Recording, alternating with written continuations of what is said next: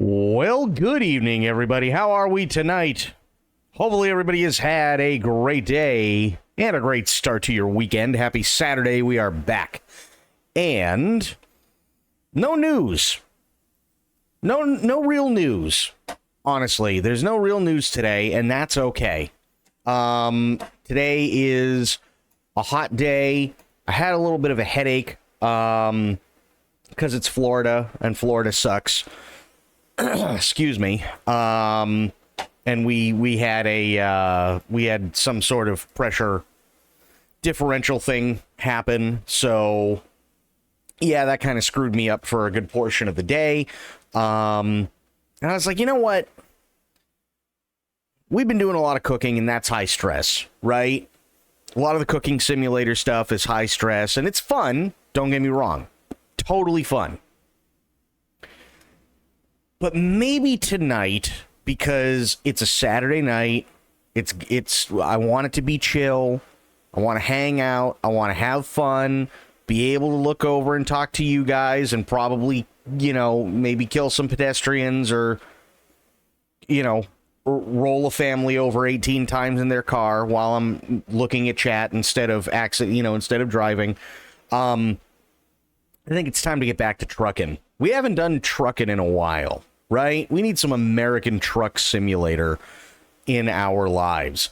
Now, I did download some mods, and I'm not entirely sure how that's going to go. But hopefully it goes well.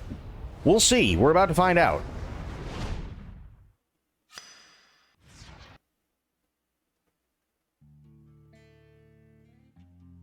Okay.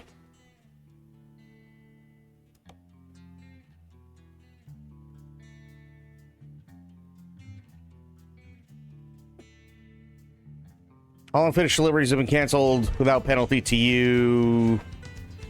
Safe place truck repark is required. Please select a quick travel destination to continue. Oh.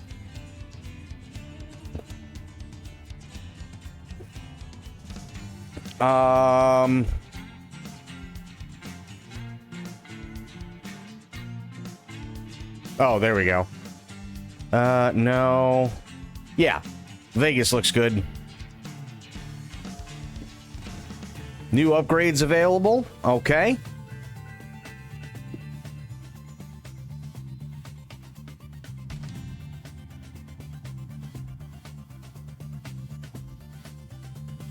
Is it services?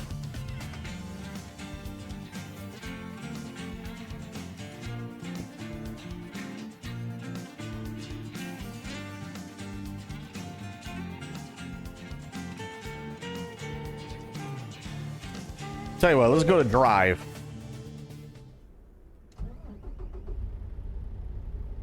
All right.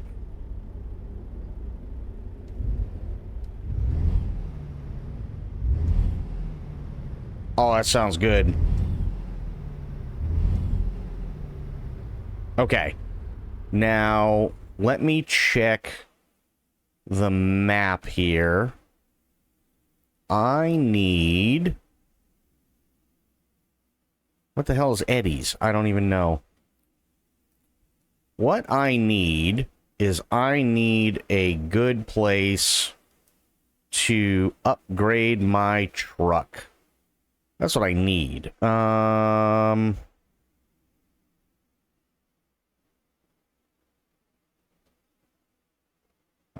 okay. I need a good place to upgrade my truck. Which means we're probably going to be going down here, right? That's what it looks like. Okay. 2 hours? Okay, here we go. Hell yeah. Now the question is, that's not the answer. Balls, wait a minute. God damn it. No, turn those off. No, okay. Good.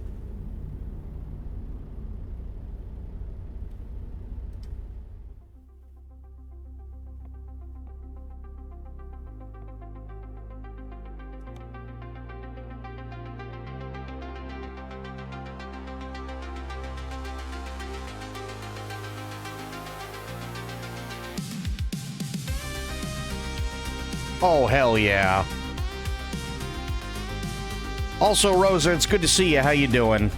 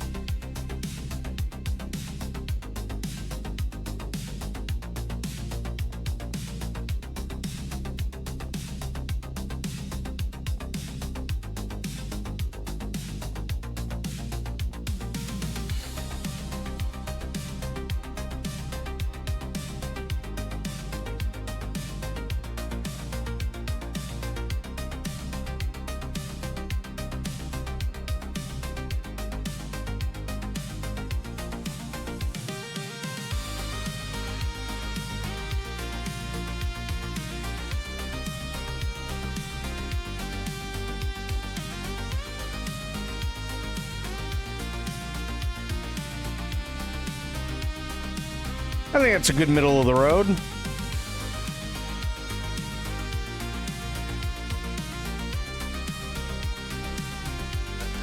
Okay, let's find a new route.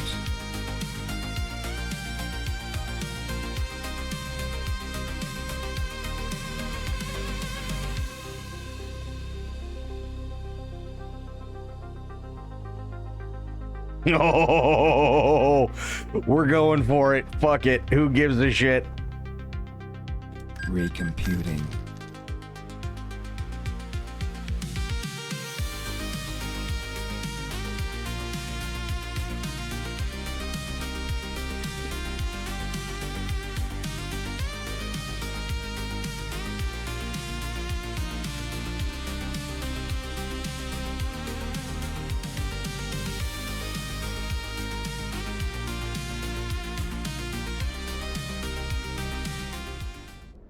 All right.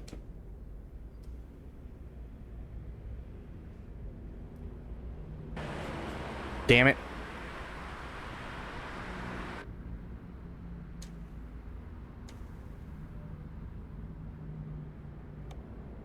Nope.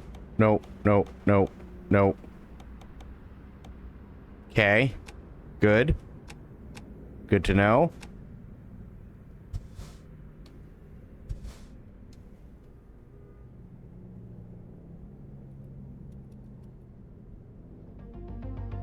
So, wait a minute.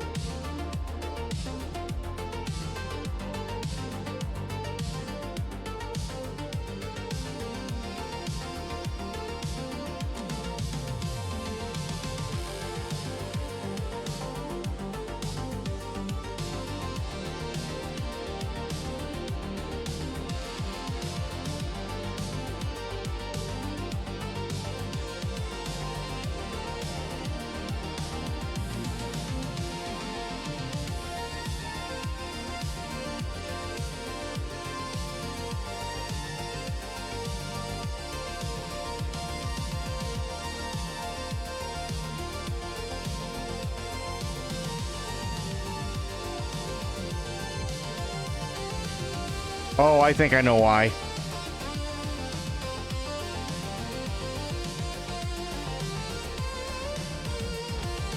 Hang on. I gotta do a thing.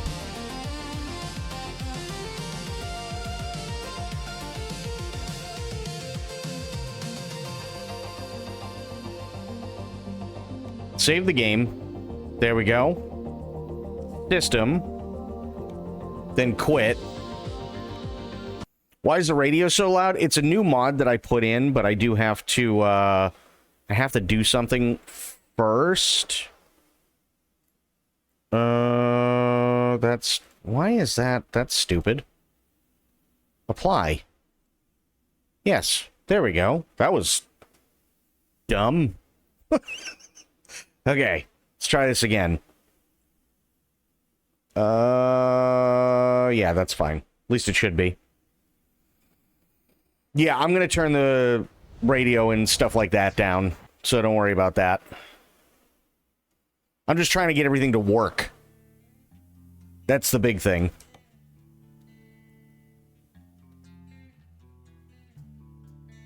Okay.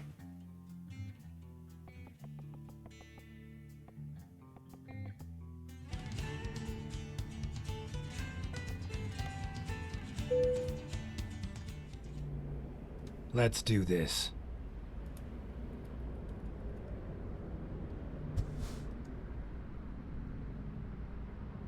Whoa.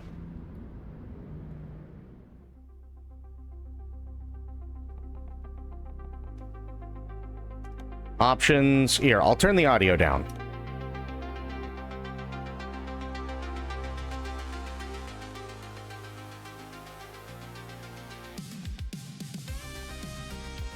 How's that?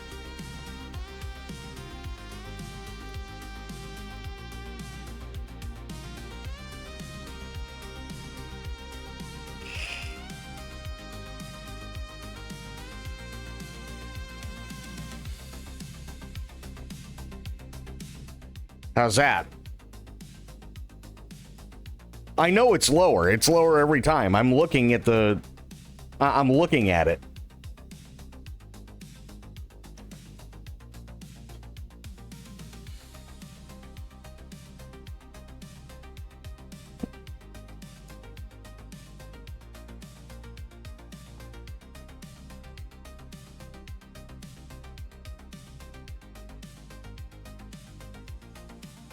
Okay.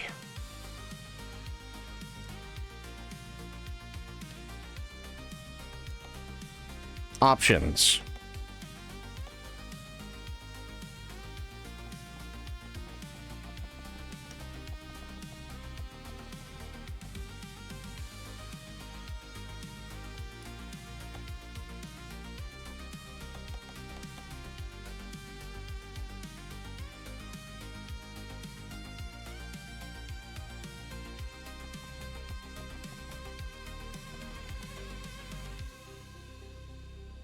Going to ride into an endless sunset any minute? Good. It's better than the crap music that we had before. And how you doing, Spoiled? How are things?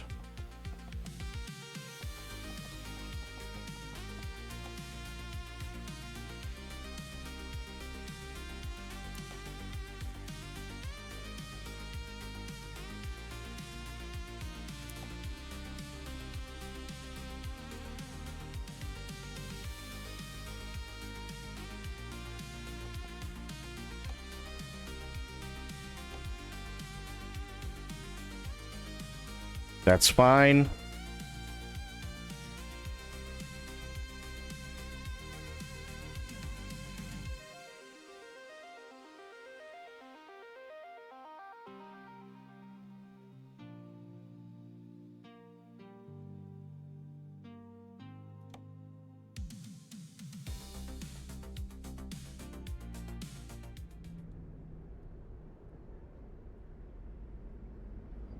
No.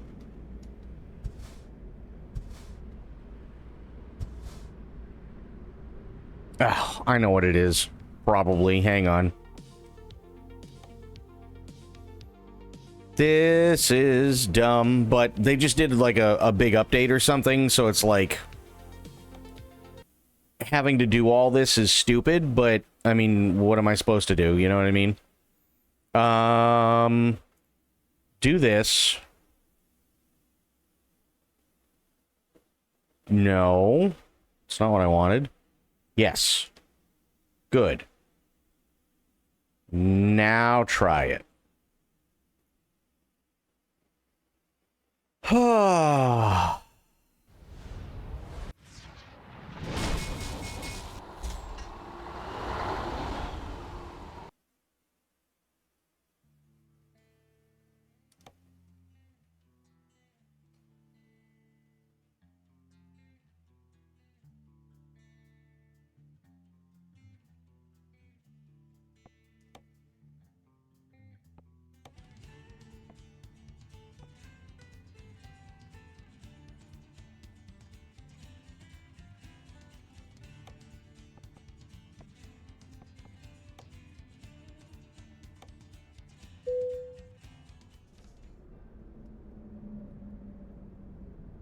And now it's not... Oh, my God. Hang on.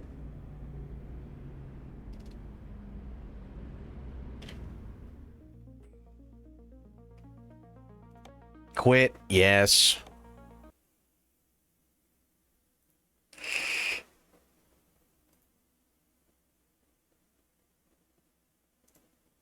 Nope, that's not what I wanted.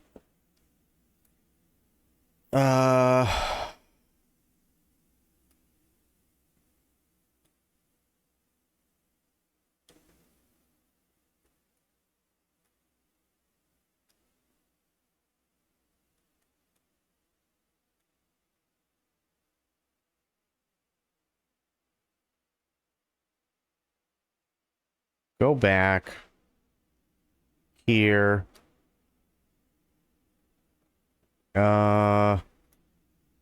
Here.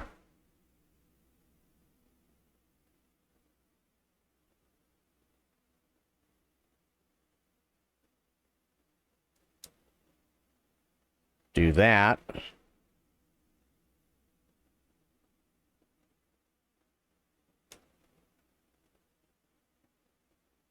I guess? I don't... Oh, God.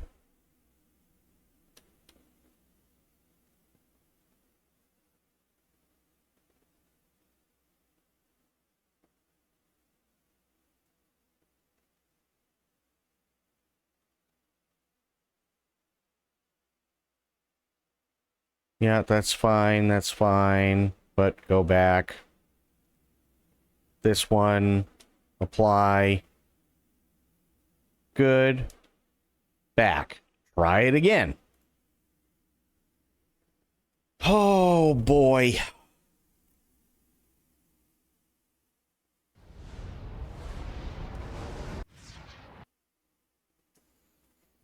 This is what I get for trying to do something fun.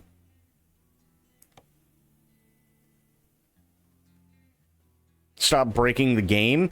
I wish it was me breaking the game. At least then I could blame it on me. Time to get the job done.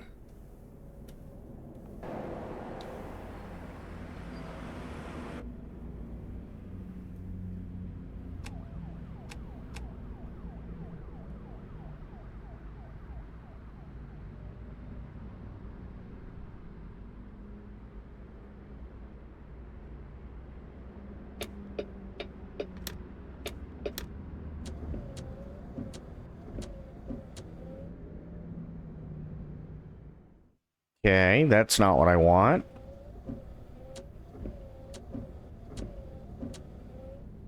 There.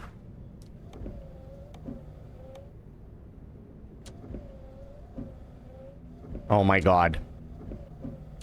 There. That's lights.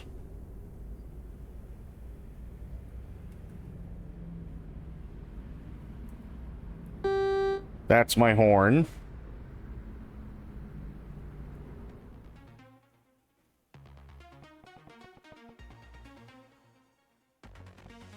Quit. Oh. I just want it to work. They just did like this massive update and it screwed everything up.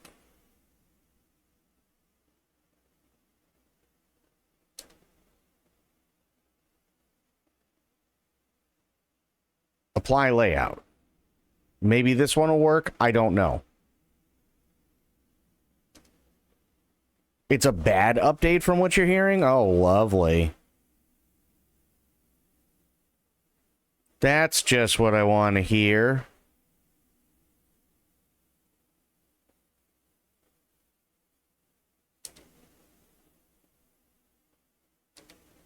Apply. See if this one does it.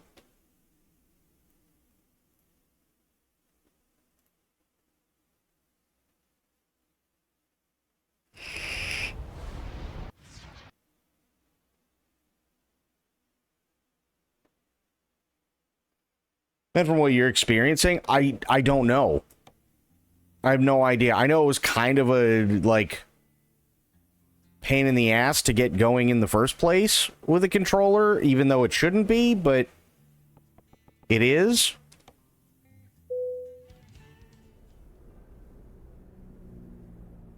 Okay, here we go.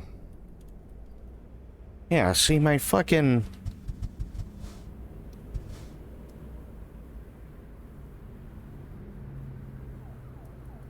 See, I can't switch gears. That's... And the way I have it set up is I have it set to manual, right? Because that's the only way you do something like this, is you have it set to manual so that you have to shift the gears. But I can't shift gears.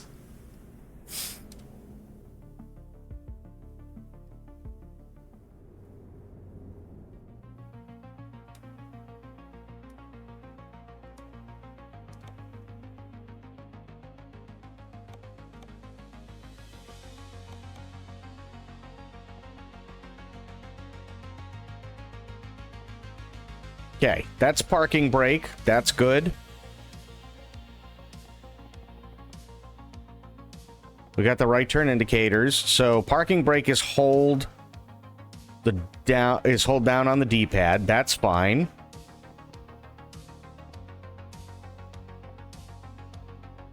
That's stupid. Oh my god. Shift up. There. That's it. Shift down.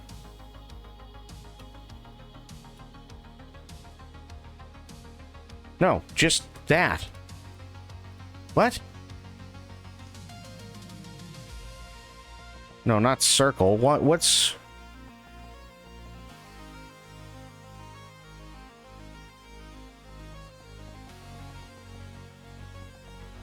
What is just L1?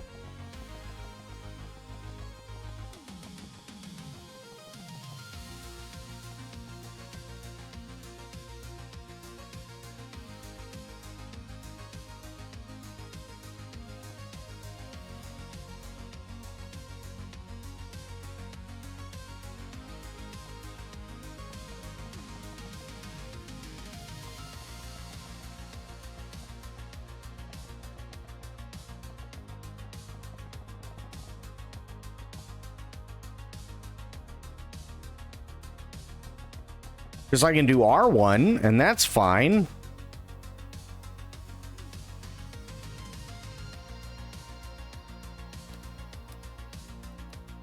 No, what is this L1 plus crap? I don't want that.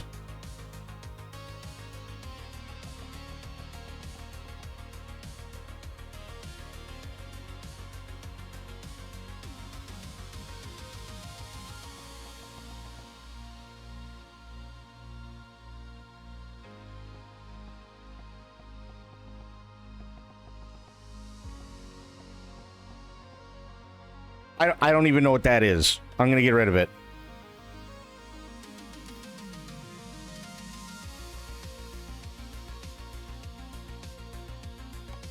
There. I don't even know what they mean by modifier. I don't care. I just want my shit to work. Whoever decided to do that was really dumb.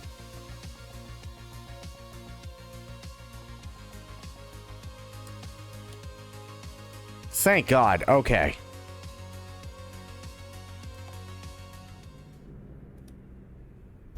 Oh, yeah. And I got me a 10,000 horsepower engine.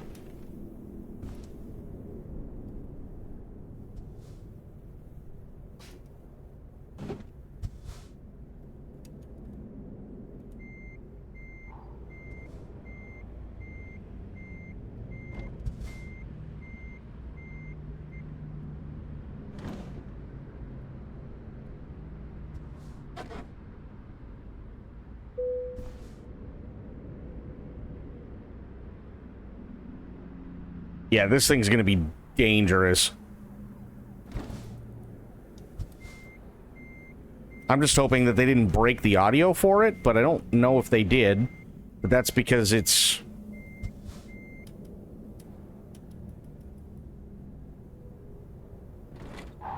Jesus!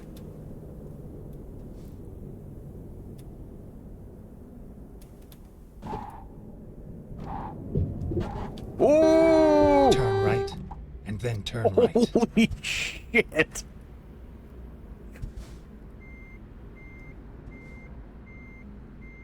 I may have to turn the 10,000 horsepower engine off.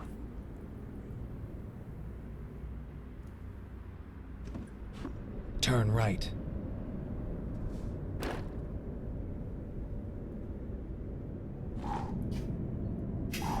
Slow down. Nope. Keep right, and then turn right.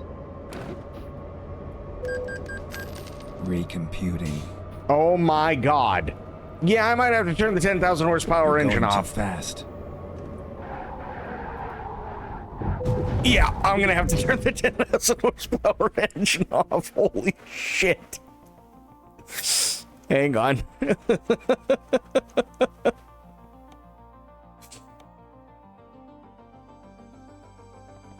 10,000 horsepower might be a little much, if I'm being honest.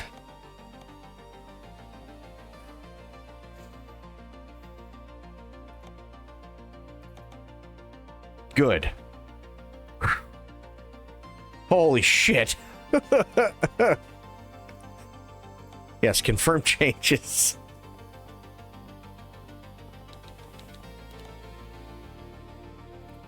Yeah, this is fine.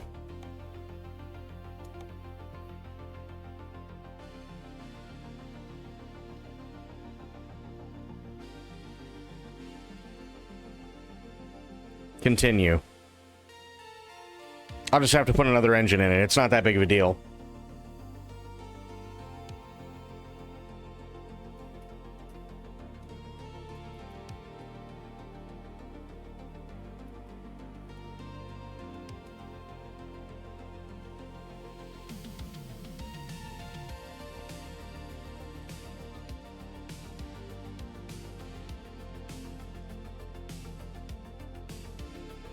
Okay, game. Come on. There we go.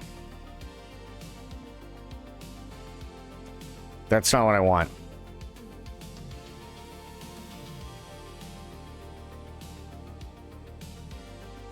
Not truck manager.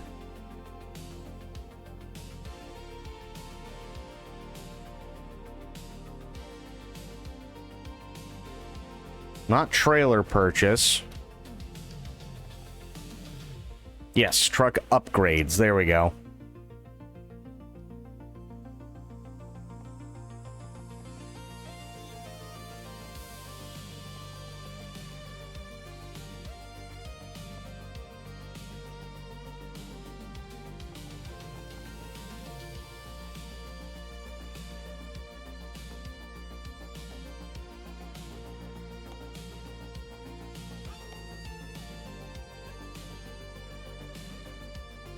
No, that's...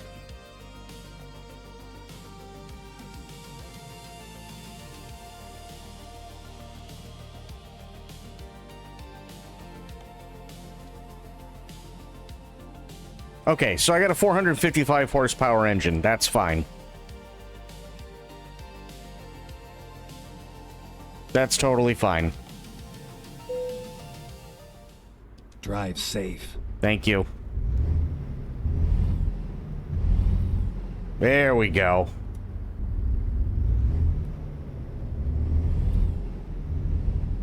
Yeah, you know, 10,000 horsepower sounds like a great idea until you realize it isn't.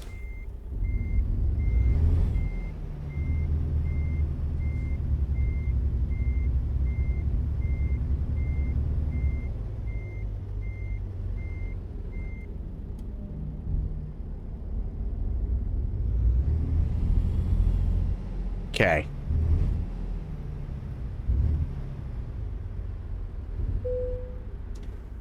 There.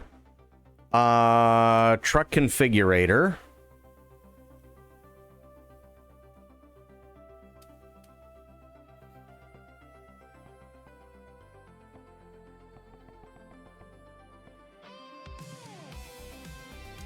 That's the one I want. Confirm. Rerouting.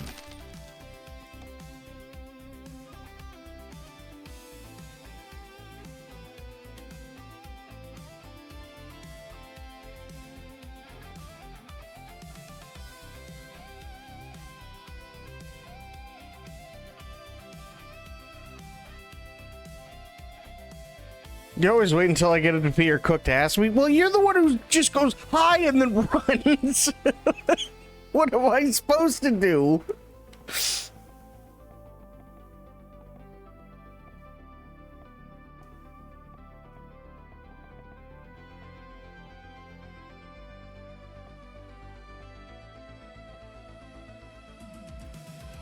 Yeah, I'll keep it that way. That's fine. That's good.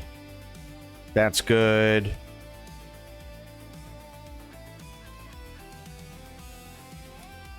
I like the way that it looks other than that.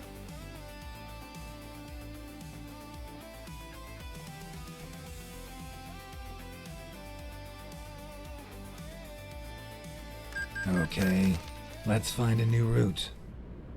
Okay. There. I gotta put some gas in her.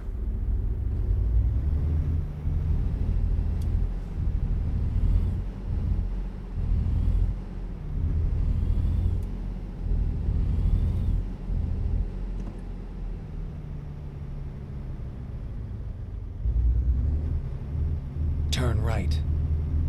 No. Never mind. Thank you. I'll find a new route. Turn right. I was planning on it.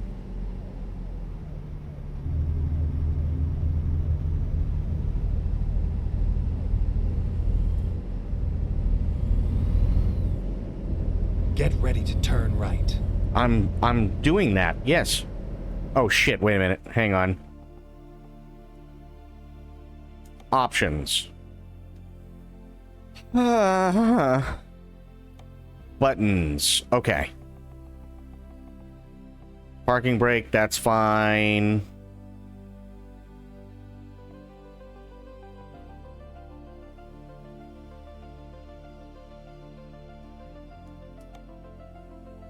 Okay.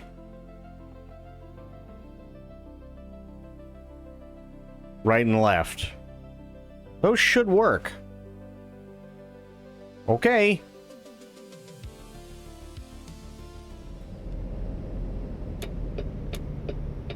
Nice.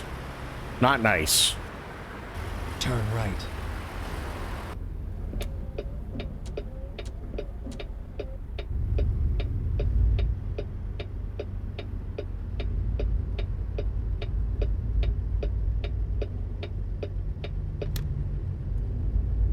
I need to get gas. Get ready to turn left. Turn left.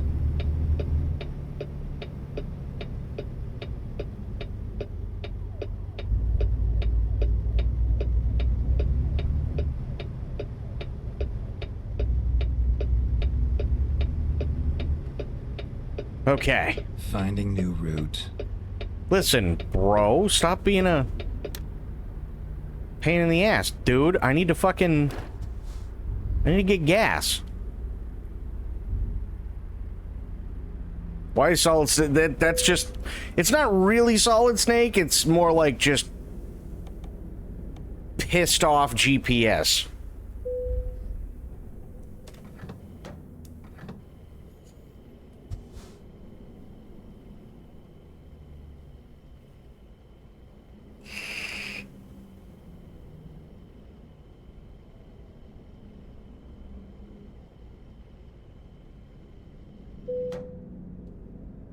That just cost me $739. That's pure fucking insanity. Okay, options.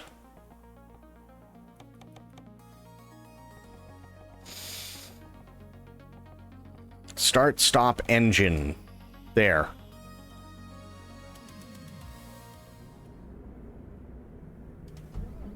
And I can also just do that too.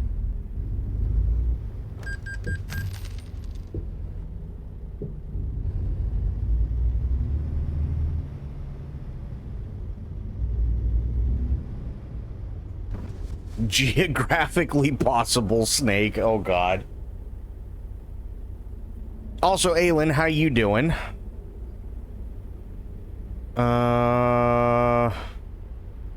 Okay, one more thing and I think we'll be good.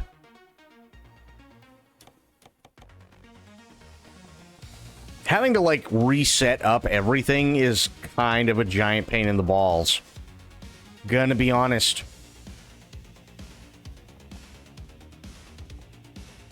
Aylin is peeing or cooking.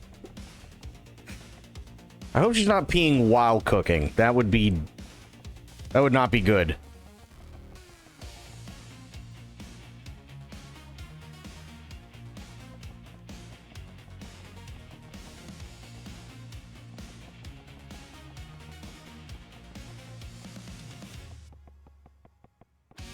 There's a walk mode? What the fuck? Since when?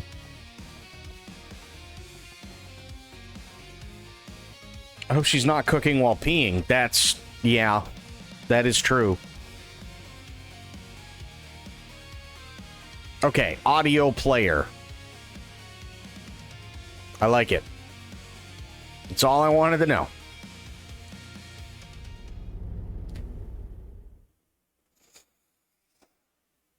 Oh, shit. Yeah, I don't want to do that. Okay.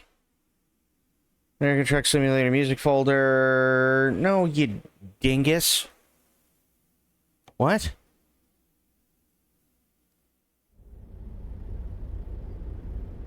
Whatever. Okay. I need jobs. Where be job?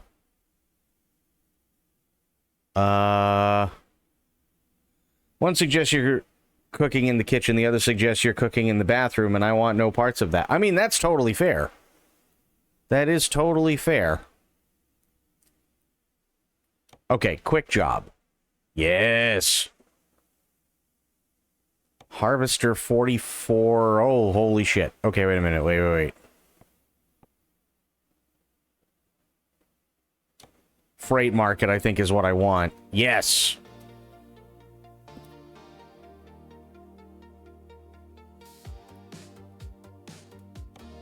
Vegas.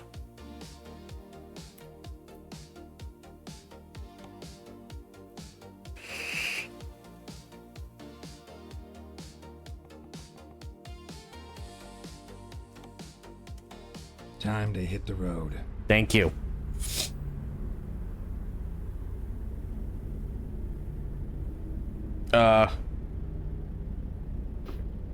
Wait a minute.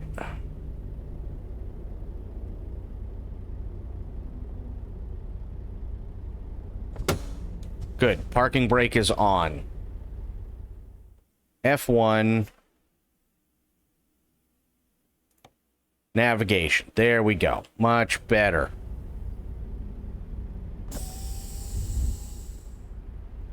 Okay. Let's do this. Get ready to turn right. I'm trying. Rerouting. Don't yell at me, Snake. Never mind. Bucket YOLO. Okay, let's find a new route.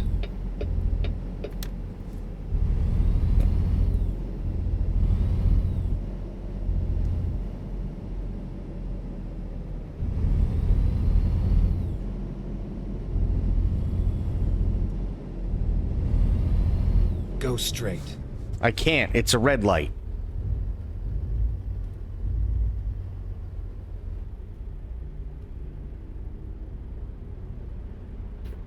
I'm not a lot lizard.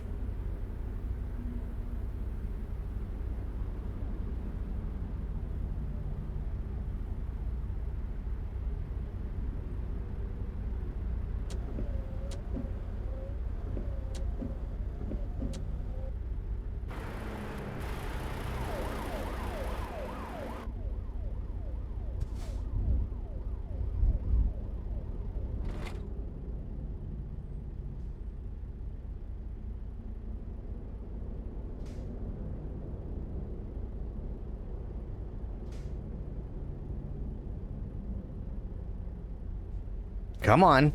Let's go, light. Anytime. Although I do have to say, I really wish I had all the map packs for this, but we'll make do with what we got.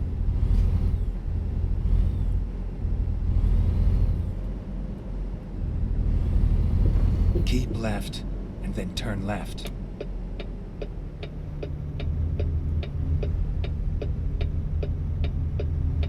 Turn left. I'm gonna.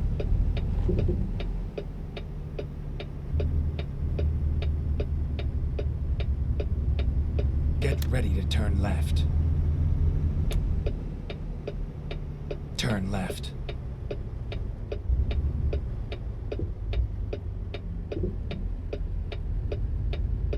Here we are. Kind of on time. Thank you, Snake. Freight market. Yeah, that's the one. Take job. Come on, there's a job to do. Yeah, question is, where's my fucking job? Oh, I think I gotta go... I can't go around. Okay.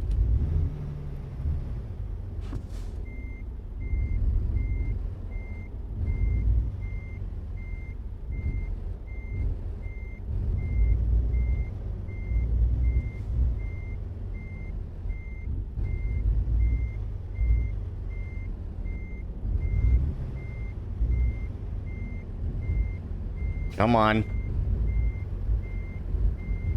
Spectre, what's going on, buddy?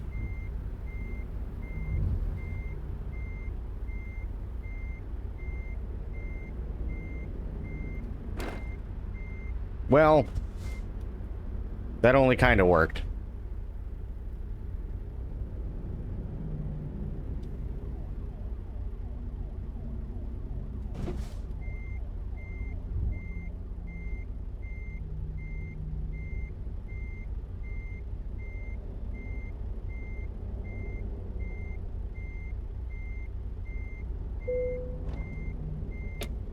Oh.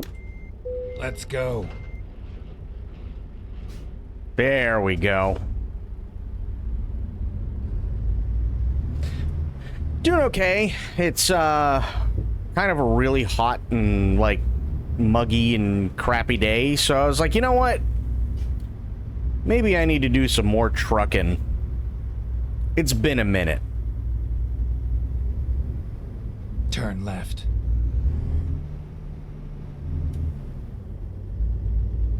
Turn right.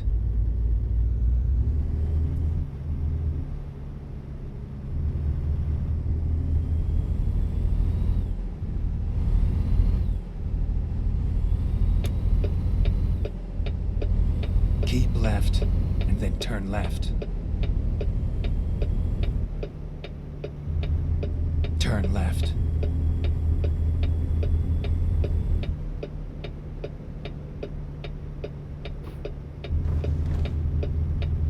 There we go.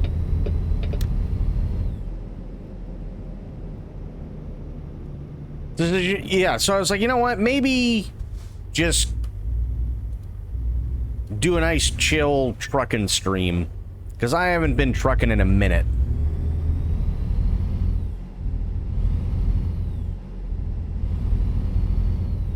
I did have a 10,000 horsepower engine. Left, that and went then turn left. fucking horrible.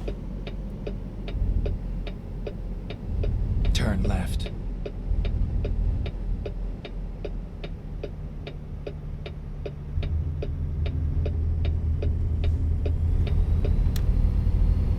All right, here we go. Alpo, what's going on, buddy? Caution. You're exceeding the speed limit. Shush. I ain't exceeding shit.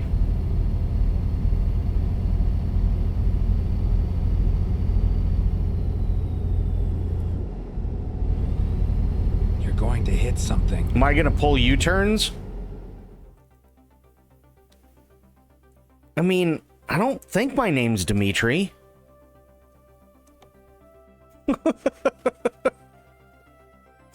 What's going on, Mongo? How you doing? Hang on. I gotta reset. Well, not reset, but I gotta do a thing.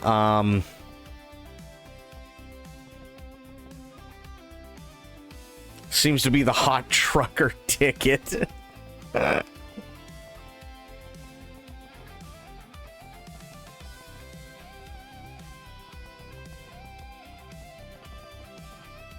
I got the indicators.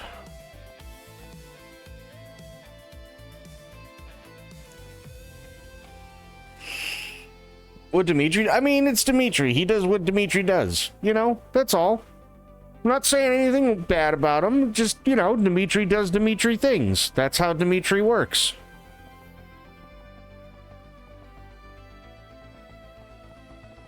The hell is it? I just saw the damn thing.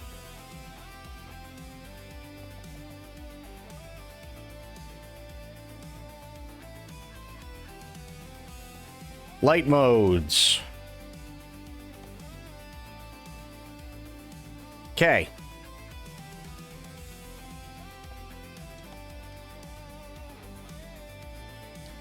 Good. How many times do I have to tell you to slow down?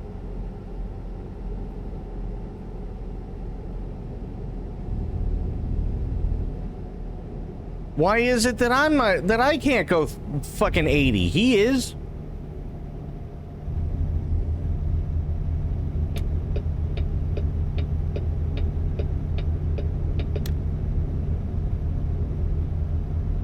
Just go the opposite direction and cause mayhem. Well, that's what I'm thinking.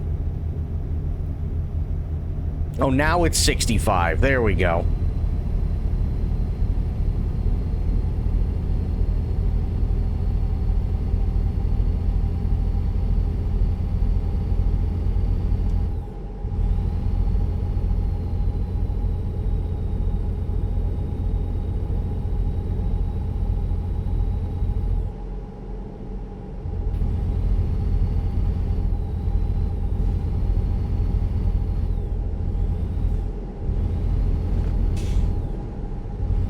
Suck my dick, I'm a truck. There we go. Yeah, I just totally cut that guy off.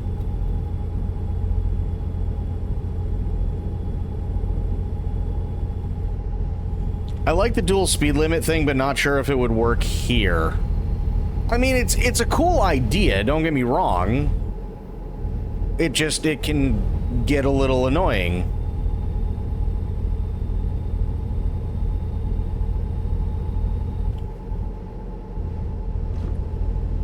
Keep left.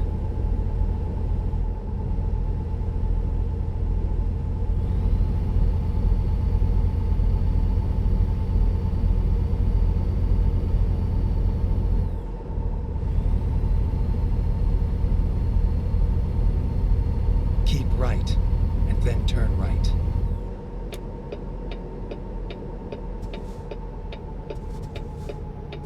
Turn right.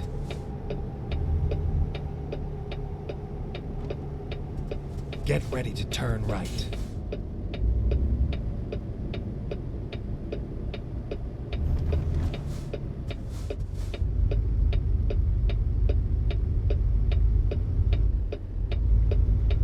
Turn right.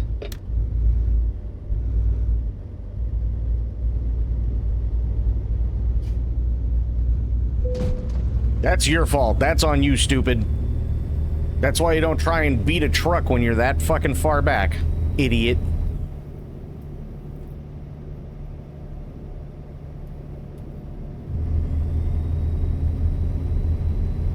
Do you even listen to me? No.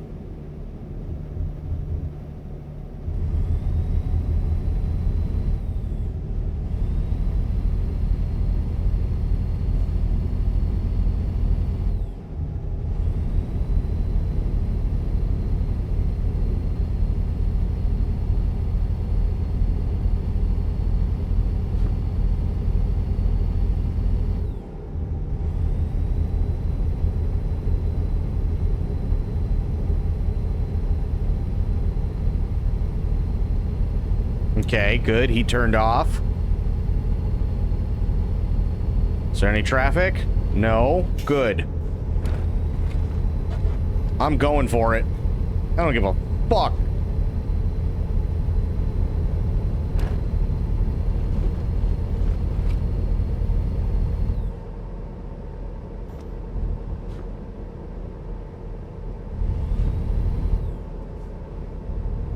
There we go.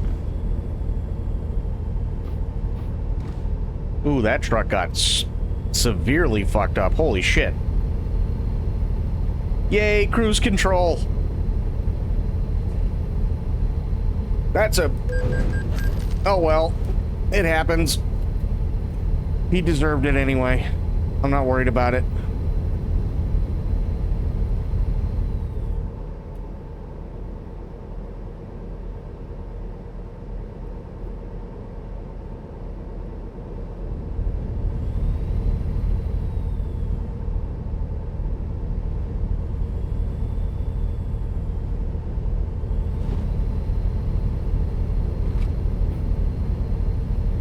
Oh, Jesus Christ. I got 7 hours to go. I actually kind of wish that they didn't do, like, the, like, sped up time. Maybe that's just me. I understand why they do it, but I want to do, like, full bore, like, drive times. You know what I mean? I think it'd be a hell of a lot more fun.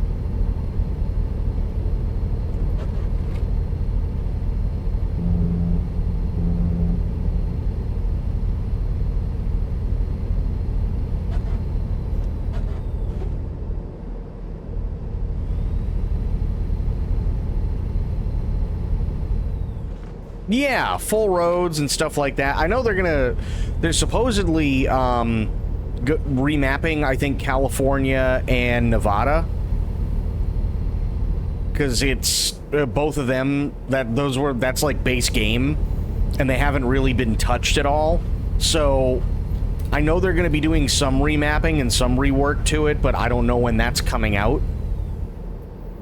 Where's Washington?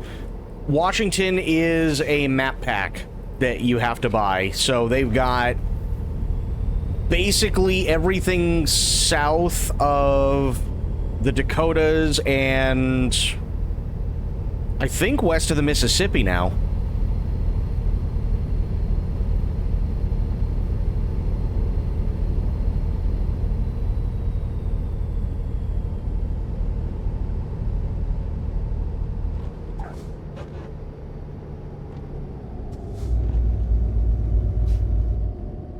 EU Truck Simulator? I haven't done Euro Truck Simulator in a minute.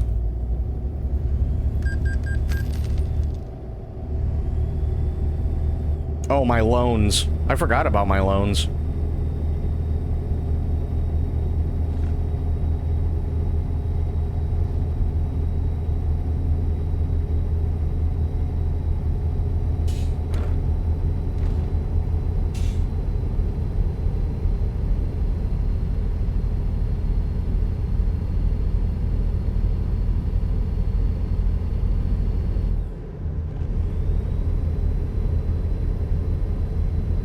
Yeah, I had to buy a truck. So I have to, the loans come out, I think, like every... I think it's either... Maybe it's every day on this? I can't remember. But it comes out after a certain period of time. Either way.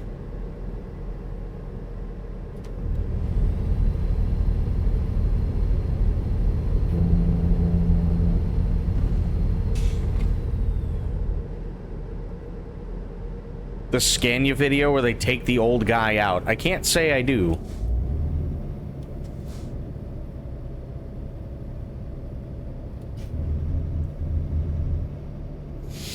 Doesn't so much but can't. It's too cool to say he liked. Yeah, no, I don't remember that one.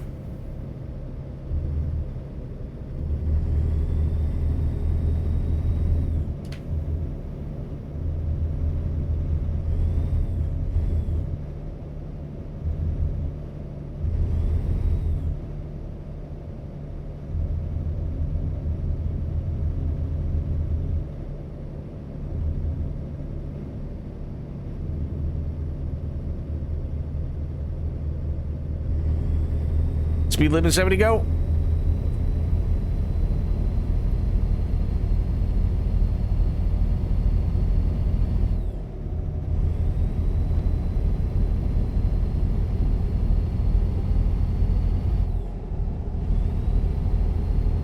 This bus better get the fuck out of my way.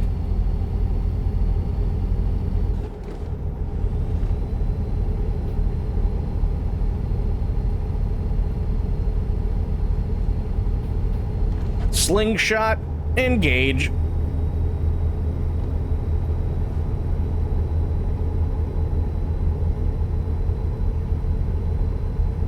Nice.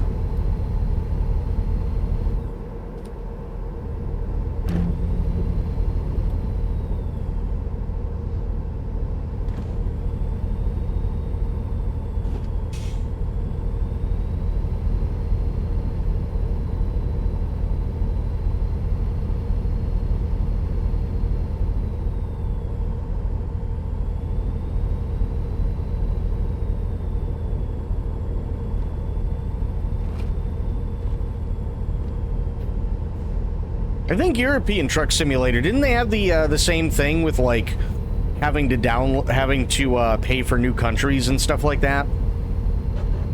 Isn't that what it was with Euro Truck?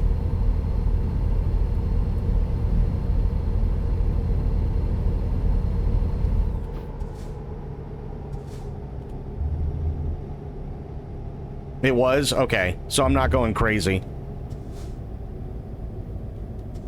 It's all these games? Yeah, it's insane, too, by the way. Like, honestly, the map packs themselves are not terribly expensive.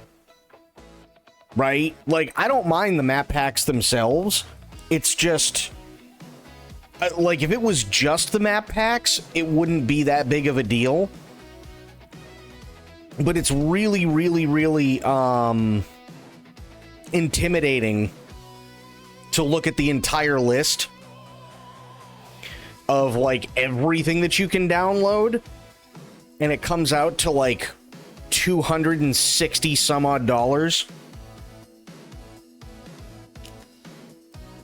Yeah, I don't really care about like all the different trucks. It's mostly I just want all the maps. That's really all it is.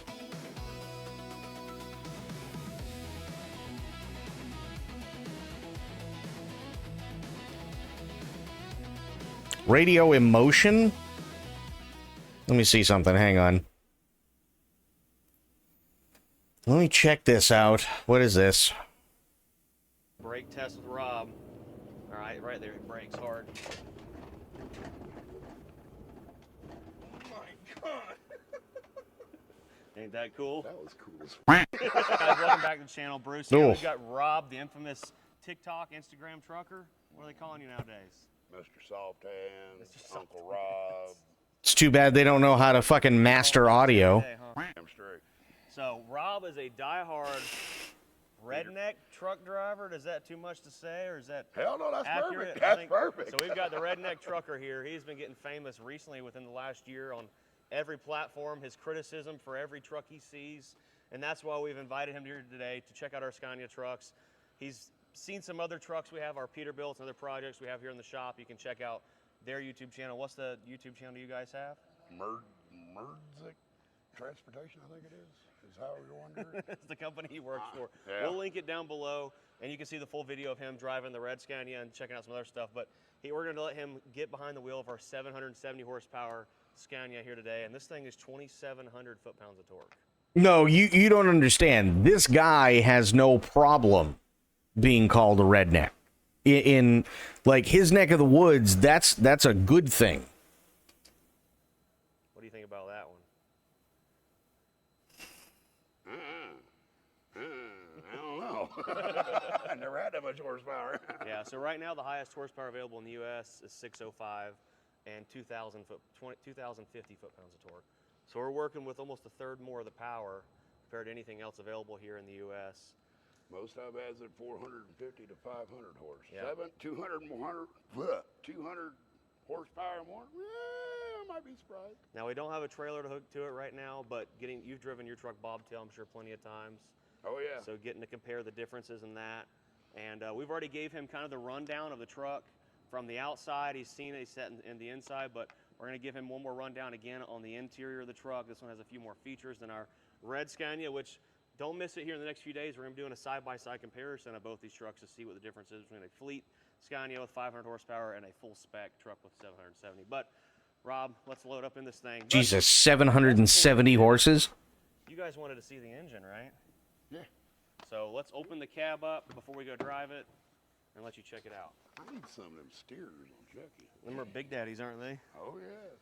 385, 65s. See, the biggest thing we're having a problem with my truck Yeah. is that camshaft bearing in the front. On the years 12.7. We can't do a front end alignment on that truck. On the engine? Right The on. camshaft bearing. There's camshaft bearing in the steer axle. Really? Where at? They're saying the last time we had it in the shop was up at the Petro in Kinley, North Carolina, and we was going to get a 3-axle alignment done. Yeah. Oh, God. We started to do it, and that side over there on the passenger side is showing red that the bearing in the shaft is out of kilter. Oh, you're talking about the kingpin bushings. Yeah. Well, he Kingpin. call it cam sham. Yeah. Cam bearings. Kingpins are probably shot in it. Yeah. But there's only certain places. So, okay, actually, this is actually a really, really interesting thing to almost nobody unless you plan on, like, making content online. I'm sure that this guy, right, actually does really, really, really well. He's got 1.1 million subscribers, right?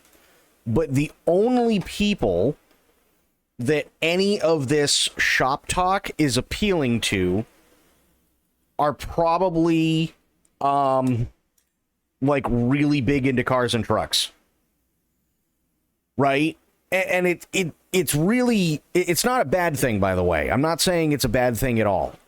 It's that there's a reason why for a lot of the time you have like those, I don't want to call them fake YouTubers because they're not. They typically have like millions more, but it's one of those things where, you know how like you have those guys, today I'm bringing you to the Scania headquarters and we're going to test out the new 700 horsepower blue Scania. Like those guys, the reason they're doing it that way is because if you ever get somebody like this guy, and I'm sure he's a great guy, but this guy just wants to talk. And this guy clearly knows what he's talking about, so it's just going to go on and on and on and on and on and on and on and on and on and on and on and on and on the entire time, right? Again, it's not a terrible thing, not a terrible thing at all, but yeah, it's definitely one of those things where you're like, oh dear sweet Jesus, this is going to take a minute. Much load it has behind it, it senses the load. It'll shift gears differently. Right. And people will get bored unless they're like really into the trucks and everything else. That red one.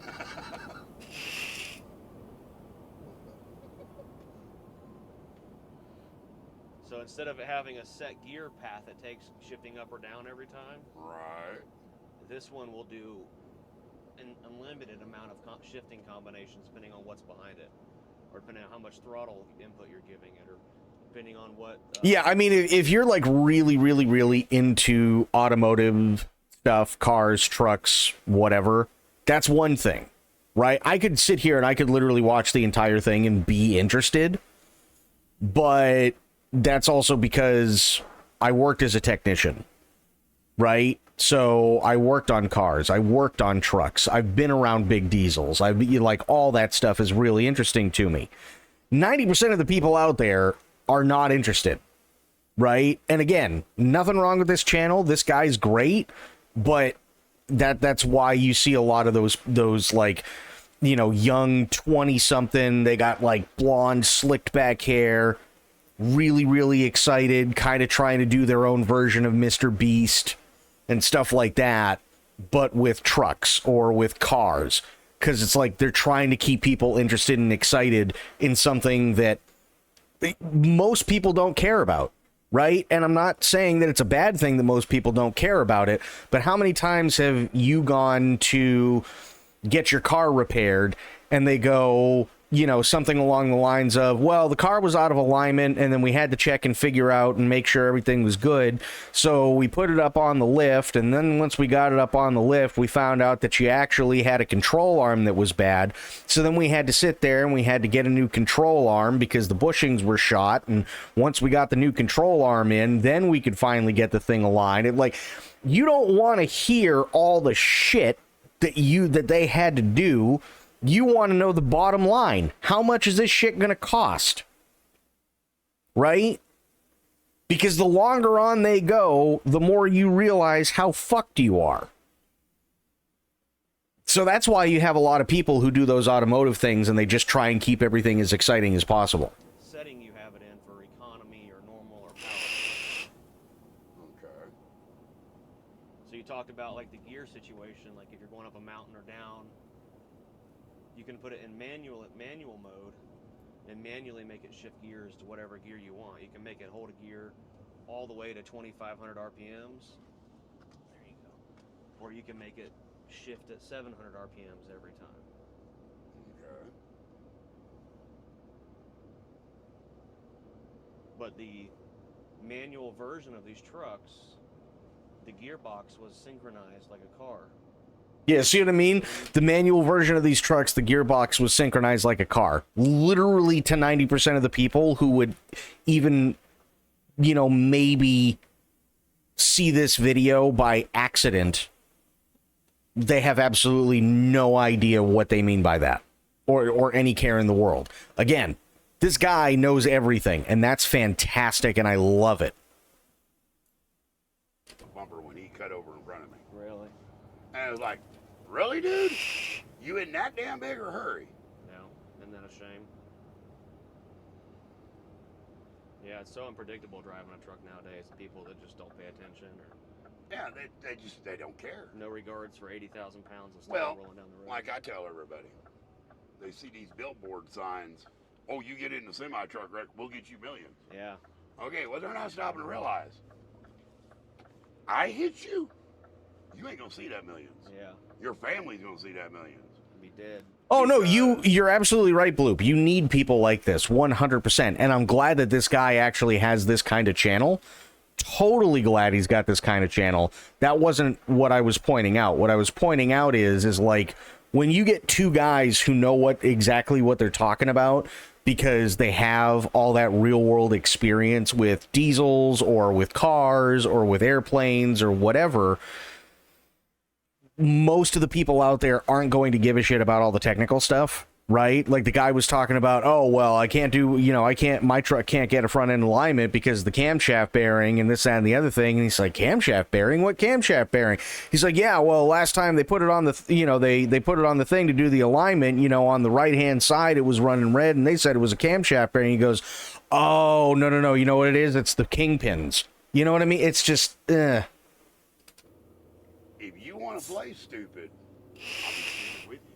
Play stupid, win stupid prizes. That's right. You know. Because I just,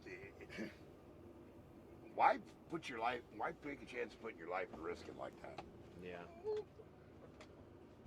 Yeah, that's a pretty good little hump right there. Yeah, it'll beat you up. Get up to look at you and I last night. Yeah, exactly, Corgi. Like, brake test Rob. literally the two of us, and Core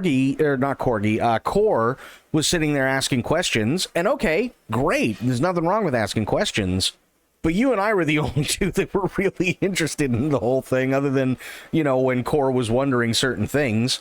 All right, right there, brakes hard.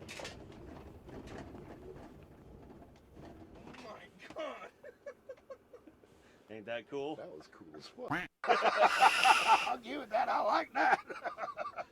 That is wild. So that was like 55 mile an hour to zero in what, maybe 75 feet, if that? Pretty incredible. Yeah, that's not bad, actually. 55 to 0 and 75 feet is actually really, really good for a truck that size. For comparison, and it's not a fair comparison, but it'll give you at least a ballpark of what they're talking about. My M3 goes from 60 miles an hour to a dead stop in less than 80 feet. That's pretty good for a sports car. That's really, really good. I like that. Hell, we should have caught that on video. We've got a video we'll have to show you when we get pulled inside of us brake testing this with a air mattress we blew up and put in front of it.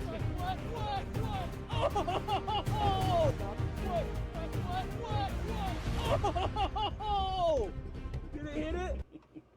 Yeah, Cool. it came to a complete stop. It's pretty wild. Okay. Yeah. All right, so final thoughts. So let's start from the top. Outside of the truck, working on it. What do you think? Pretty simple. Pretty simple. Get to everything real easy. And that, raising of the cab, be easy. Squid RTC guy refusing to do an about face. Yep. You just know he had a bad day off cam. Oh, yeah, of course he did. I like the layout. I like the color. I like the way the headlights are and that on it. But still, no, not for me. That's okay. It's all right. Finally, we have someone that we can't crack. Still no, not for me.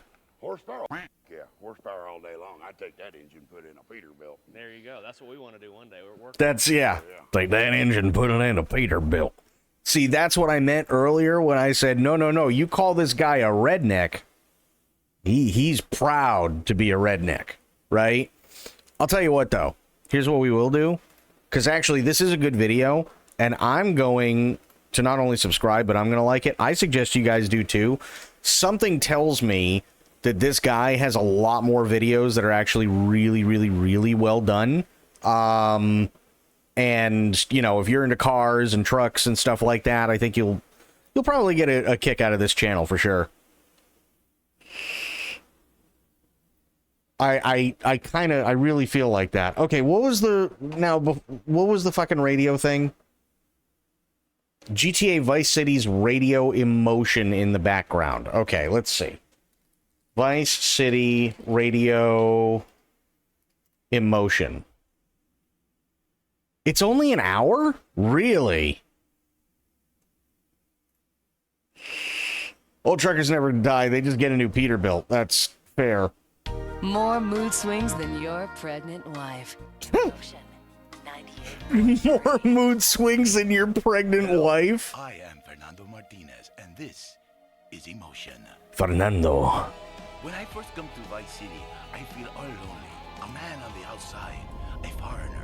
Then I say, Fernando, you like to talk a lot. So I get a well-paid job on the radio and begin to make my name as a successful DJ. Now I'm not so lonely, but I never forget my roots. I never forget, and so I always have a soft spot for foreigner. I've been waiting is next.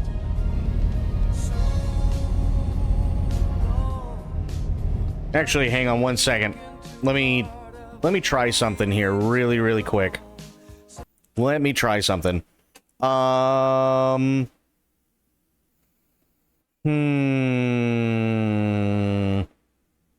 don't know if this is gonna work. I don't know, but let me try. If I do this, and then I go to here. Good. I can do this and I can loop. Now let me do that. Okay, that's good. Now let me go to this. And what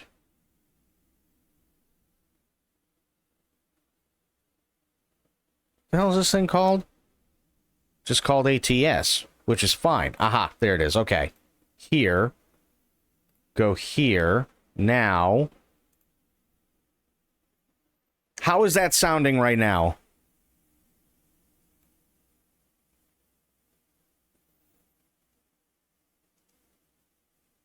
I'm just testing something out before we do the radio thing.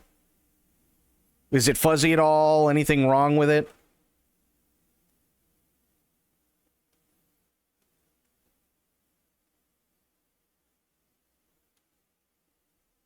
Other than having to turn it down a little bit?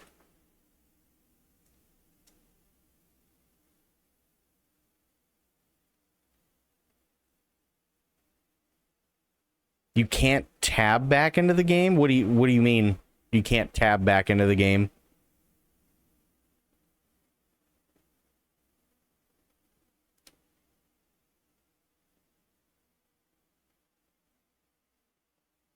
No, do you hear the game volume? That's what I'm asking.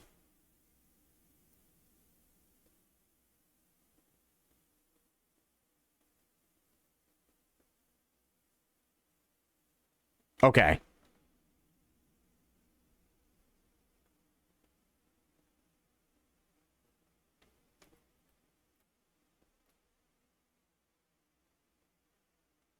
Turn that down a bit. And the game volume sounds fine?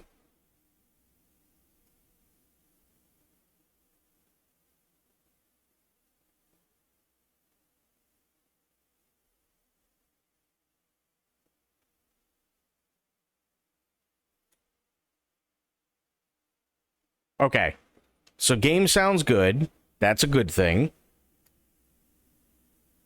Wait, Phil is in palliative right now? Oh, that sucks.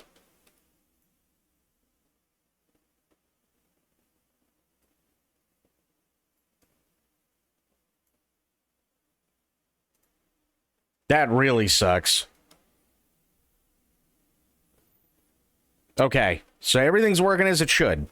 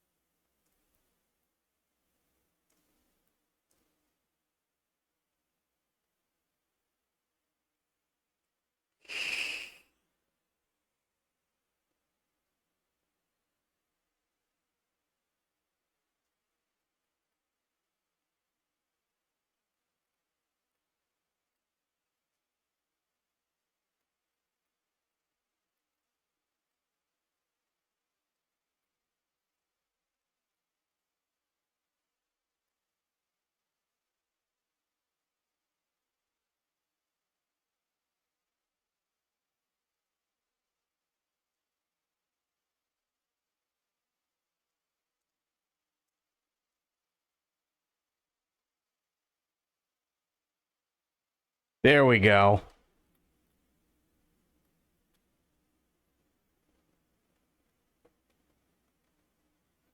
I mean, I hope Phil's okay.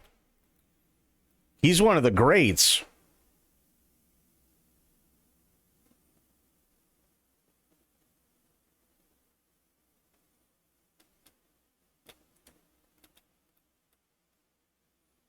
And the radio sounds good? You guys can hear the radio okay?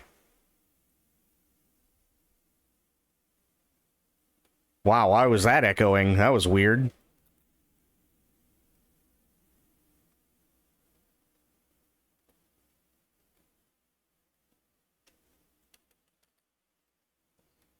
Oh! God damn it.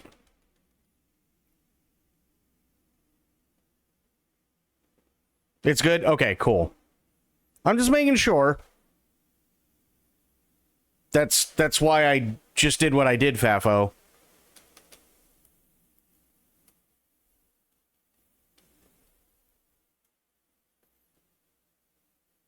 I set it for VOD music, so it's muted.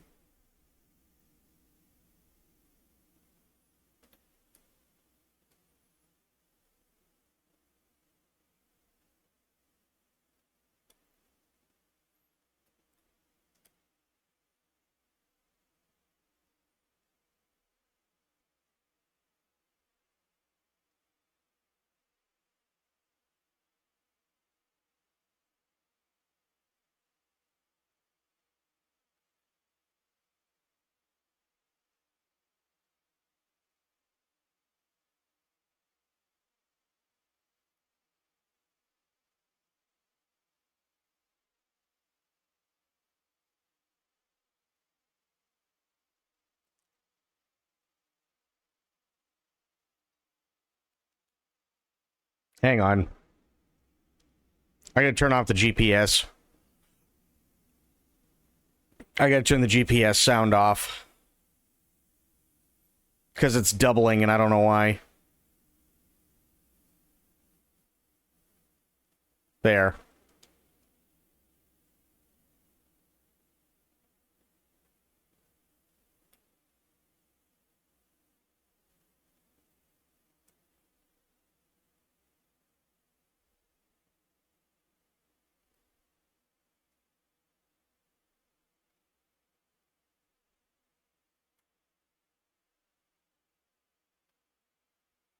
No, no, that's not me.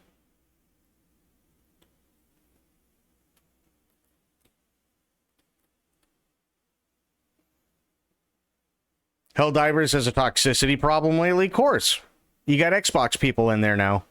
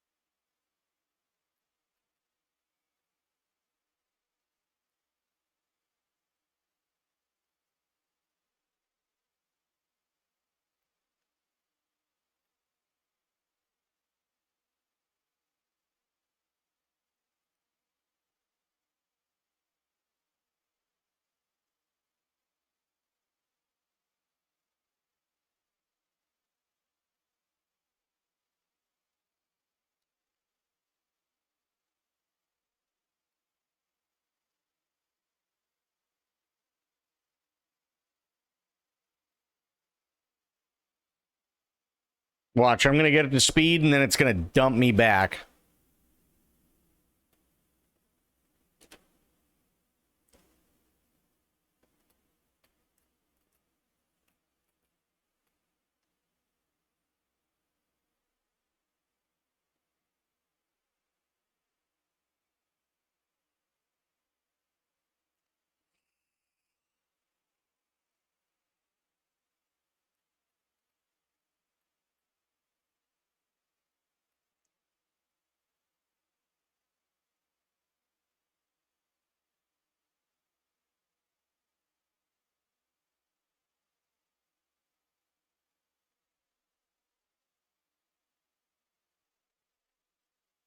Oh yeah, I don't have to worry about being yelled at by Snake anymore.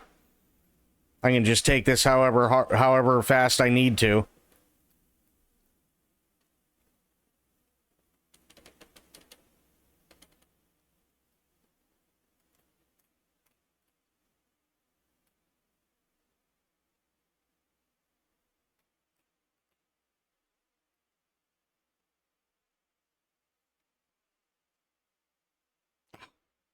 God damn it. I don't know why I thought I was going left. Fuck off, sign.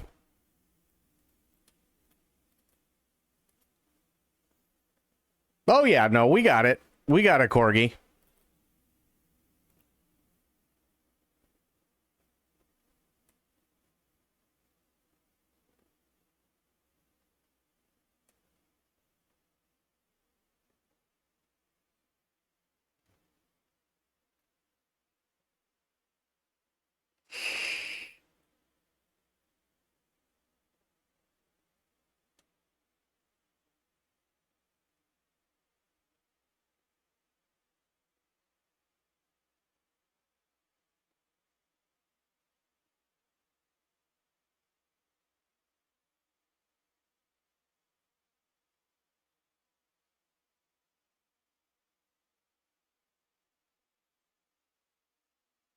I don't remember where this is going.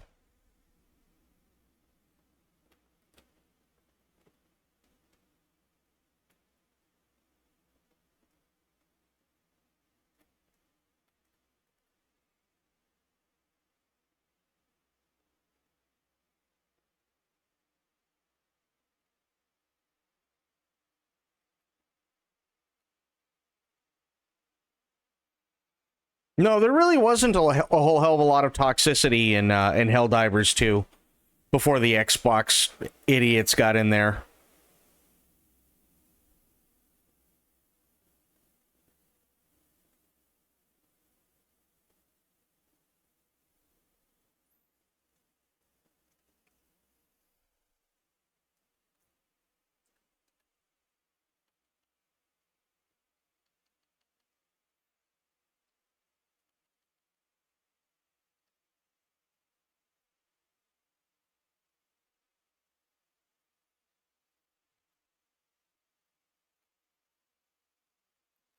Yeah, there really wasn't. Every once in a while, you'd run into like one person who was just being a dick, but um, it was nowhere near where anyone would actually consider it toxic at all. Most people were just there to have fun, fuck around.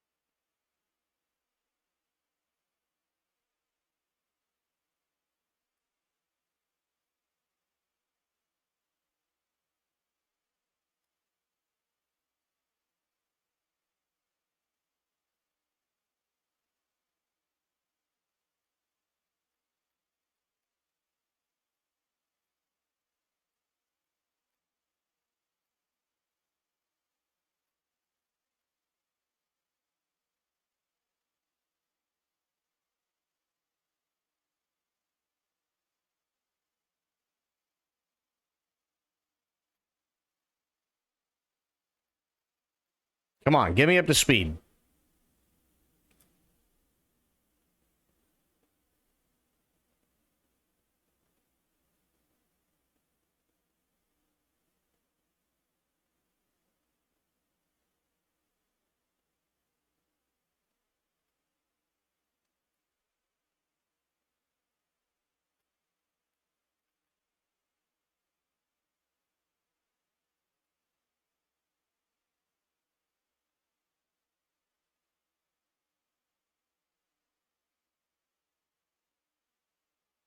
Oh.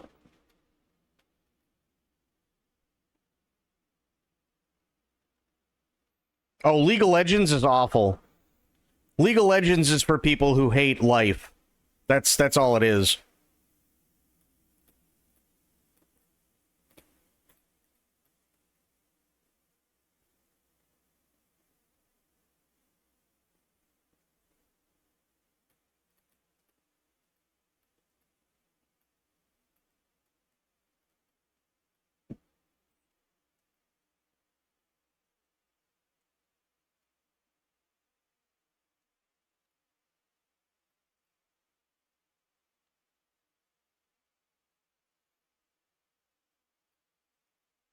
Yeah, I tried it and I went, nope, I'm good. It's no wonder you have like really shitty people who absolutely hate everything about their life playing it. Because it is awful.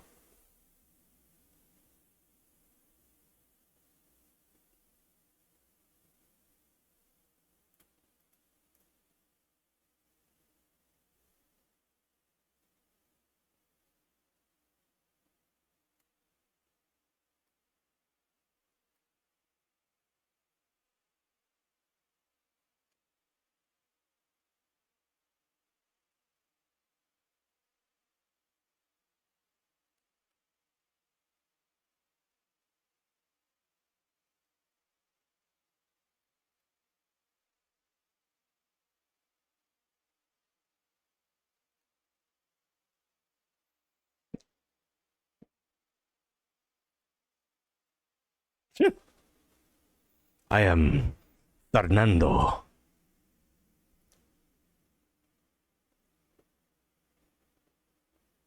Oh shit. Damn good song.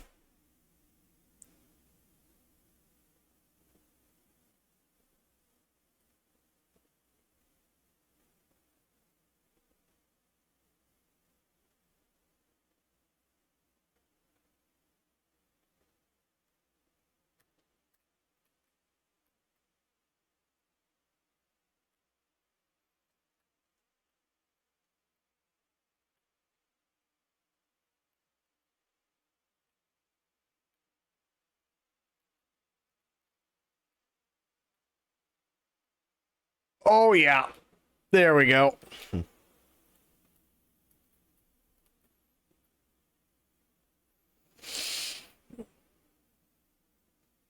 Well, what's sad is FF14 has gotten toxic, but that's also because of how they've just fucked with the game so badly.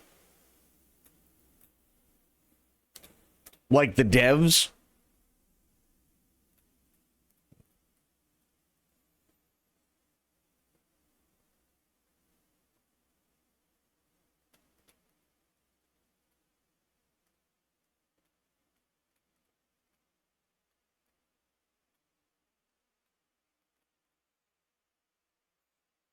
Hell yeah.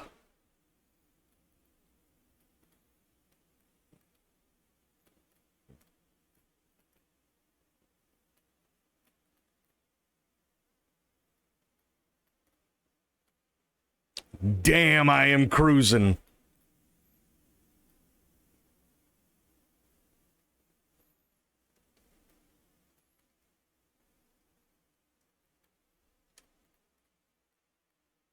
Nice.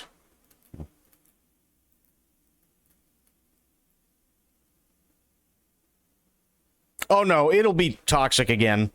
As soon as the new expansion comes out, it'll be toxic. And like everybody like resubs. You got to remember, it's only the middle of the month or the beginning of the month. So you still got like 15 days for the rest of the community to come back and start talking shit again.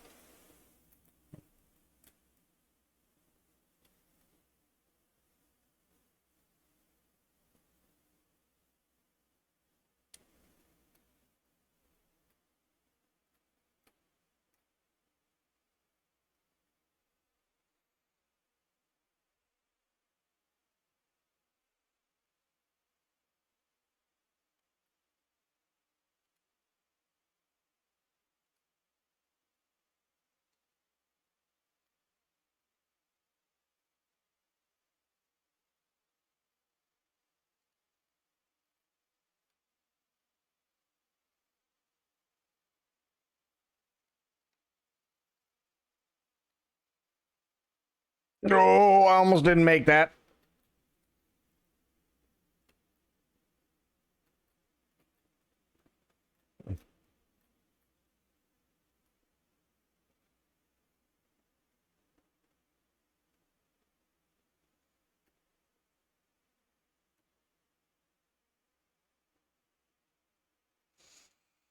I feel like the toxicity on 14 is more outside the video game because chat has been quiet for the most part, and the people I got on my daily missions are quite understanding if I mess up because I'm a tank.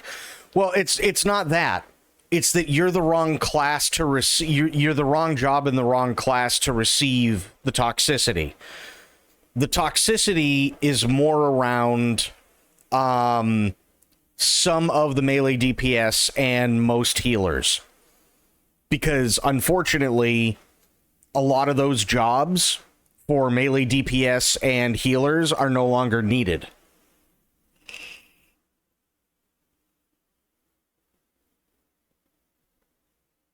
That's where the toxicity comes from. As a tank, you don't need any healers. You've already got shit in your rotation that is gonna take care of you healing-wise.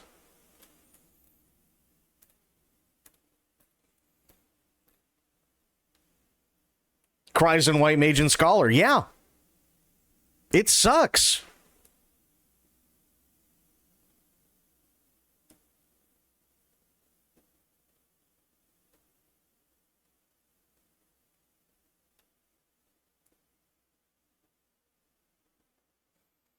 But that's the problem.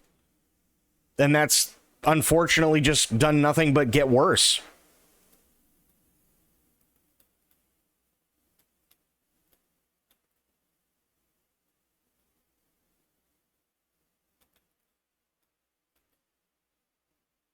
Vehicle inspection, fuck.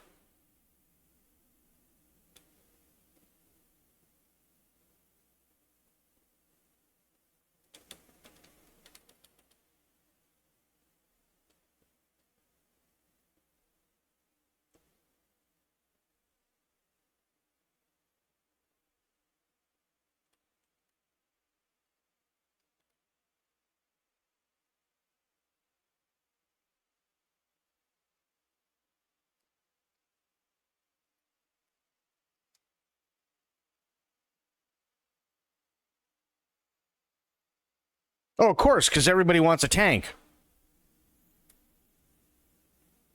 That's the problem, right? Is that what ends up happening is tanks can take care of themselves. The way that it used to work when I started playing FF14, and it was towards the tail end of it, was that just because tanks had specific things where they could heal themselves, unless absolutely needed, they didn't. Right? And they didn't specifically because the healer needs to heal. The healer needs to do their job, right? And the only way that the healer can do their job is to keep everything in rotation the way that they're supposed to. So the tanks take damage as needed, and then eventually the healer will heal them, or will heal them, right? That's how it works. But now nobody gives a shit.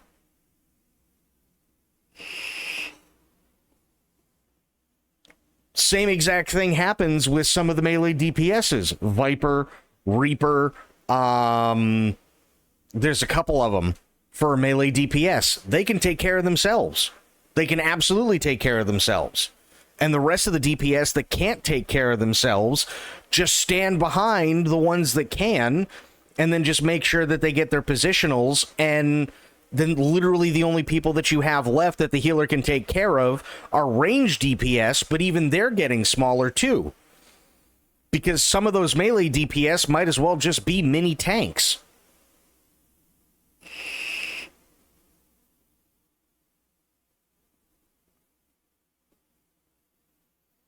So it's like the healers end up going out of a job. And they just keep treating the healers and the range DPS like shit because they're not needed. You gotta remember, and I did this on stream, I solo tanked an entire dungeon as a Reaper because our tank backed out. Are healers needed on harder bosses? No, that's the worst part. They're not anymore. They've quite literally done entire tank runs.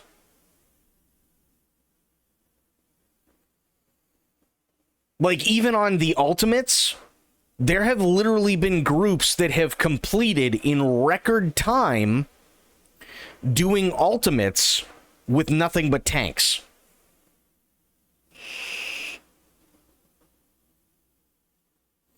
And if you replace healers with DPS so things die quicker, that works out, so why even take a healer? Yes, and that's the problem. It was supposed to be a rock, paper, scissors thing, and that worked out really, really, really well, and there was always a courtesy thing that happened, and like, when I go back, because I will go back for the next expansion, but when I go back to FF14, you can absolutely believe that I'll still be doing the courtesy thing, and I'll allow the healers to heal and not hit my ults for healing.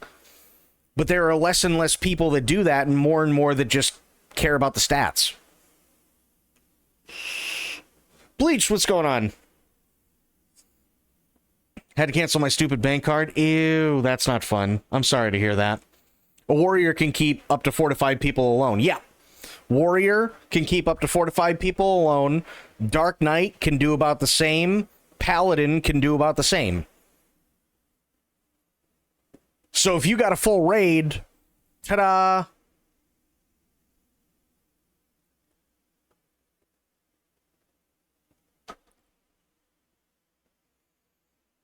Right? Now imagine Gunbreaker, Paladin, Warrior, and Dark Knight, and you have an entire team of those 4 doing something like an ultimate, and they've already got all their healing shit. If you take 2 warriors and you use them as first and second main tanks, and then you take Dark Knights and use them as first and second backup tanks, and paladins can end up becoming healers, and the Gunbreaker can end up basically doing the DPS role, why would you need healers? That's the problem with the game mechanics now.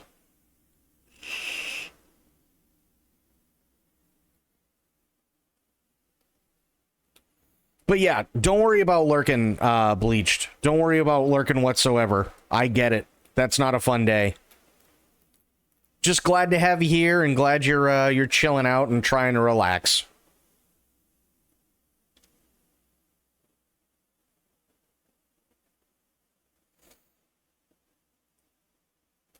Headlight usage offense? Fuck you. What do you mean headlight usage offense?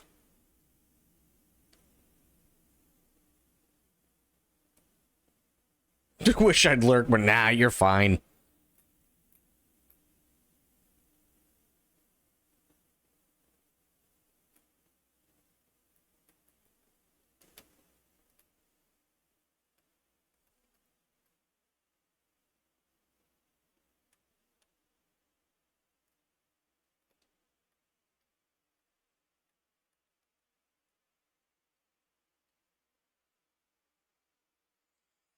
$14 needs to take WoW route. Tank rotations need to give mitigation, not healing. Crank up monster damage to 5 times, so healers actually need to heal now.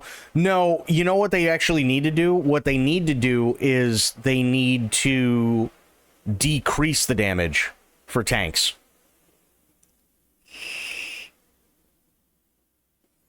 They need to decrease the damage for tanks so that they keep having to do their rotations, because you've got GDCs and then you've got single cooldowns, especially on the alt heals. And the longer that they have to go, it would end up being a diminishing return if the damage is lowered. So they can still tank, but now they need a healer.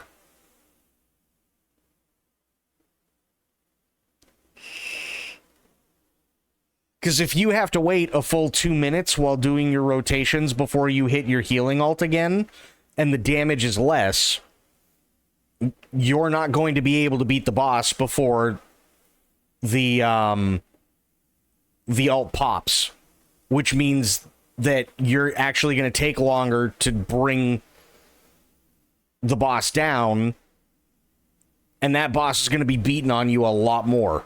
So now the healer actually has a job to do.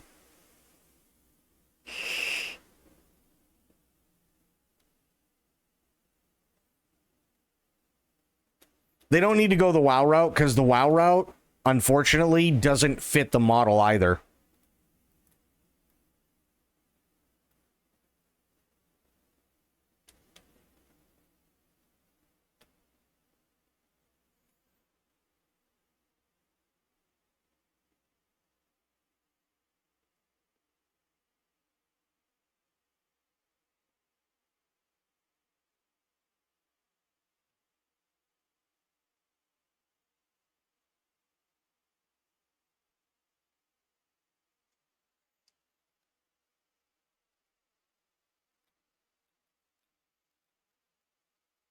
Yeah, I think they need to be less like WoW. Agreed.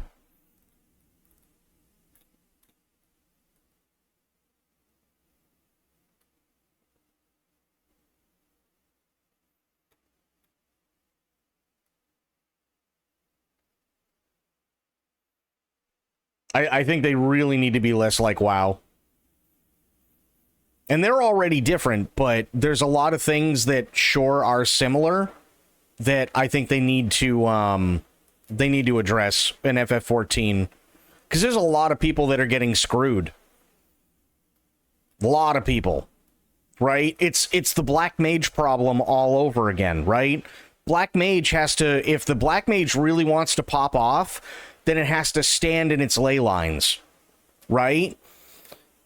Now, two things end up happening with a Black Mage.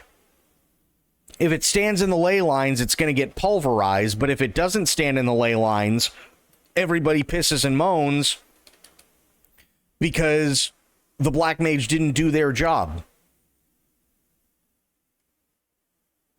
And it's like, well, what do you want them to do? Do you want them to stand in the ley lines and get pulverized and then get yelled at because they died? Or do you want them to, like, move and then piss and moan because they didn't do enough damage?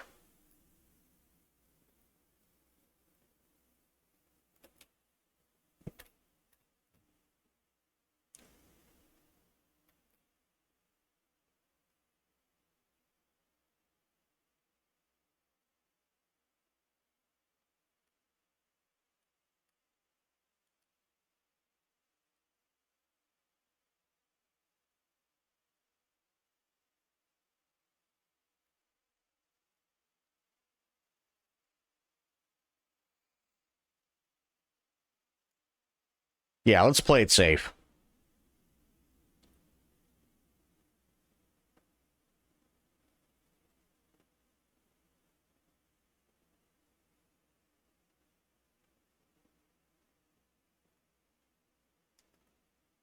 Well, that's the problem, too. Even the samurai's been nerfed.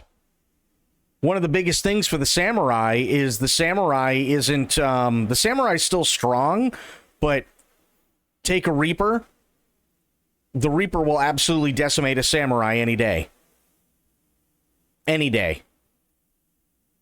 Like, the mechanics themselves are so fucked up now.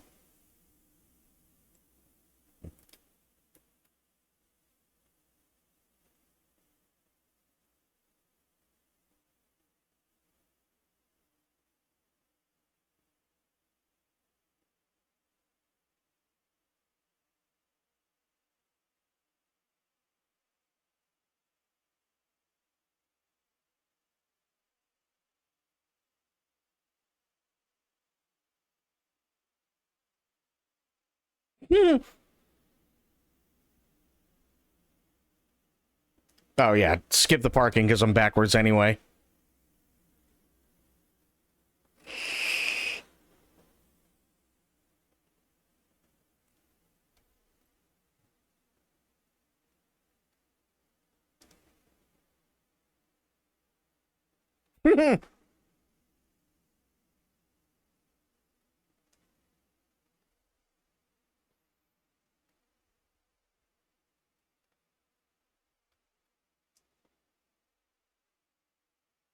Ooh, yes, please.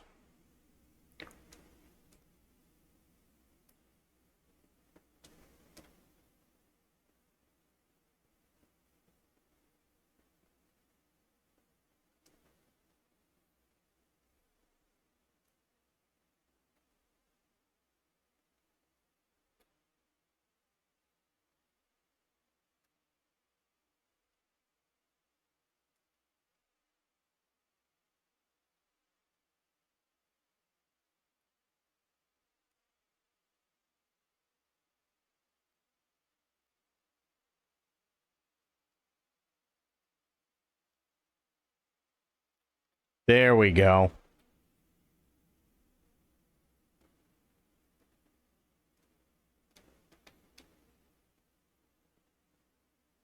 Like, and here's a really stupid... This is a question I never thought I'd ask, right? Aside from cosmetics, why would anybody at this point want to be a samurai if you can be a Reaper?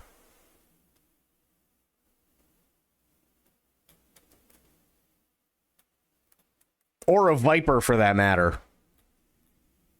Why? What's the point? Because they literally took away a skill from Samurai that basically allows you to do a fuck ton of damage, and that's been gone for quite a few years now, sadly. Why? What's the point of even being a Samurai now? With the way that everything is as screwed up as it is, there's no point. Just be a Reaper or a Viper and you're fine. Or you could be a monk or a ninja. There's your top 4 DPS.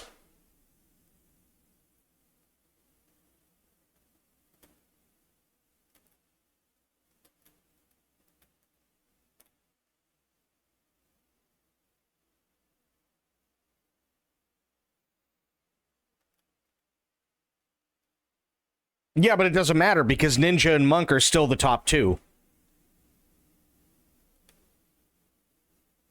Even with all the nerfs that both of them have received over the last, 2 years, they're still the top 2 DPS.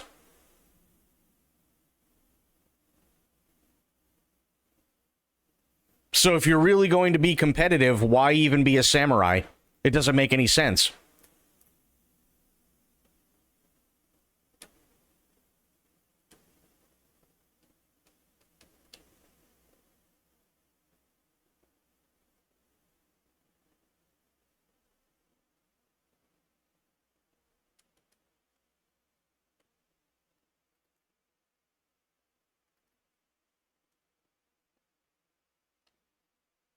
Yep, it's got an awesome party buff.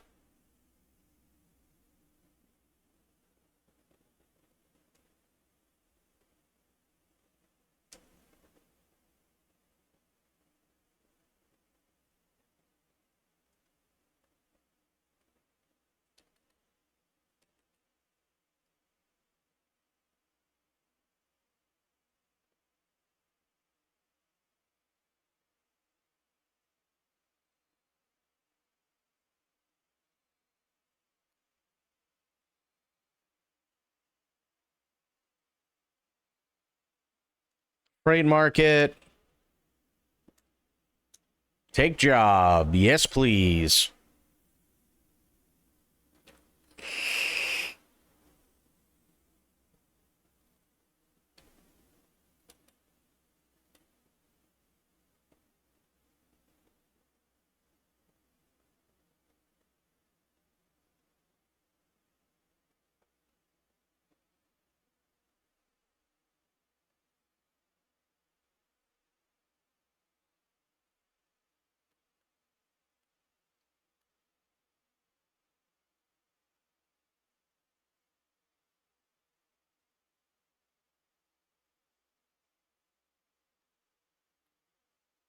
When the heart and the crotch are not in alignment.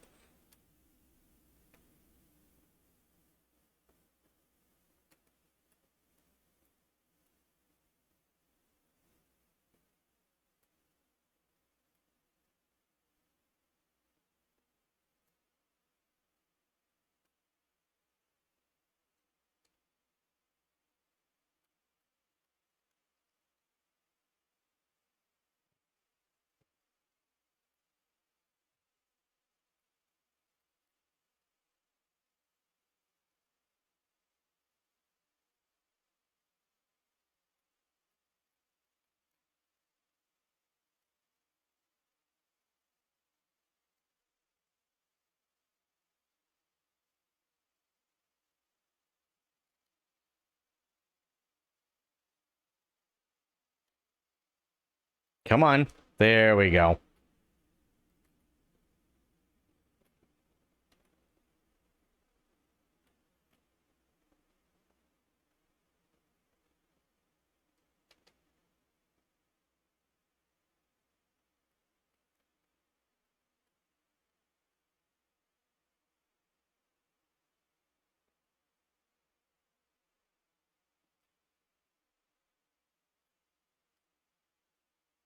Nice. All right, we got ground to cover.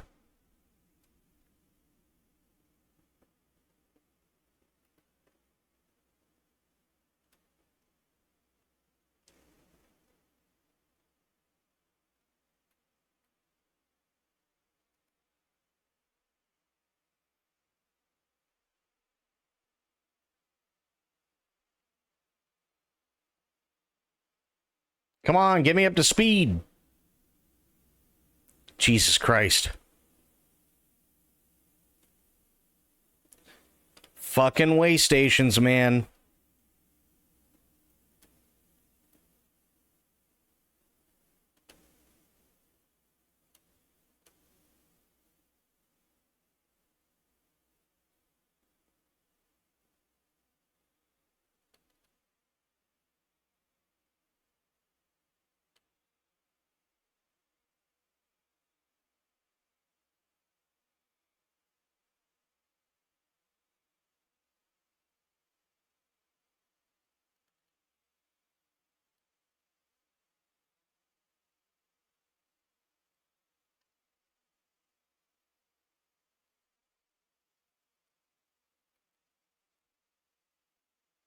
Come on.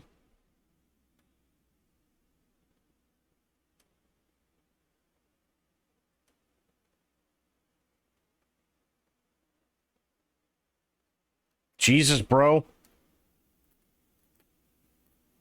Might have to kill him.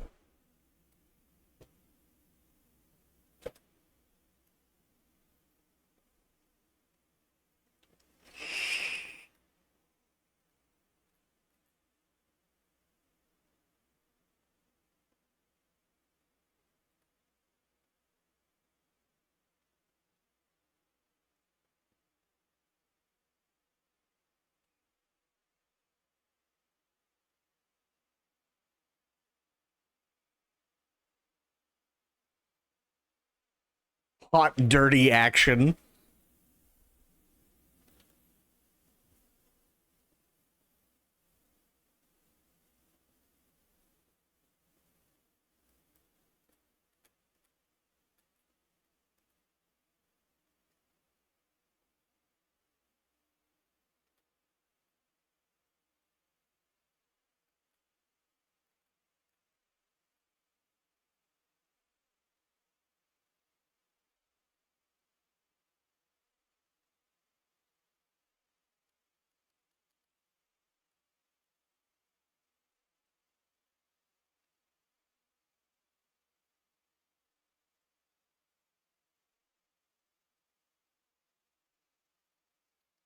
There we go.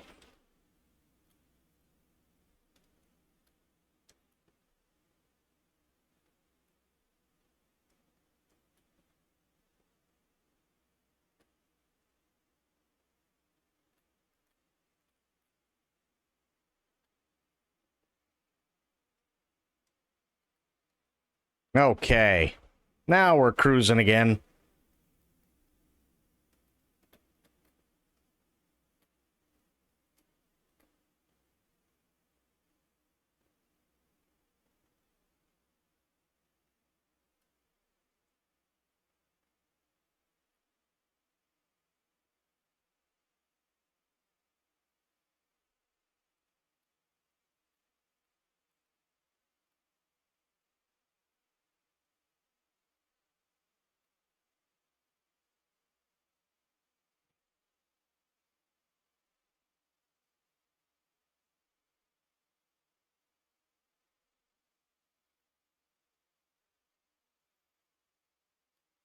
Okay, going way over the speed limit.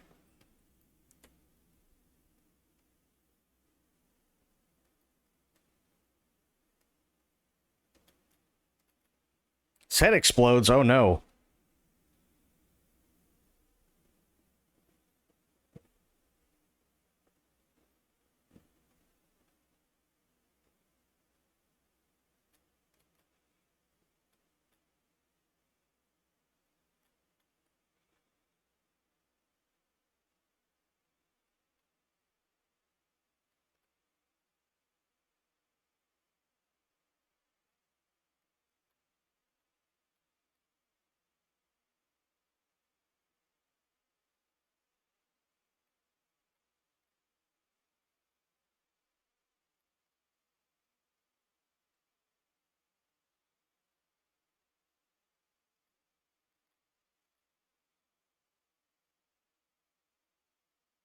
Slingshot.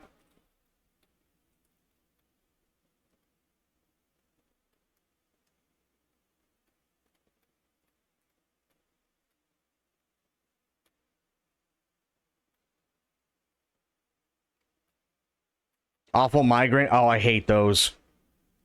Those are never fun. Slingshot. Engage.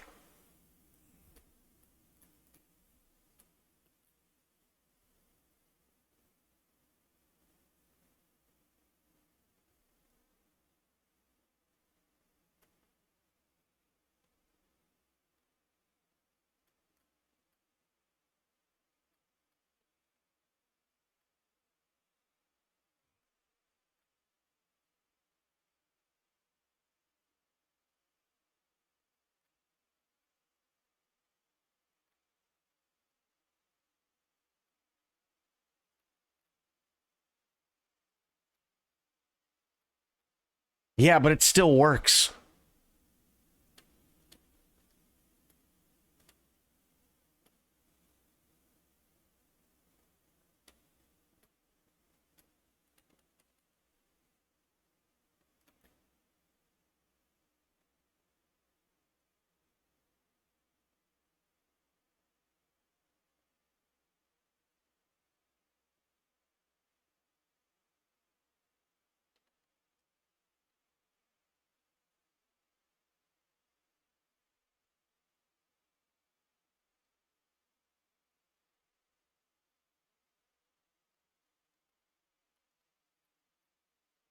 Wow.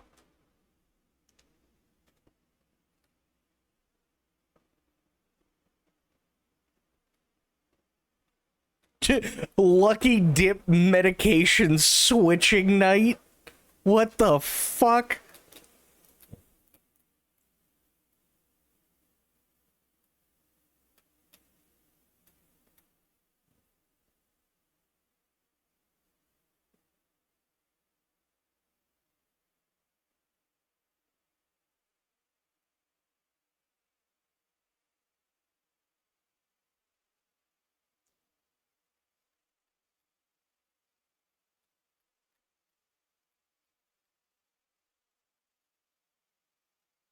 Come on, get me up there.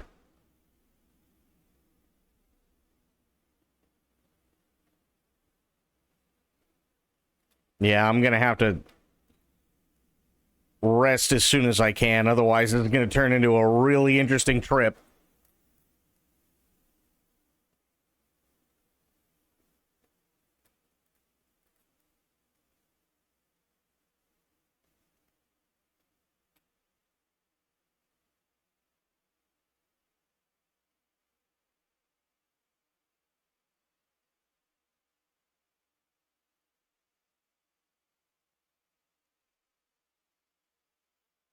Oh, this is a fantastic one. I love this.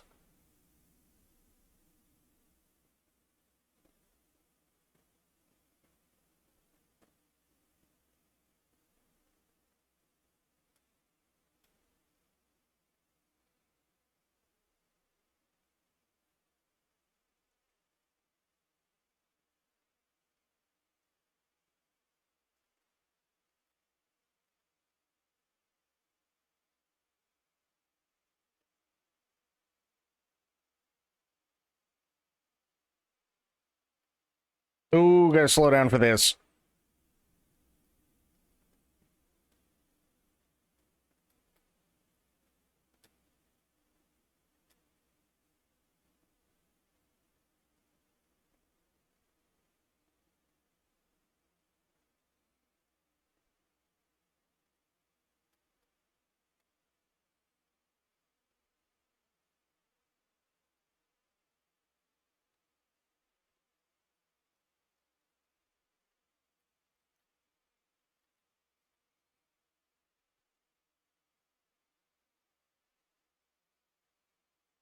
There we go. Nice.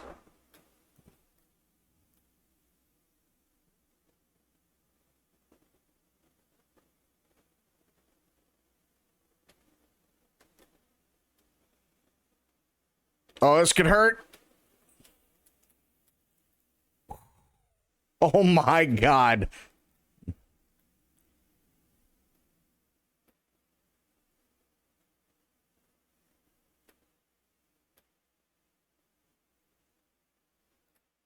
I know I'm getting tired. I know.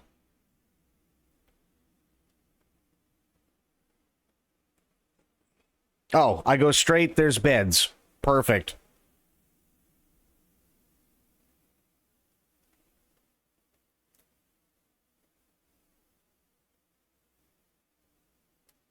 Doesn't matter. Bed.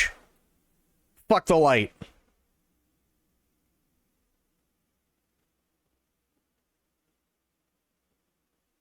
Calithia, how you doing?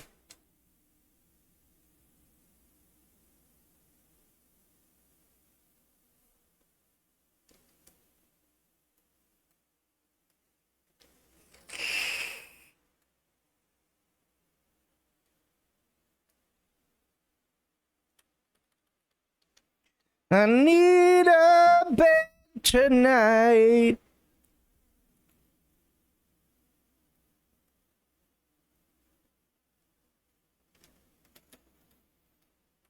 Oh, I love this game. I love the truckin'.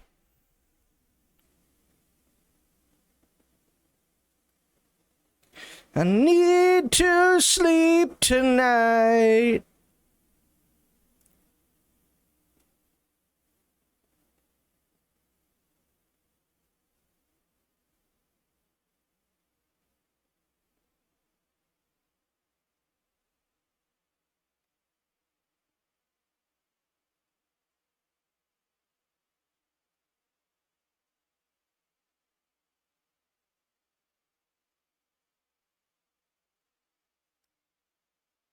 Oh, it's not gonna let me. Fuck. Okay, I tried.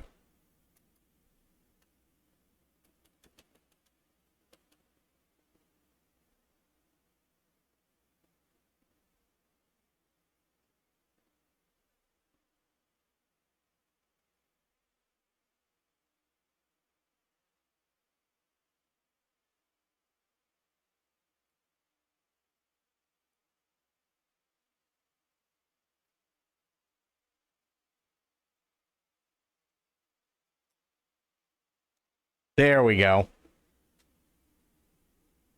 Oh, so much better. Oops. Oh, well.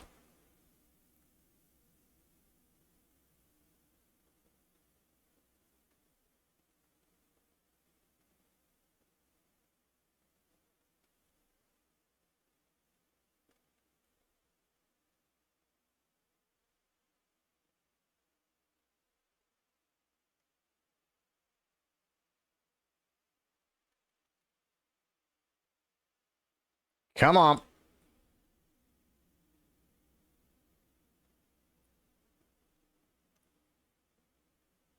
I don't need a differential lock. I'll be fine. There we go. Come on. That back end will kick around. There it is.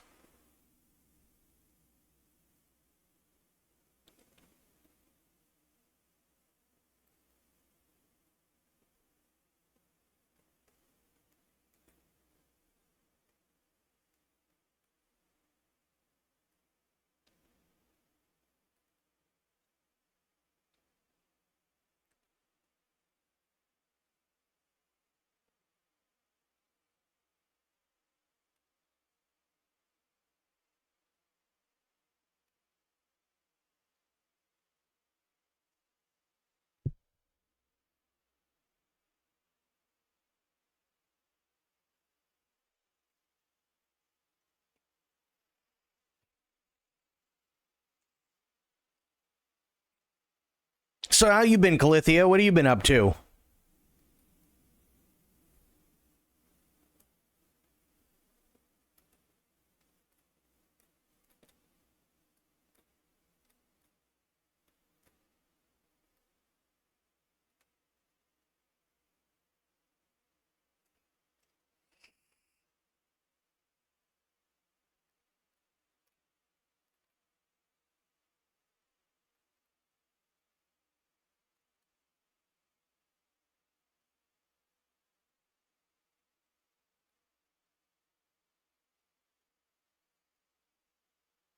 Moving in 2 weeks. Oh, boy.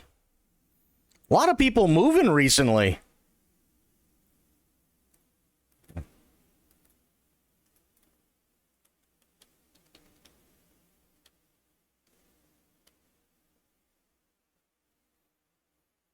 Now, Calithia, are you a Texas as well?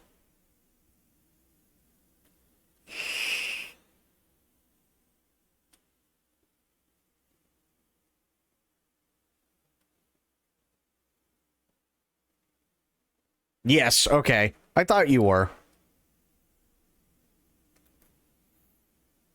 I knew we had more people that were at Texas.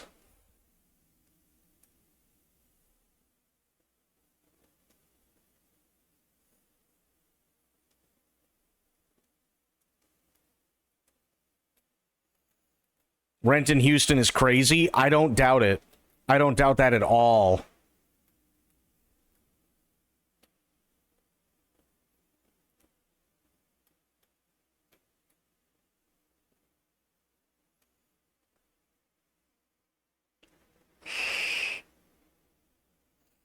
San Antonio was not much better. Again, fair.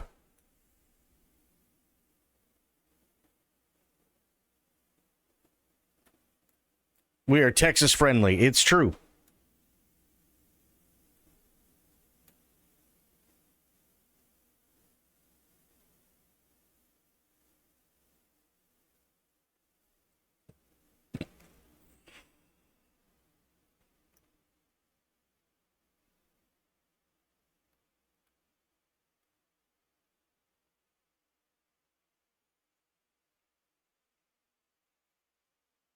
Hang on.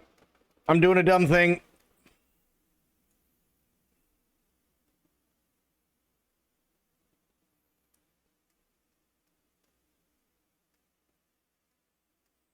Very windy.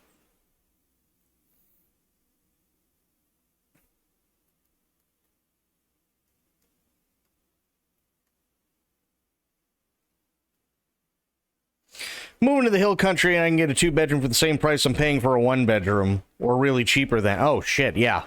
That makes total sense, actually.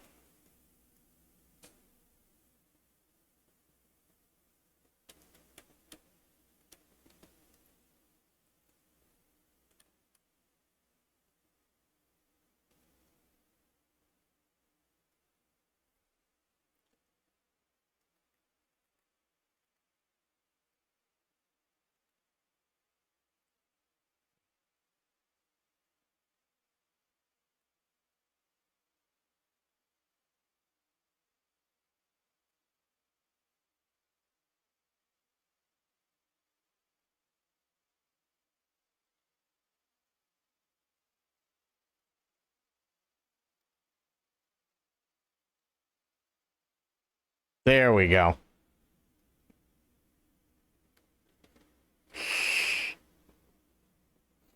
No, that's awesome, and I hope the move goes well. Moving sucks.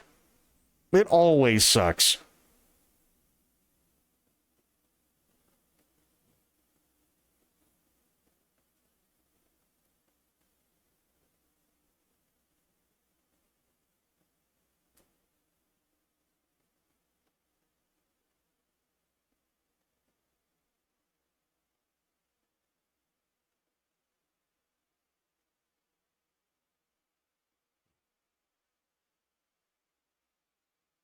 I hate moving. I hate moving so much.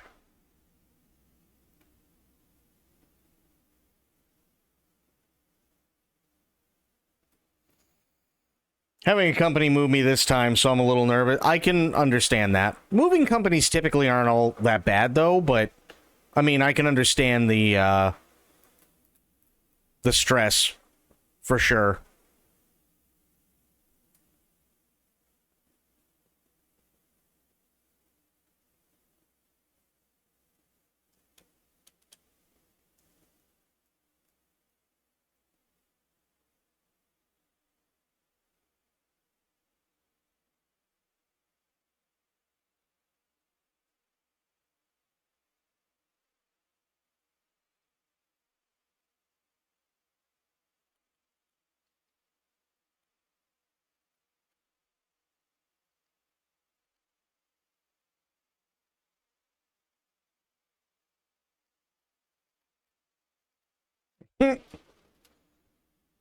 Always used a U-Haul and done it by myself. I've always done that too, and God, it really beats the hell out of you when you do it too. That's the worst part. About killed me. I was out of commission for 3 days. Yeah, it really does beat the hell out of your body.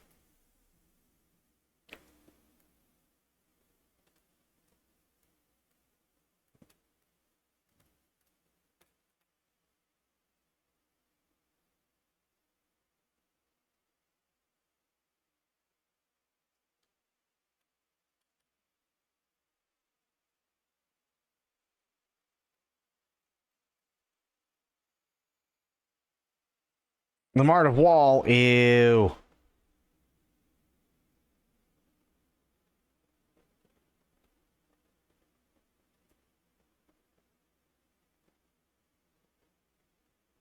Come on.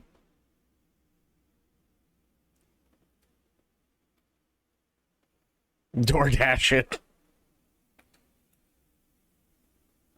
Some crazy ass people at Walmart, that's for damn sure.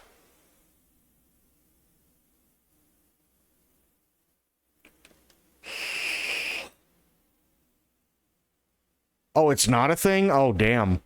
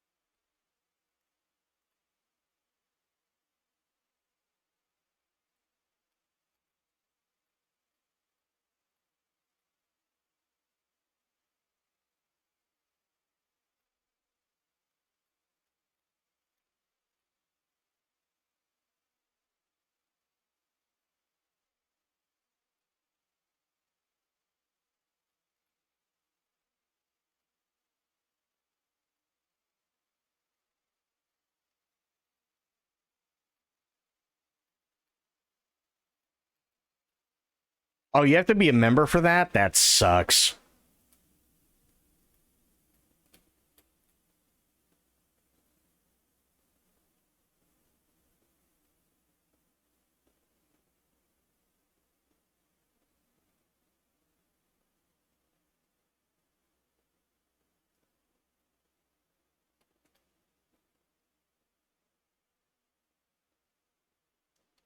Oh, no. We're okay. Oh.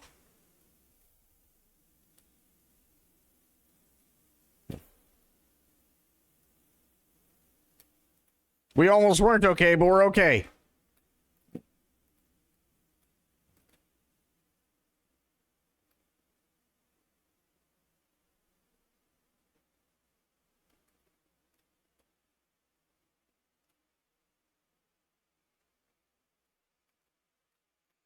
It's not offered at that store anyway? Oh, that really sucks.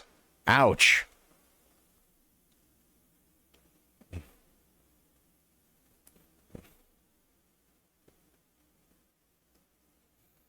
Blinker on. There we go.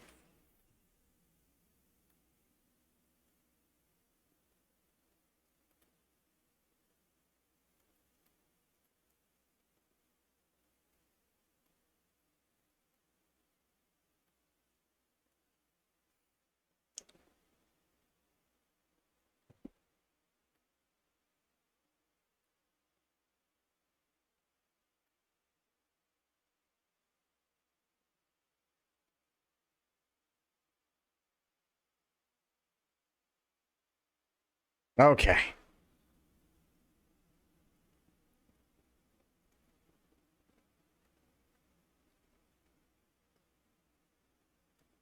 Pet stuffers.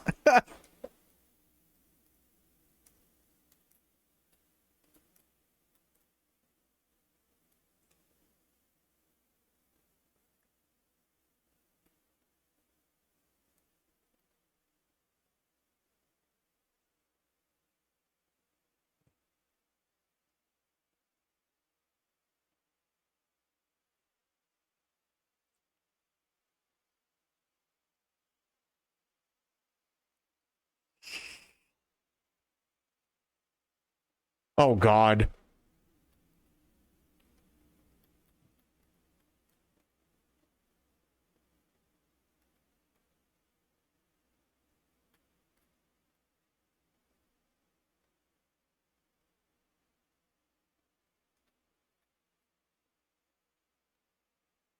You know, so the old people can't do it. If they can't do it, then it's not offered. Yeah.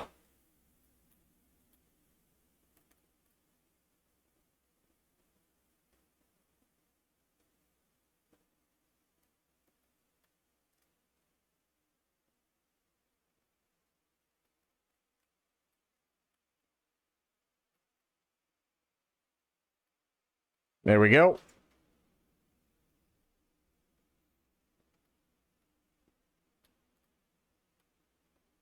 And come on.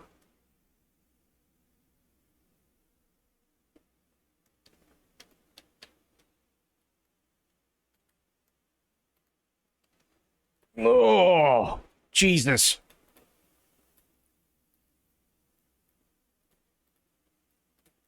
Oh,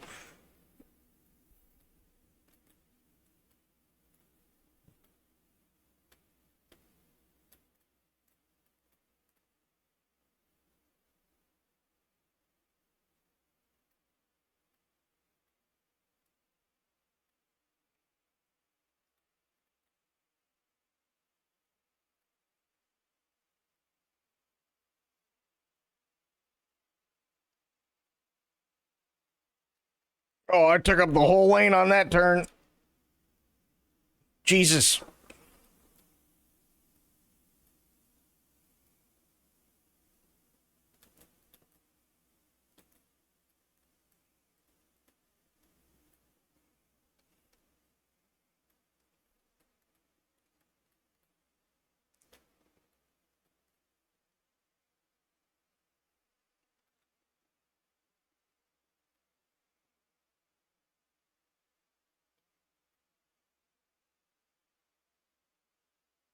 Yeah, I really, really wish I had the map packs for this game.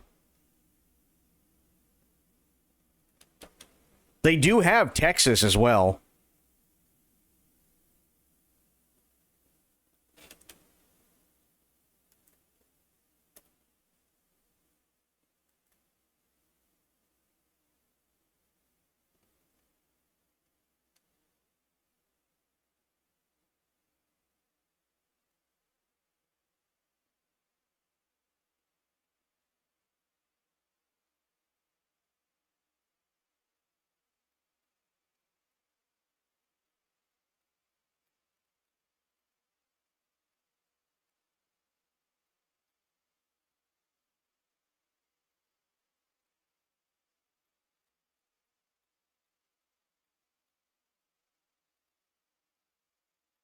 Okay.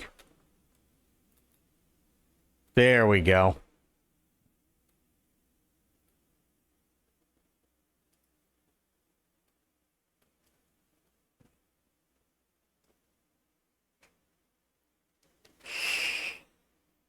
It's not a terrible song, but it's not the best I've ever heard, that's for sure.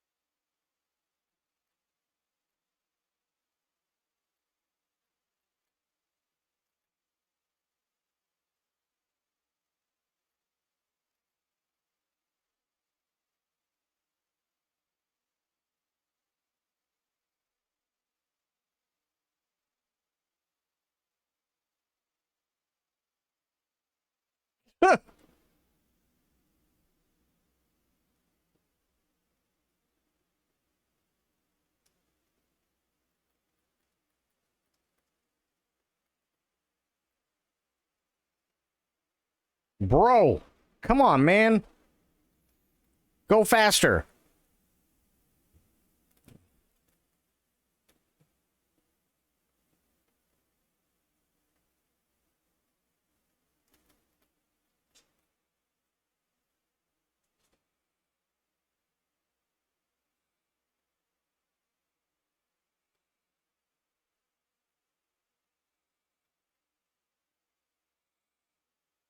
I'm gonna get you.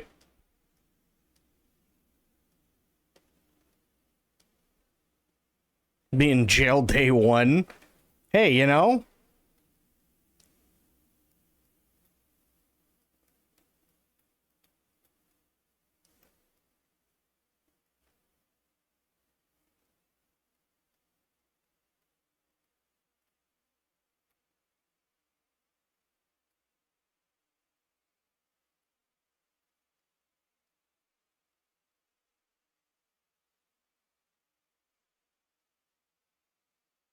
Come on, let me get in the right lane.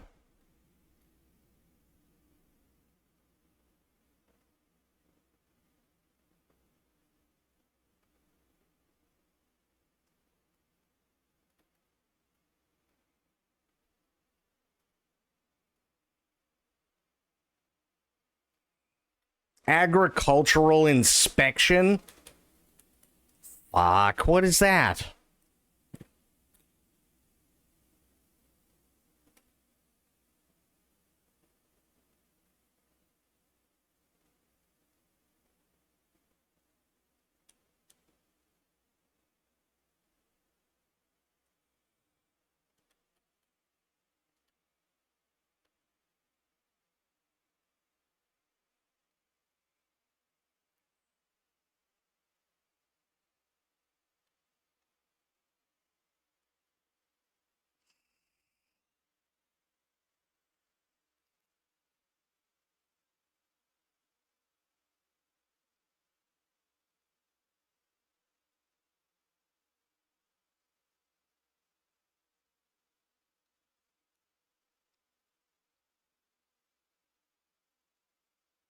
There we go.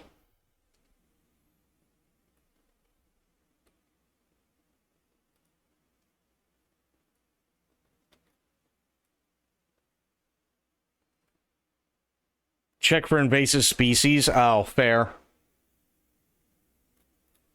I can see that.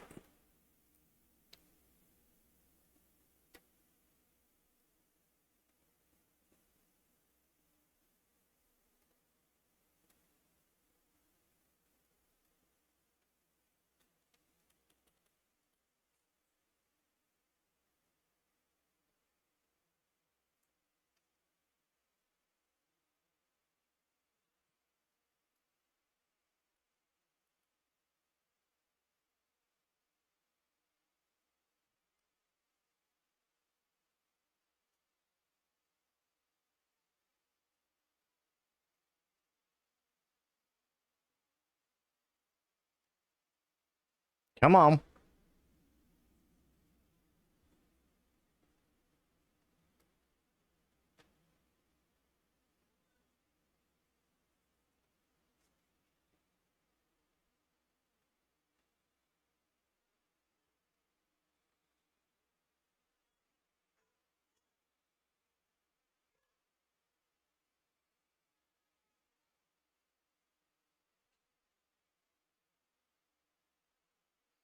In a place I've heard of it. Yeah, I mean, I get it. I get it, though, right? You got a lot of people coming in from over the border. You got, a lot of people coming in internationally. So they're getting it from at least two sides.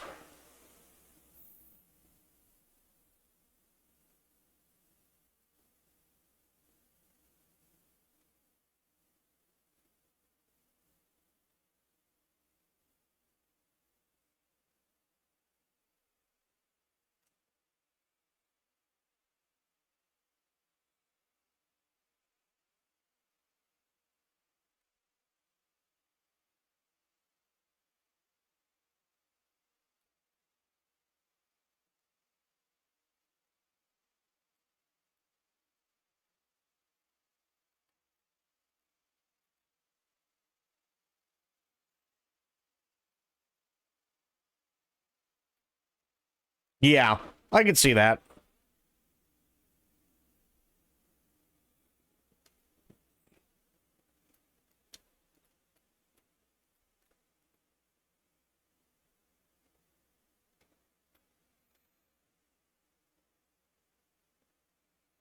Isn't this the song at the end of the very end of the final episode of The Sopranos? Or was it Journey? I can't remember.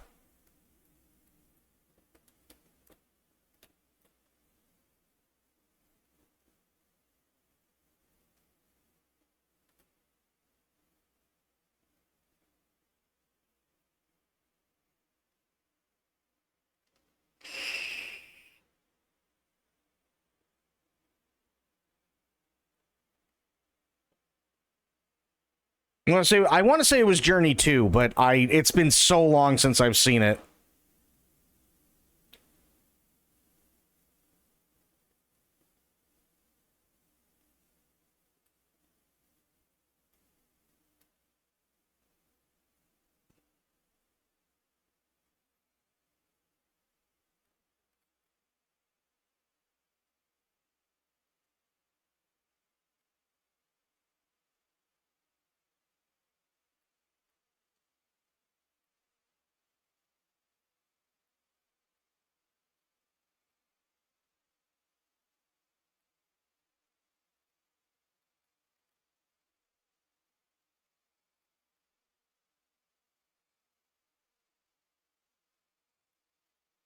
There you go. Get out of my way.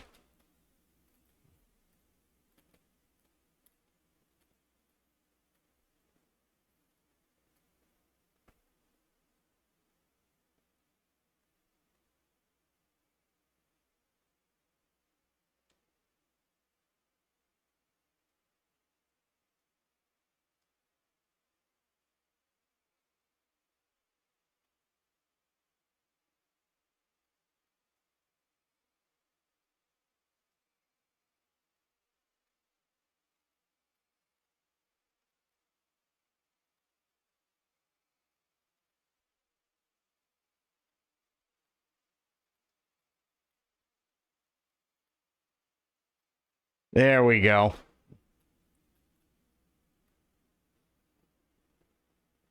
One dude just randomly starts singing it while you're shit-faced. Nice.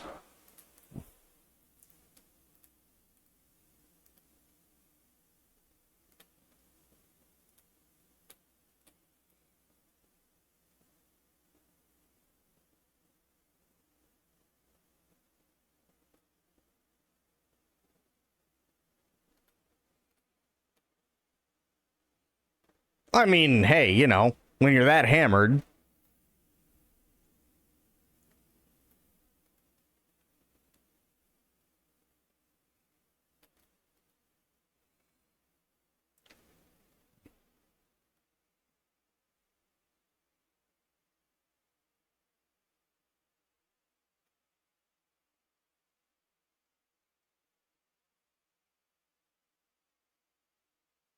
Oh no. Oh no. Oh God.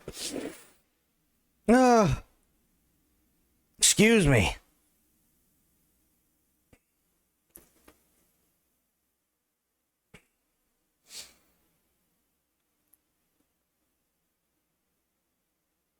Oh.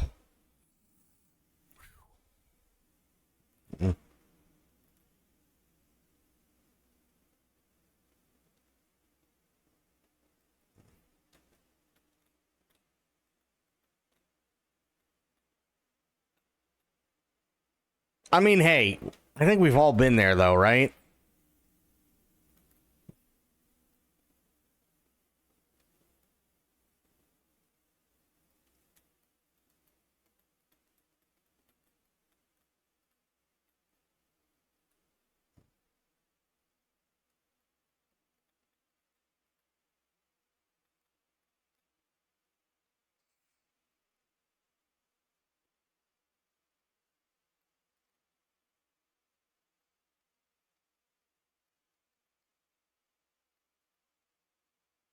Jesus. I almost fucking annihilated that truck next to me. Oh my God.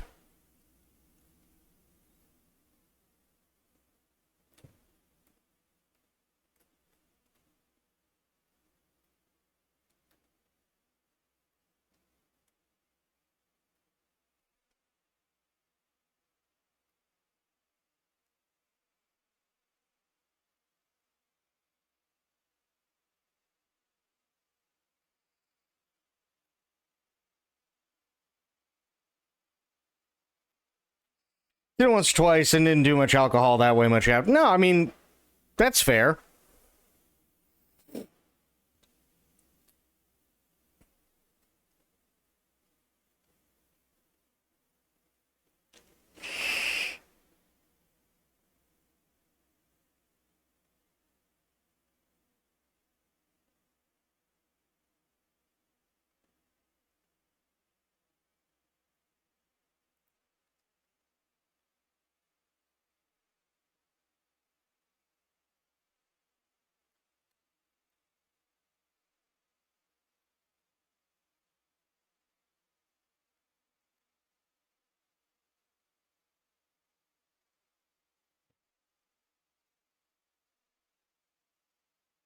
Come on. There we go.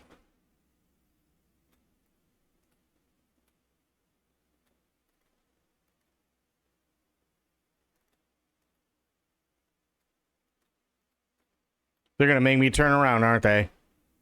Probably.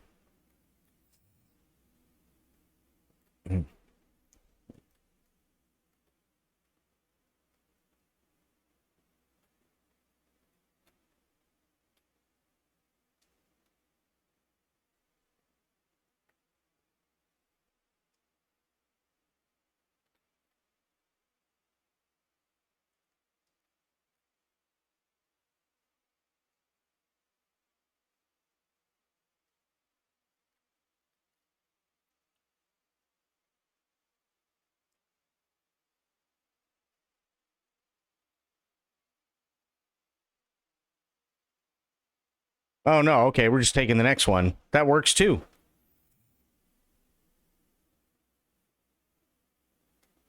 Van Nuys. All right.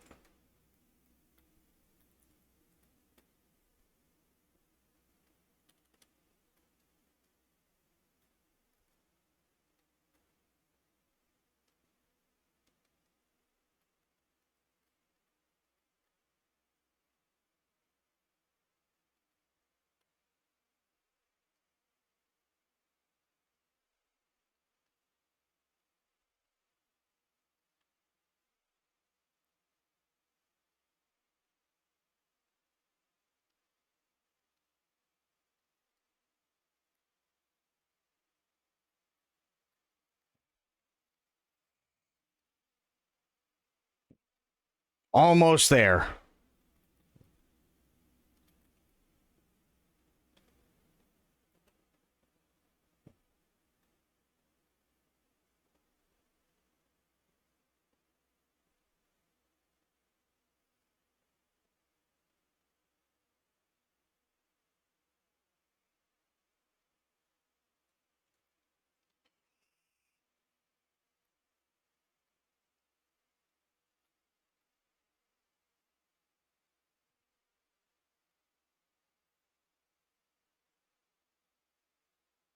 Come on.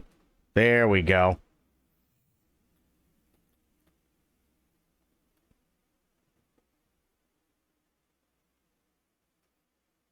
See, I love chill streams like this where I'm just like hanging out, trucking. We're all just chilling.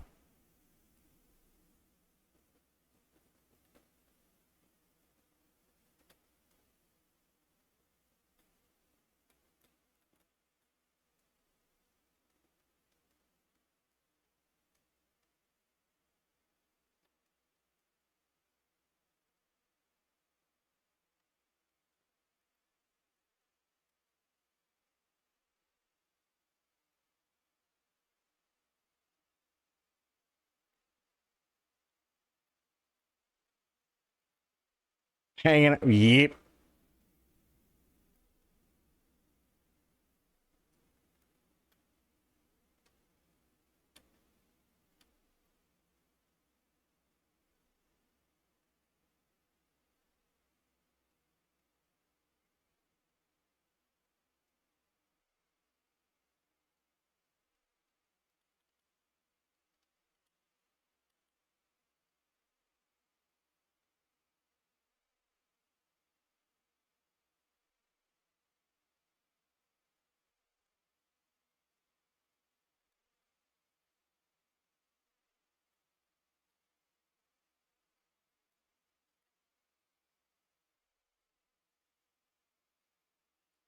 Come on.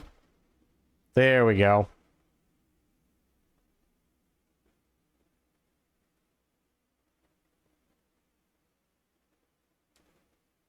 Oops.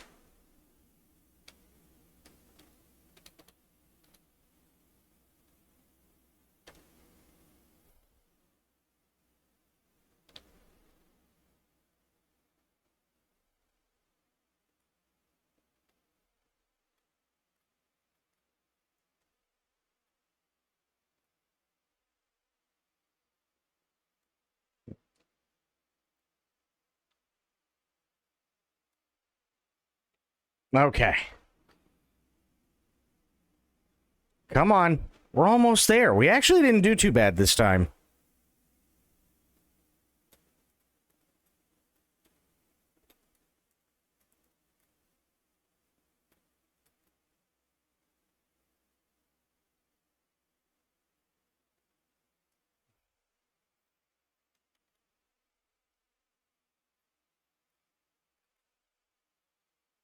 Jesus.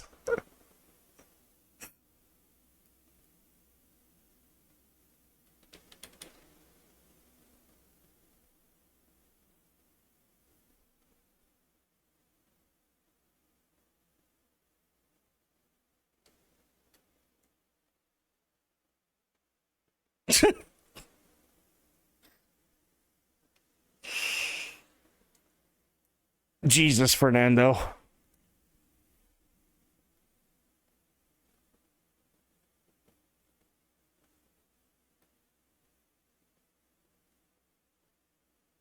Oh.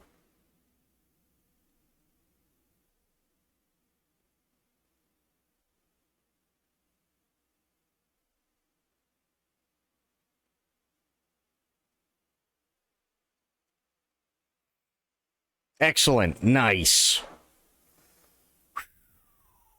Oh my God.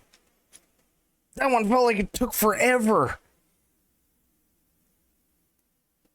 Oh. I gotta stretch. And change the radio. Oh.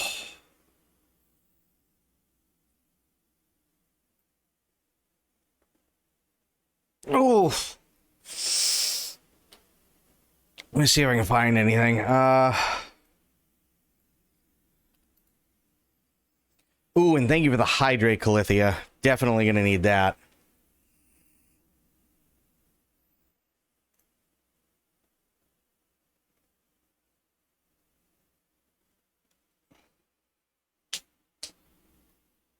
Oh, thank you for the stretch.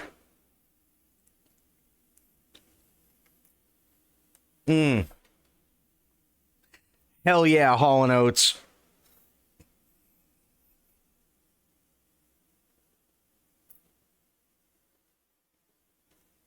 Oh.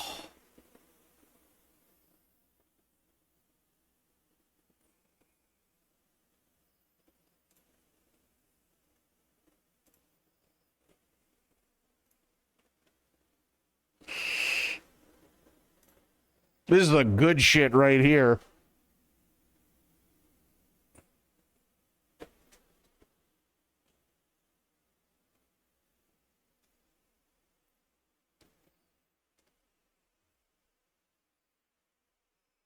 Going out of my head when you're not around. Out of my head when you're not around. Oh, oh,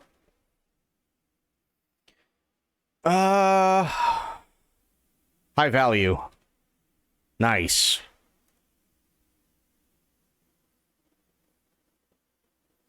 Yeah, they don't get along so much, and honestly, I can't necessarily say I blame.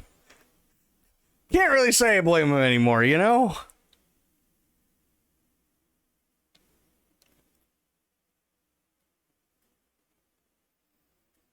Really? Got anything in San Diego? I'm out of time. Going out of my head when you're not around.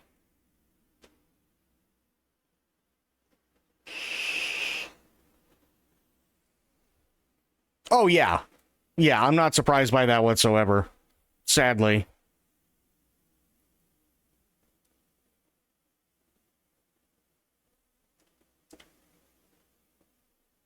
There we go.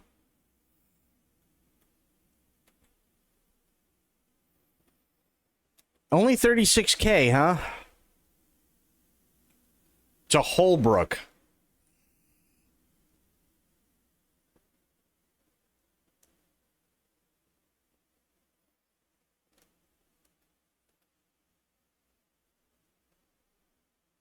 Yeah, no, they did not like one another at all. From what I understand.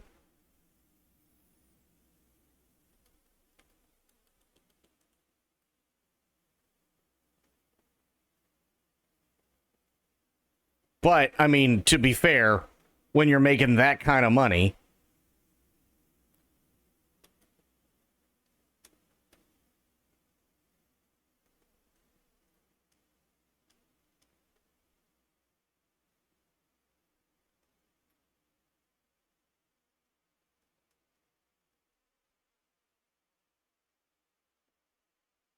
Which is too bad, too, because those... Holy shit, those two were magic. They really were.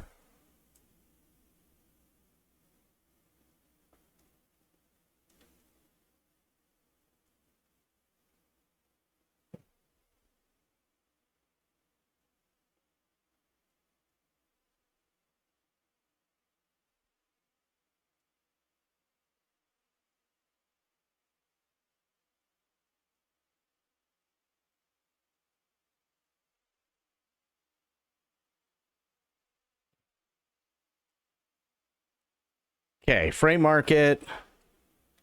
Unable to find jobs. How?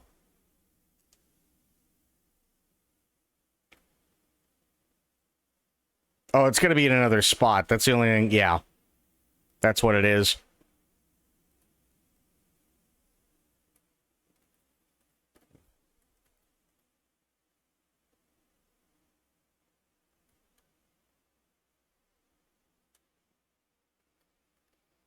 They put Bruce Willis in a 24-hour care home. That's another one where it's really, really sad. Like, okay, he may not necessarily have been, like, the nicest guy in the world, but... Yeah. That's just sad.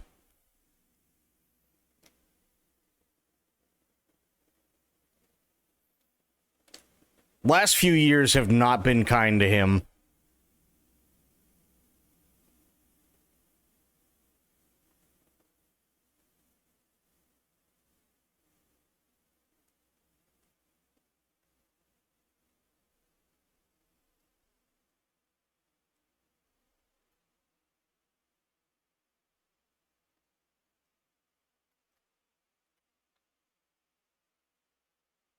Yeah, no, nobody deserves that. He was fine, and then all of a sudden he just wasn't.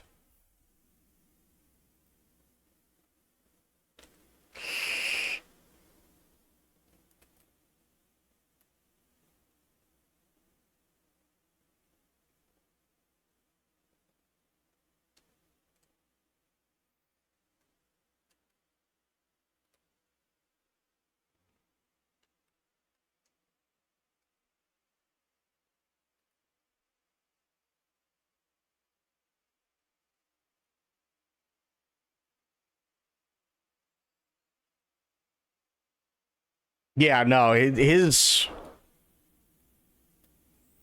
injury really, really, really screwed him.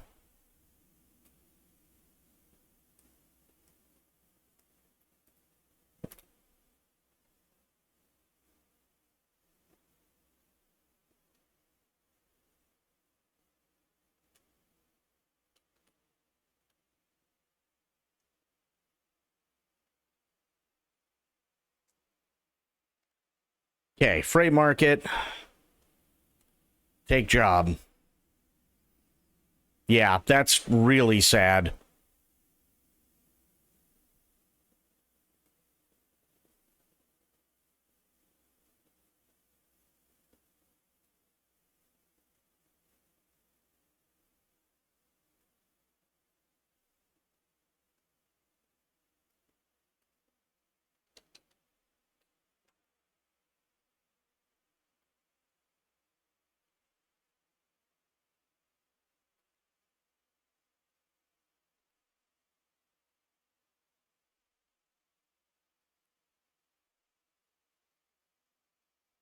Oh, come on.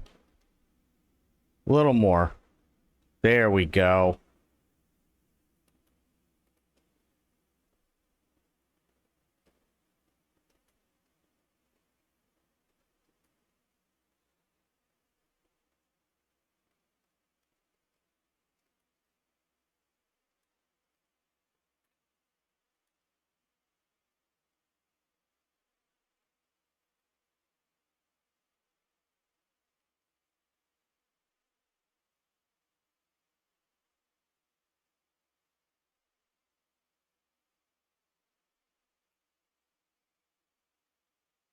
Been hearing rumors that Jack Osborne was the one who found his father. Ooh, that's rough.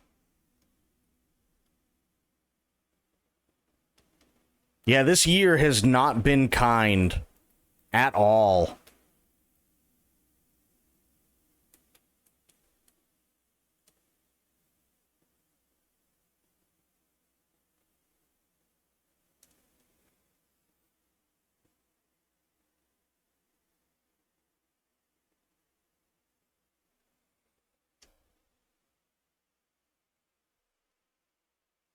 Off to bed, have work tomorrow. Have a great rest of your stream. Calithia, have yourself a great night. Thanks for being here. Always love and appreciate you being around.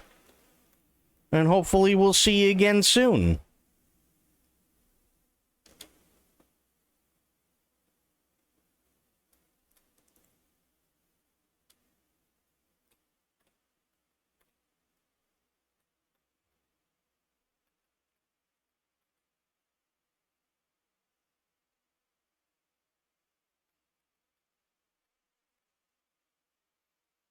There we go.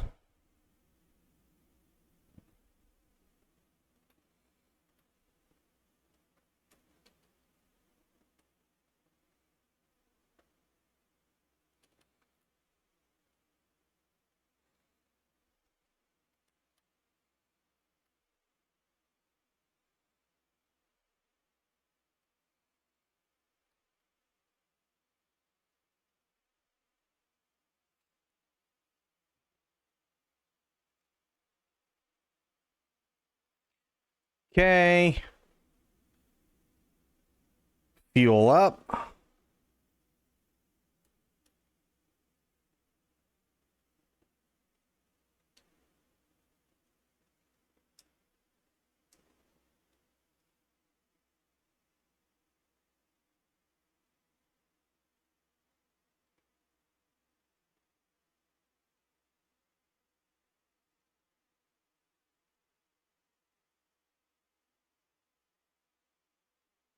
Jesus.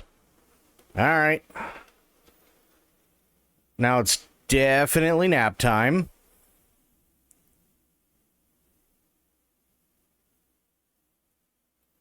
Oh, come on.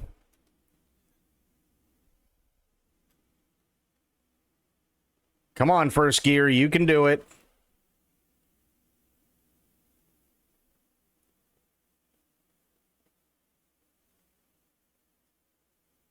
There we go. Pull that fucker out.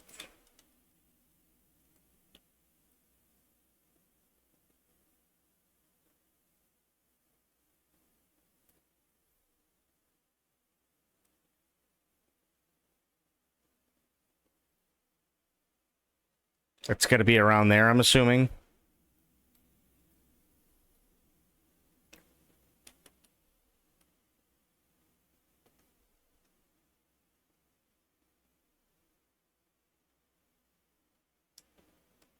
There we go. Nice.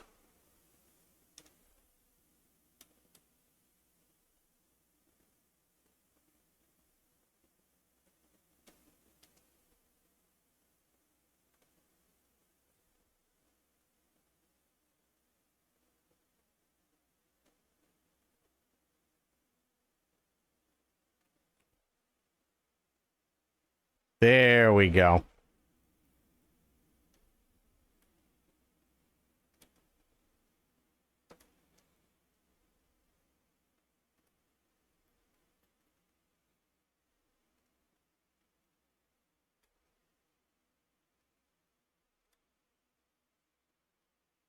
There we go. Nice.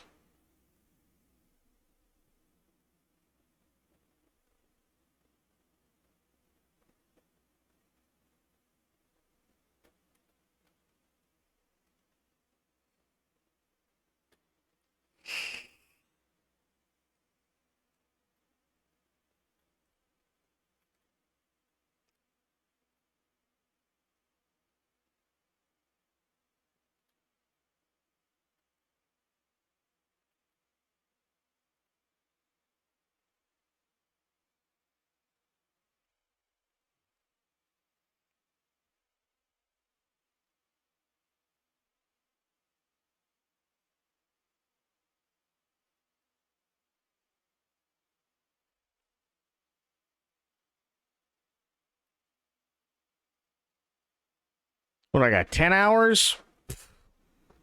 Christ, if I take even remotely that long, there's a problem.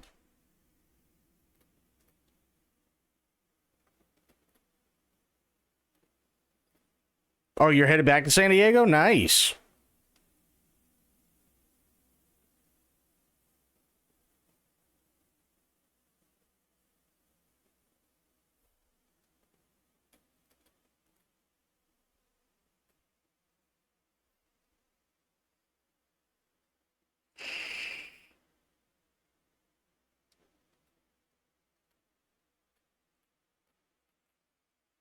TwitchCon? Hell yeah.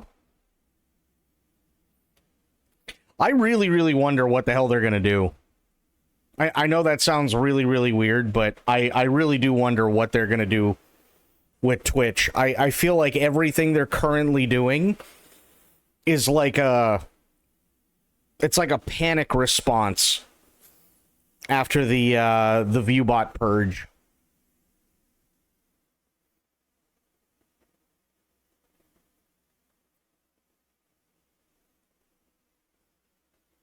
So I really, really wonder what the hell they're going to do.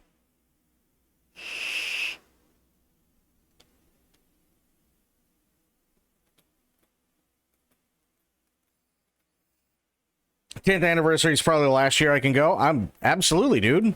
Hell yeah. Go while you still can.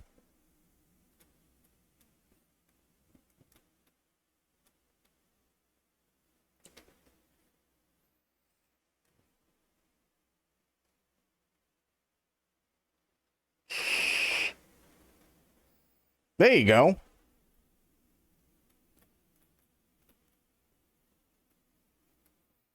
But yeah, I really wonder what the hell is going to happen with Twitch now that they've done that purge.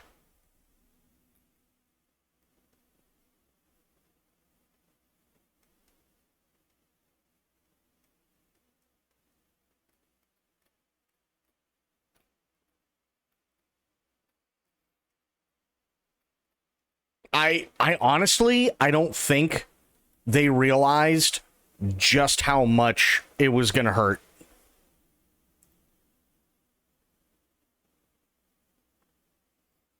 I think that's what happened.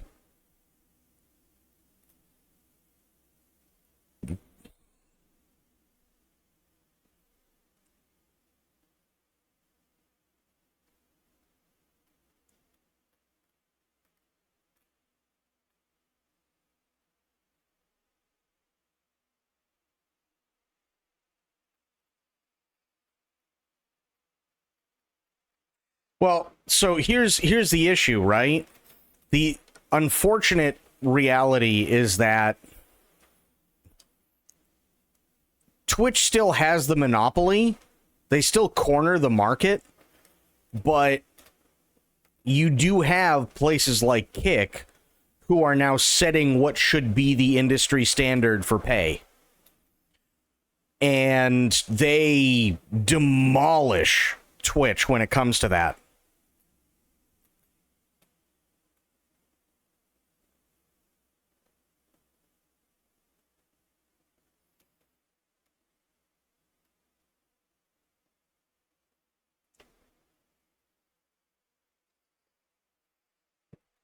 Well, in some ways, and this is going to sound really, really weird, but I know for a fact that in some ways, a lot of streamers wish that was still the case. Because even though Emmett didn't do a whole hell of a lot towards the end of his tenure, the way things were, in a lot of ways, were actually better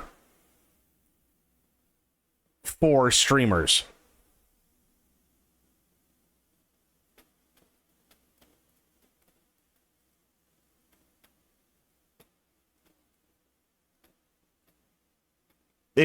They were.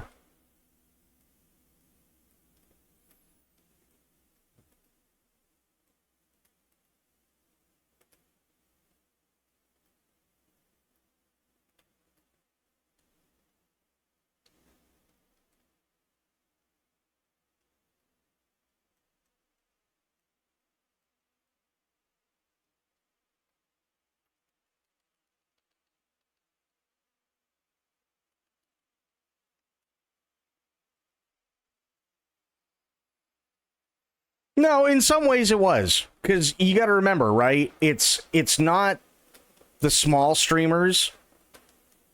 And because Twitch is a kingmaker, which is what they've always been, right? They've never given a shit about small streamers, regardless of what Dan says. They never have. So it doesn't necessarily affect me, but when you have people where their pay went from 70-30 to 50-50 and zero exclusivity contracts, I mean, they're literally losing 20% of their revenue.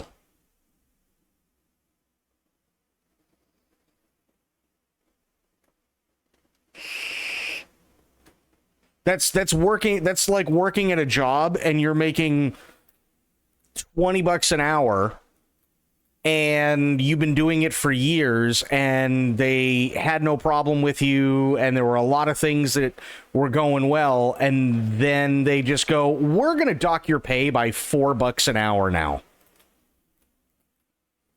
And then when you ask why, they go, oh, no reason. Medicine, what's going on, buddy?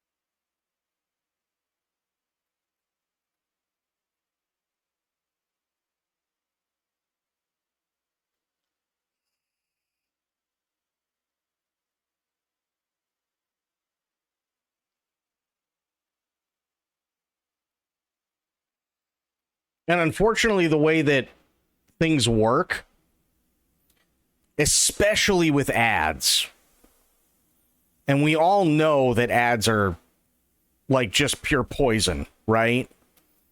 The way that it works now is the culture surrounding, especially streamers, you know, that are my size or bigger, is that they have to try and force ads as well as also force being insanely entertaining and doing more and more off the wall shit so that they can force people into either A, watching the ads, or B, subscribing so that they don't have to watch the ads.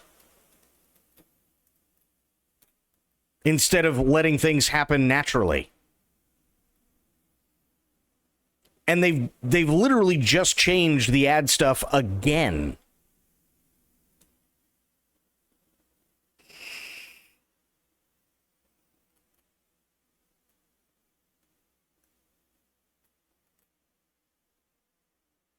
And it really sucks. Really sucks.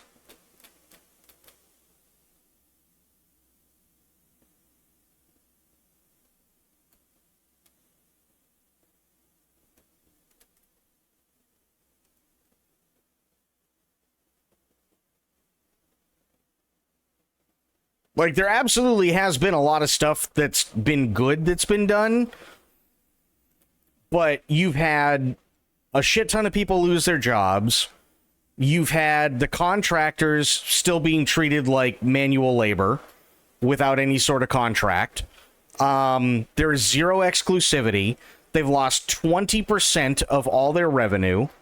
And now they're trying to force ads down everybody's throat and or force people to be more entertaining and to create an environment where things go even more off the wall while still trying to stay within TOS and be original.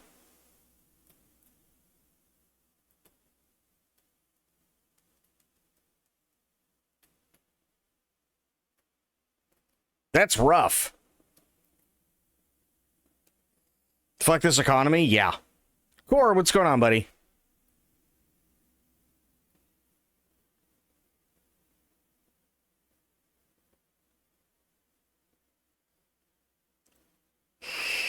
Nice.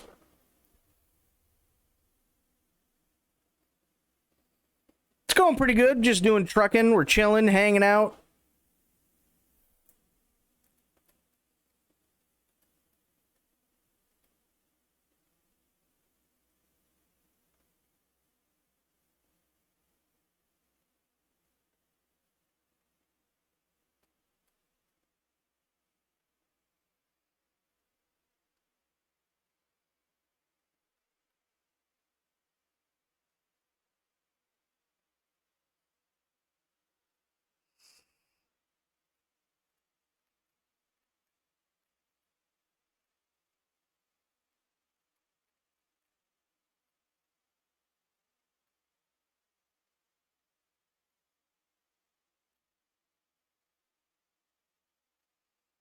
Sophia, how you doing?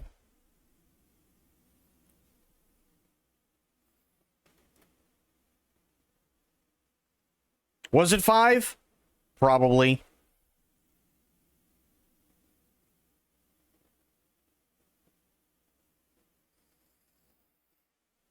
How you doing, Sophia? How are things?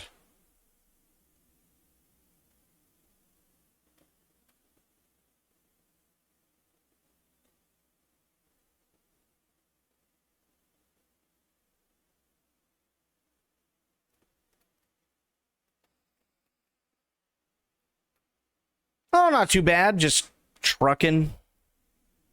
Going way over the speed limit.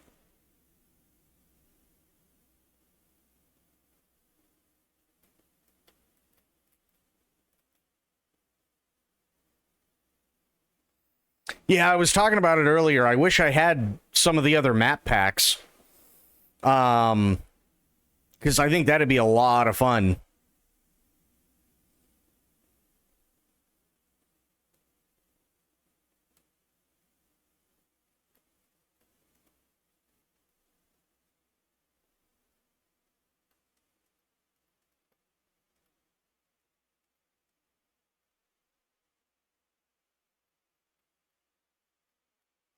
Come on.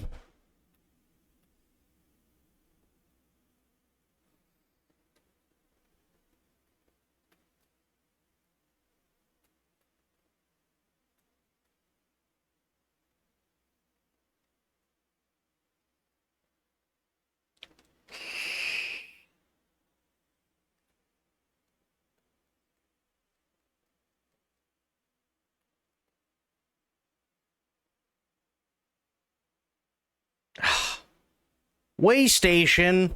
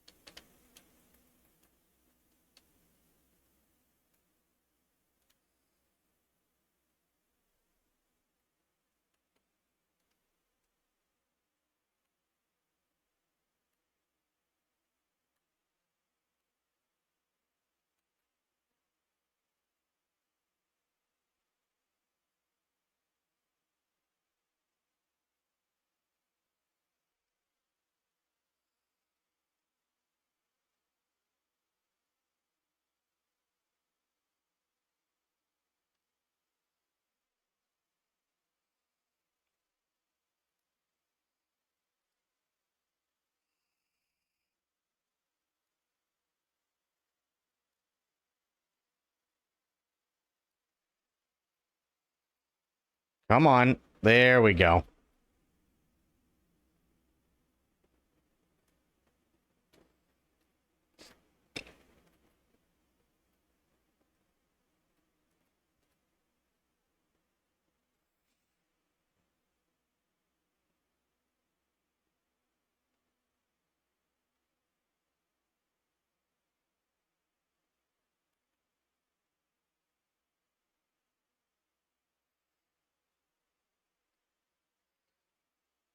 Oh,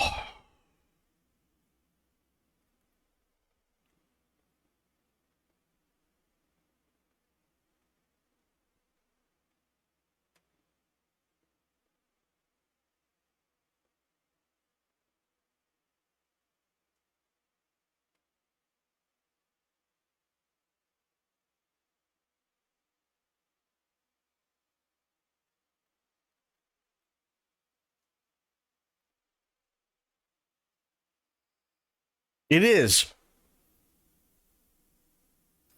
It is medicine.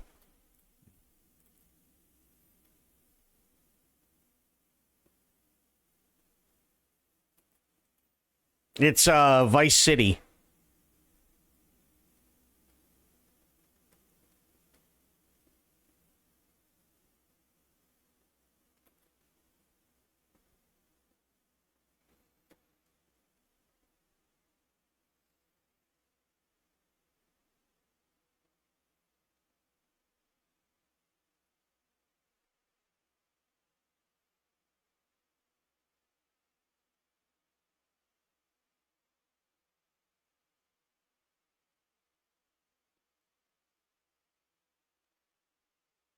Ah, it's only 2,700.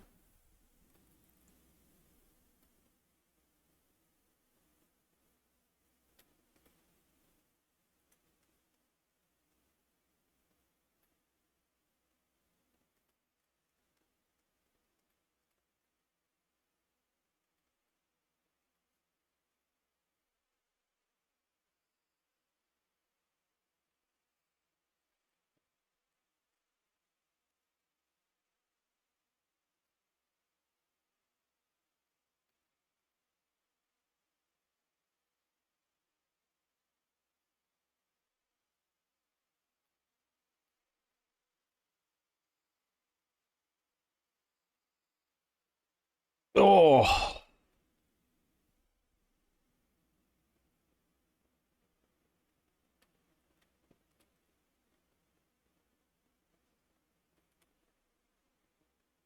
there we go.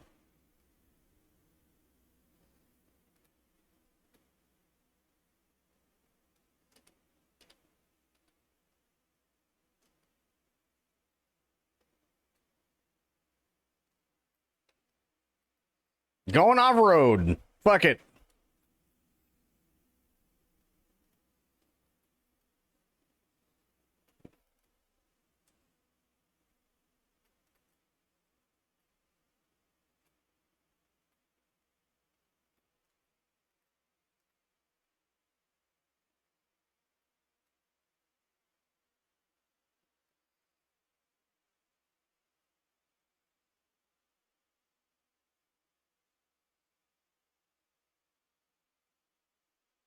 Come on.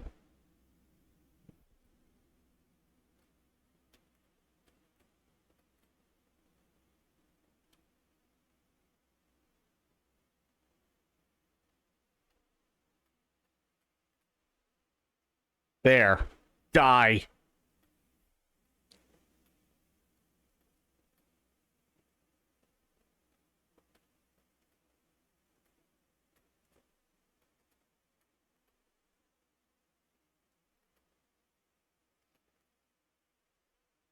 Bongoing my bongo cat. Hell yeah. Ooh, hell yeah. Good tune.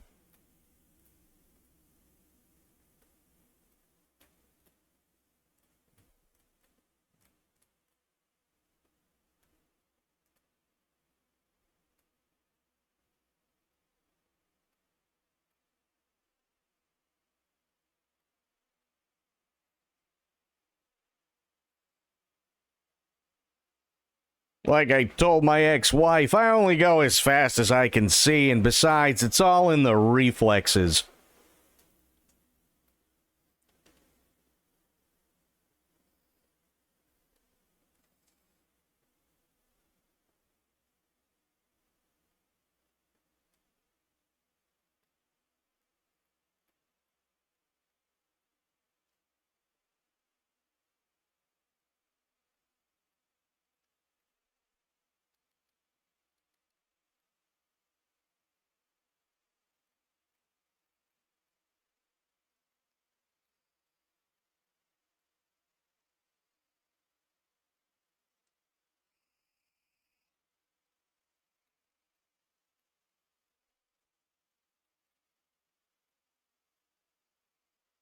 There we go.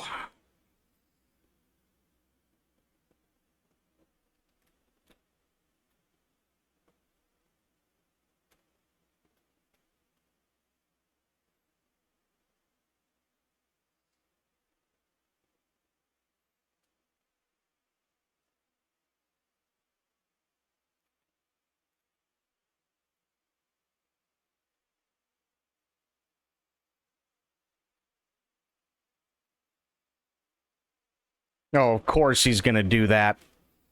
You bastard.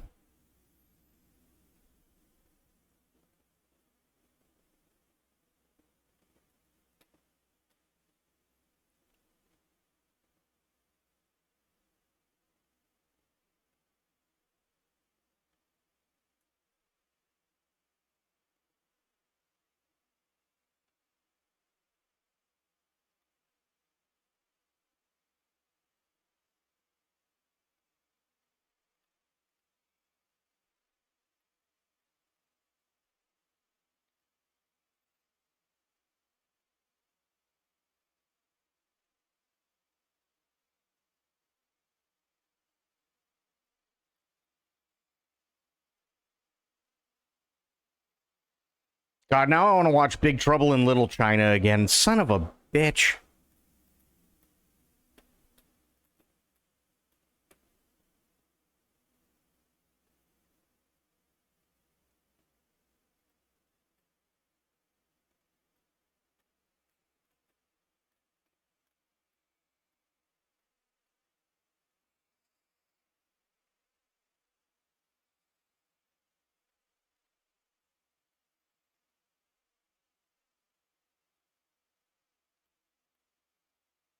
There we go. Now I'm over 100. Now we're cooking.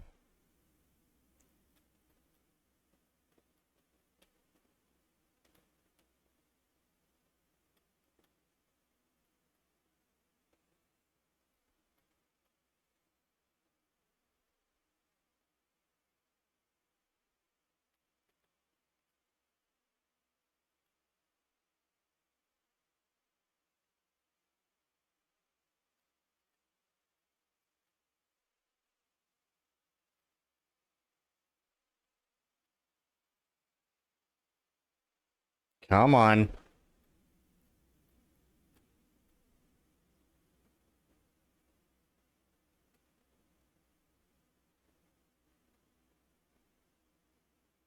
Wow. Does this video kill the radio star? Yep.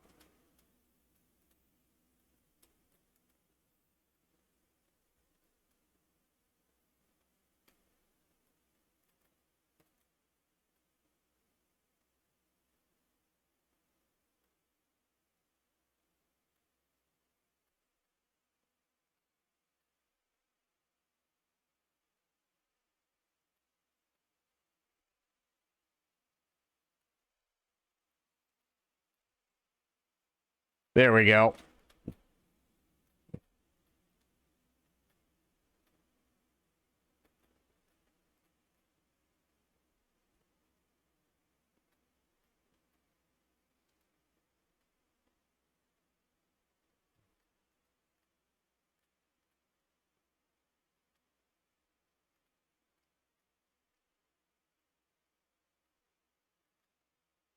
Ah, it's only trailer damage.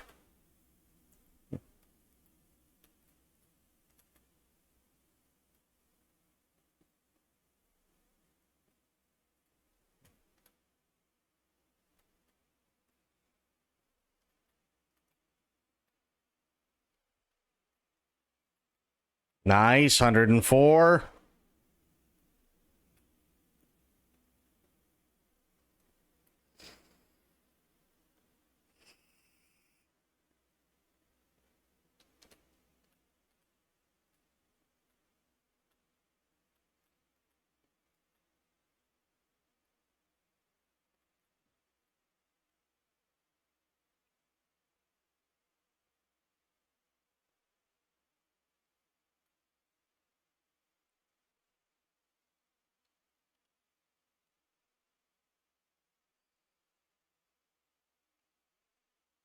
Jack Burton RP, that's right.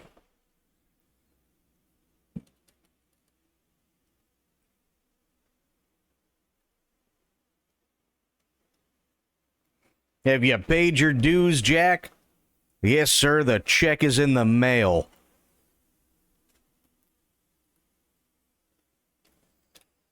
Now, I'm a reasonable guy, but I've seen some very unreasonable things.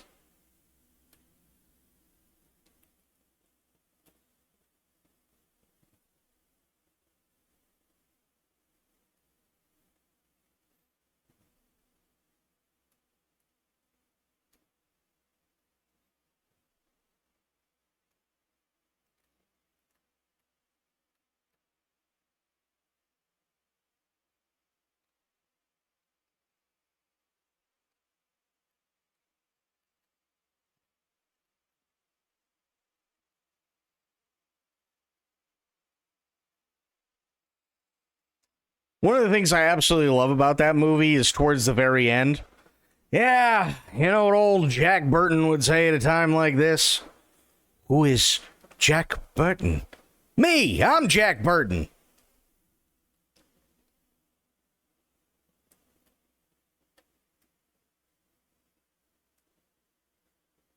Yeah, yeah. 2,000 years and you can't find one broad to fit the bill? Come on, Dave, you must be doing something seriously wrong.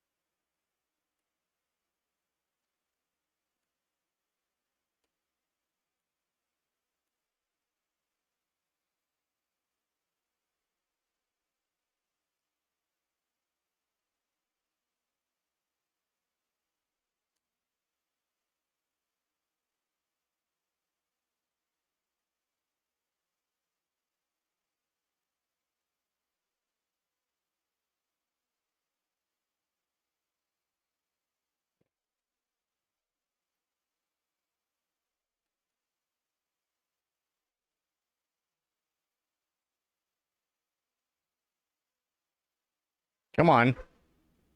Oh, well, close enough, whatever.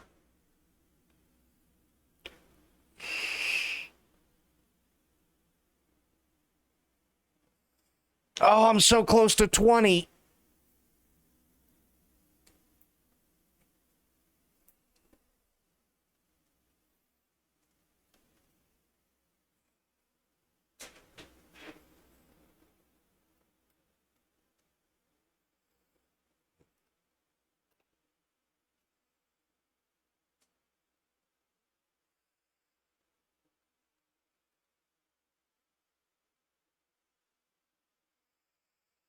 Mm,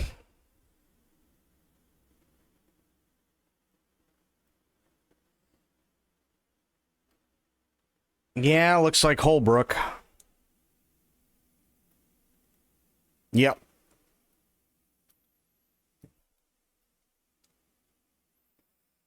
Back to Cali, huh? Yeah, so everything that's in light gray is are all the states that you can buy map packs for currently. So Oregon, Washington, Idaho, Montana, Wyoming, Utah, Colorado, New Mexico, Texas, Oklahoma, Kansas, Nebraska, Iowa, Missouri, and Arkansas.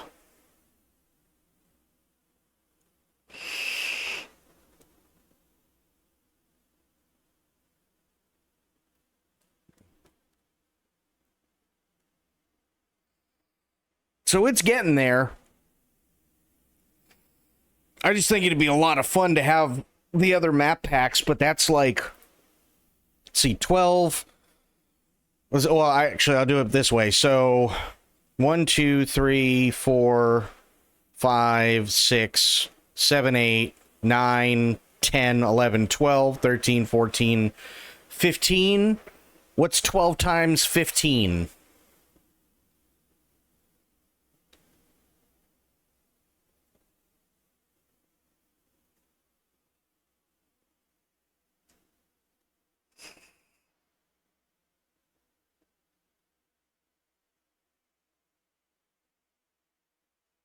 Yeah. So it'd be 180 just to get those states.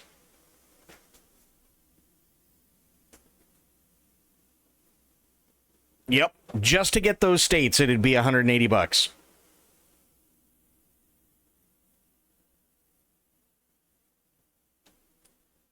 Oh, stretching. Because each one is $11.99 each.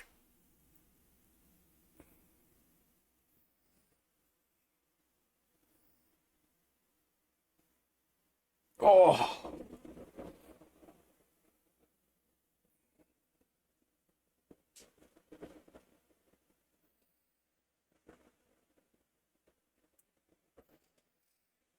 All right.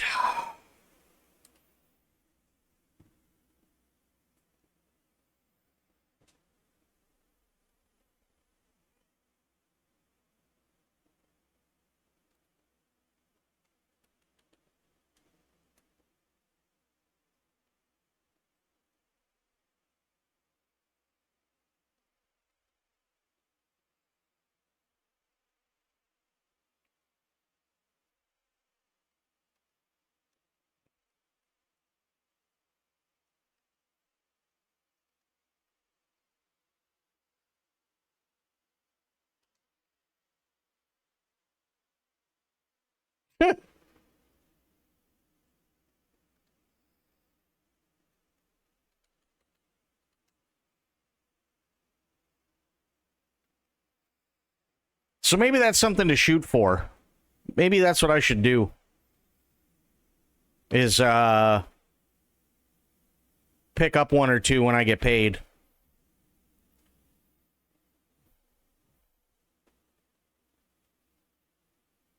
Into Elko, Nevada.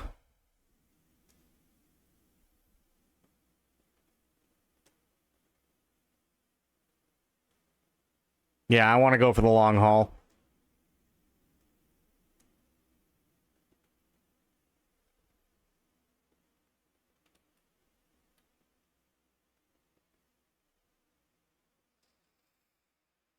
I don't know. That's a good question. That's a really good question. I honestly don't know the answer to it.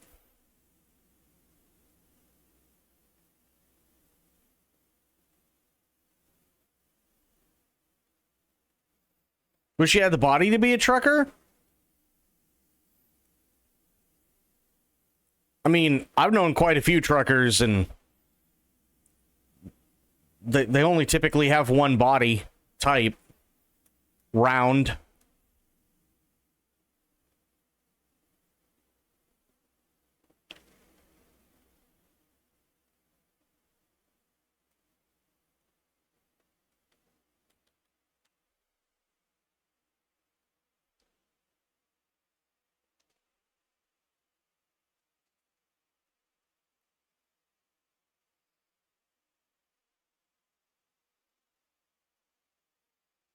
Yeah, honestly, it's more so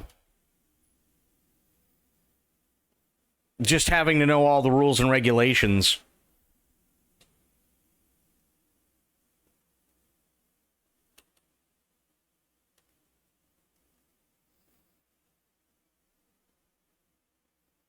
And just being able to cope with being on the road all the time. That's the other big thing.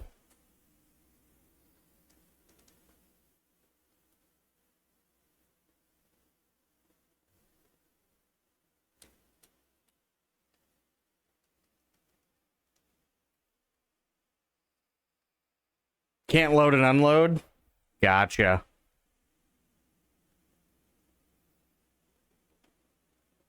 Shitty back? Fair. I know that one.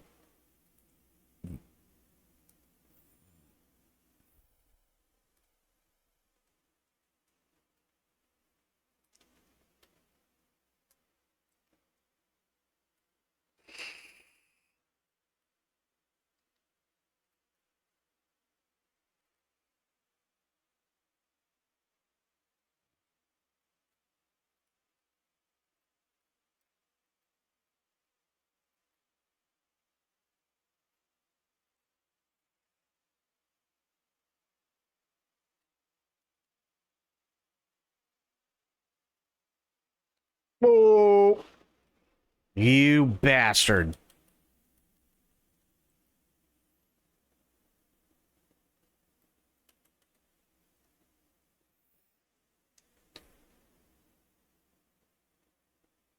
Doesn't even let me fucking try and turn.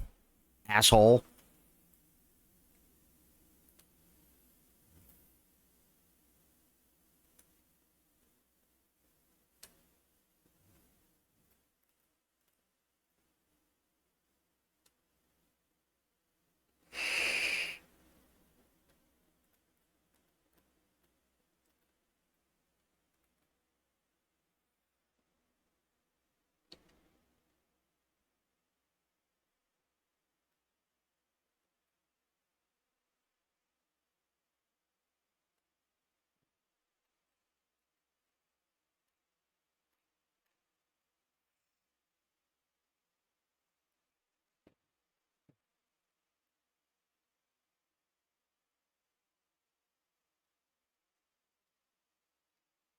Oh.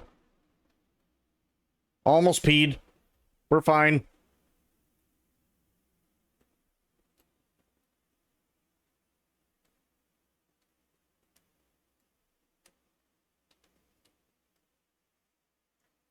There we go.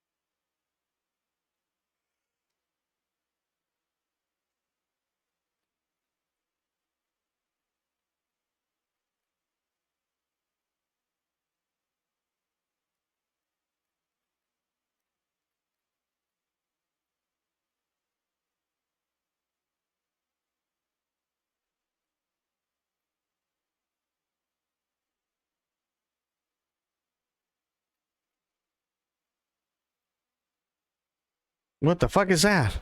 Oh.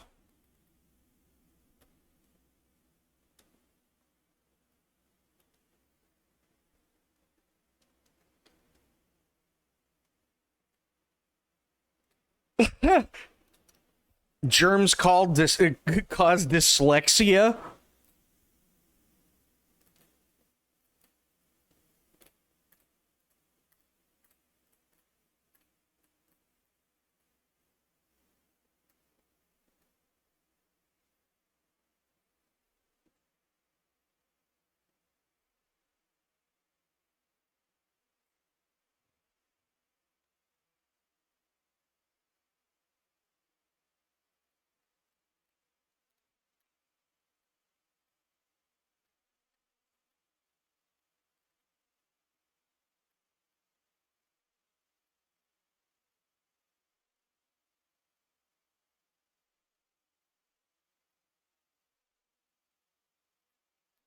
There we go.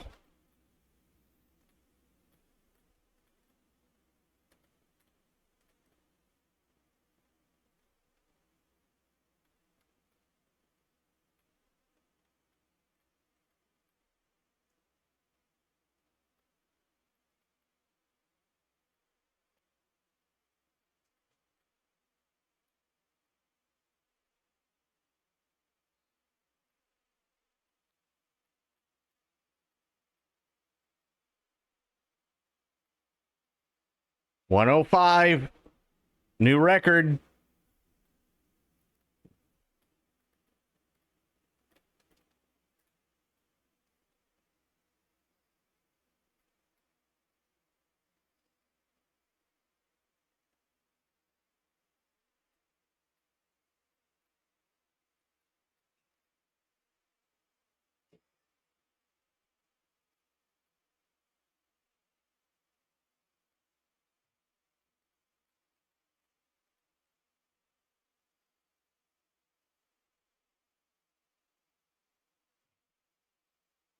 Come on. I want to get to 106. I know I can.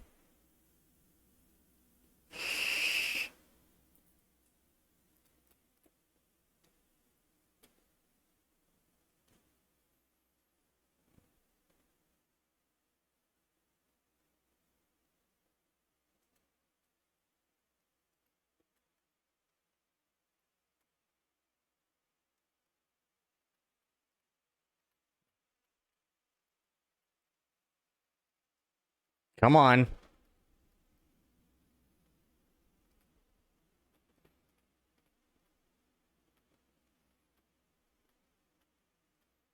We're going to need a new engine. This thing's not going fast enough.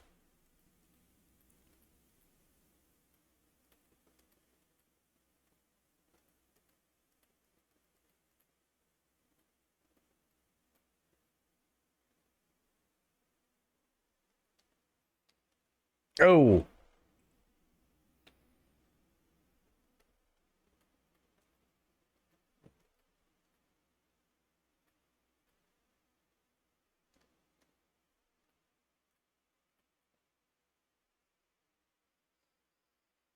Oh, come on.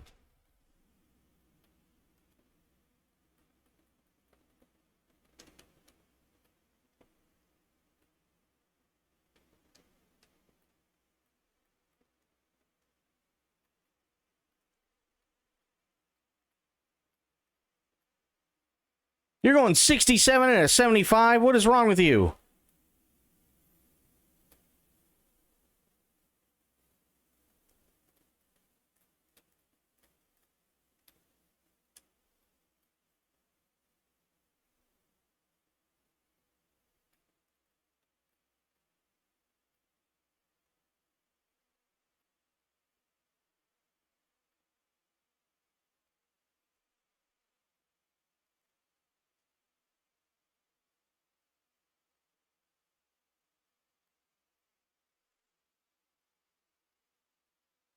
Oh, me too.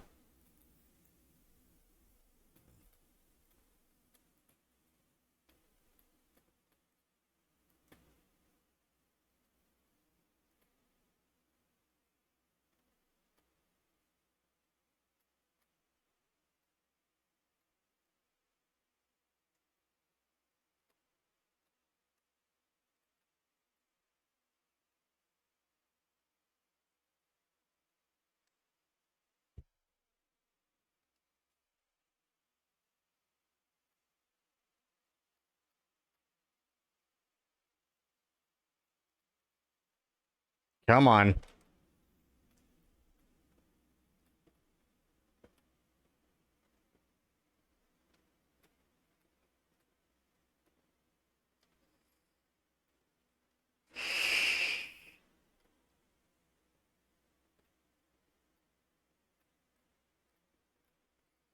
Oh, yeah, it is dangerous. Absolutely. Especially when you have crazy people like me driving.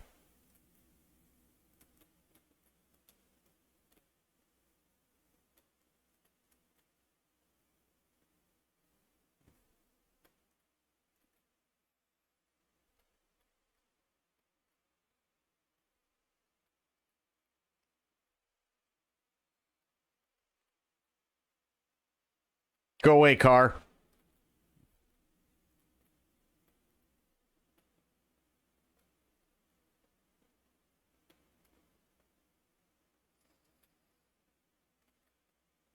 Can it? Yeah.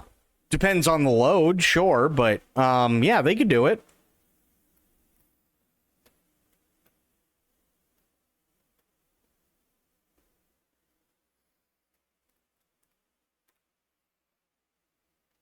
Yeah, they could absolutely do it. They have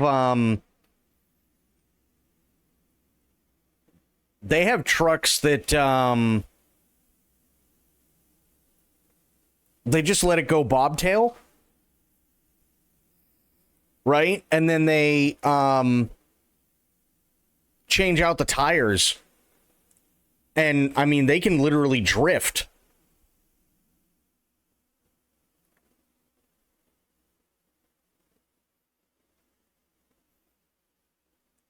Like we watched a video a little bit earlier. Most trucks have around 400 to 450 horses. But Scania has a 700 horsepower truck now. And it's got over, like, I think they said it was like almost 2,600 foot-pounds of torque.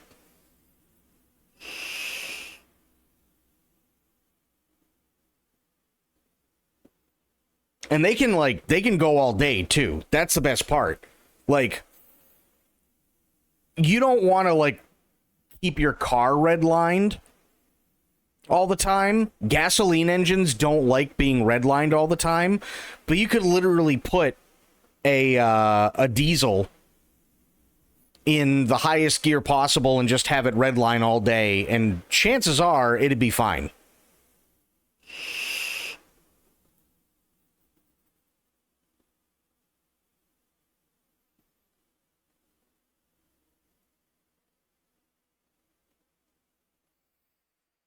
Oh, stretching.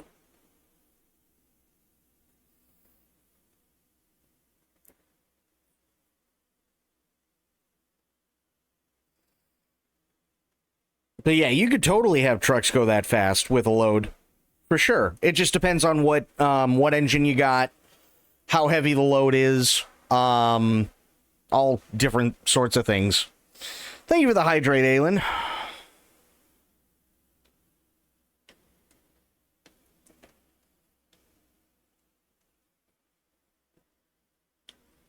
Hmm.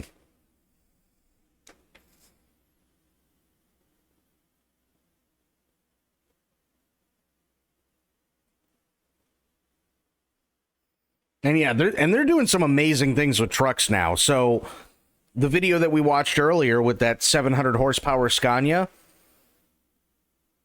it went from, I think they said, 55 miles an hour to a dead stop in less than 70 feet. That's insane.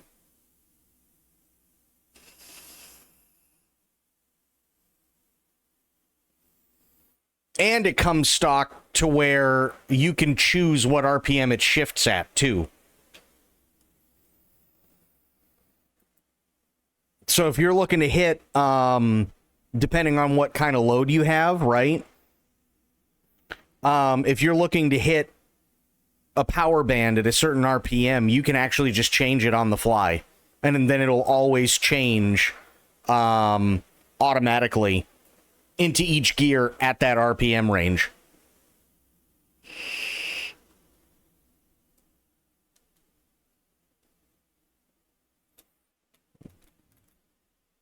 110. Nice. Finally hit 17th.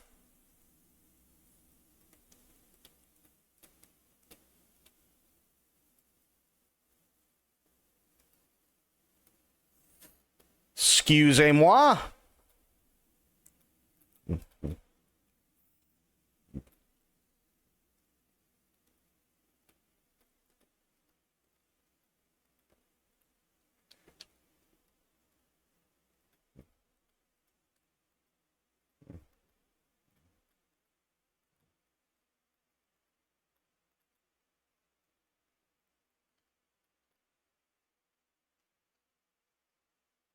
Yeah, you need to move. Like now. There we go.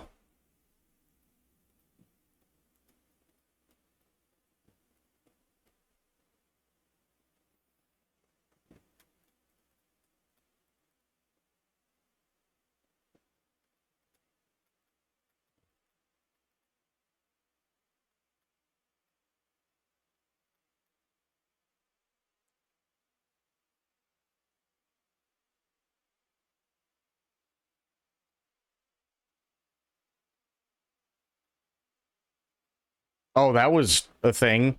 I don't know why the audio is doubling like that either, because it's doing that on my end too.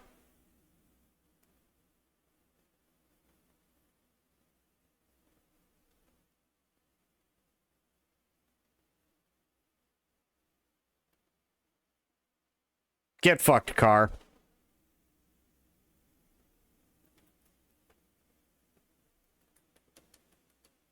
I'll figure that out here in a second.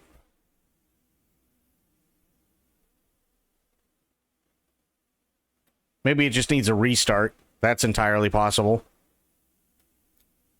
I gotta pull over anyway to take a nap.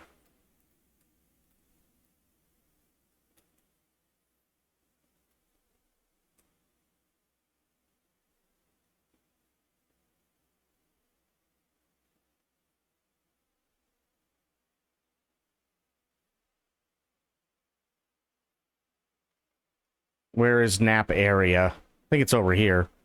Yeah.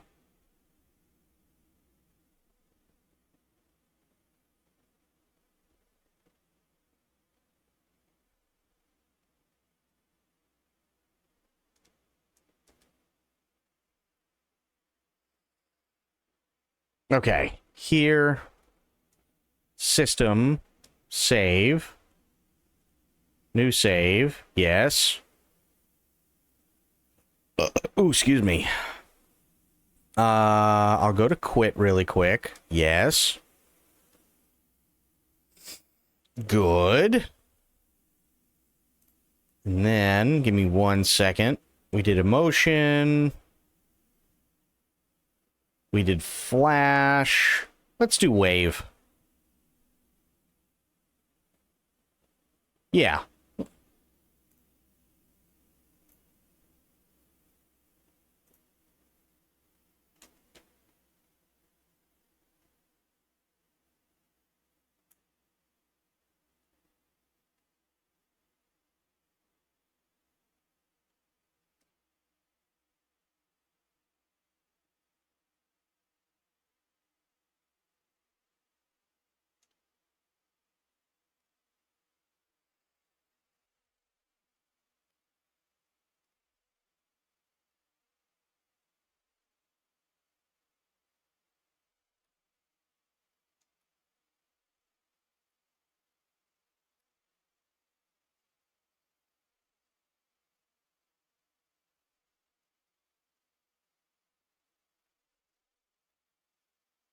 I think I still have double audio. What's going on here? Hang on.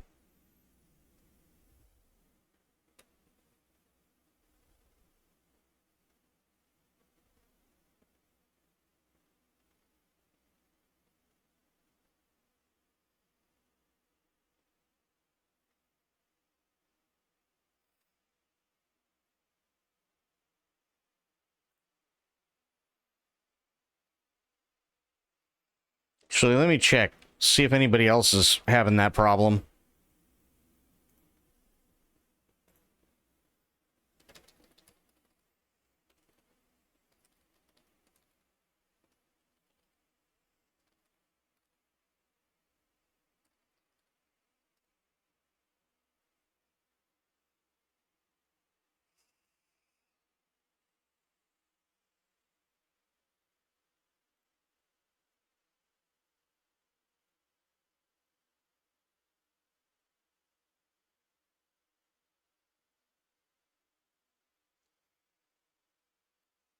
Mm,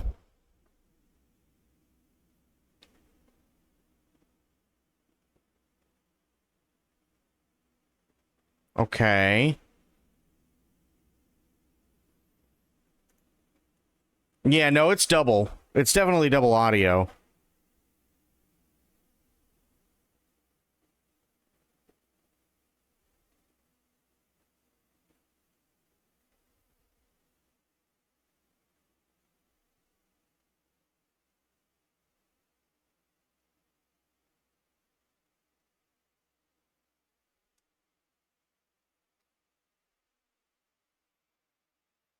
That might do it. I don't know.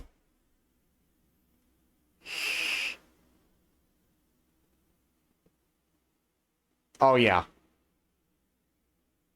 Much better.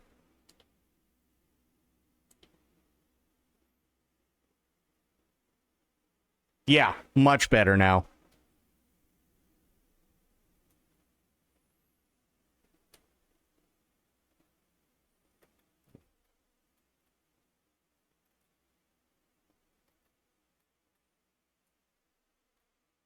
Yep, much better.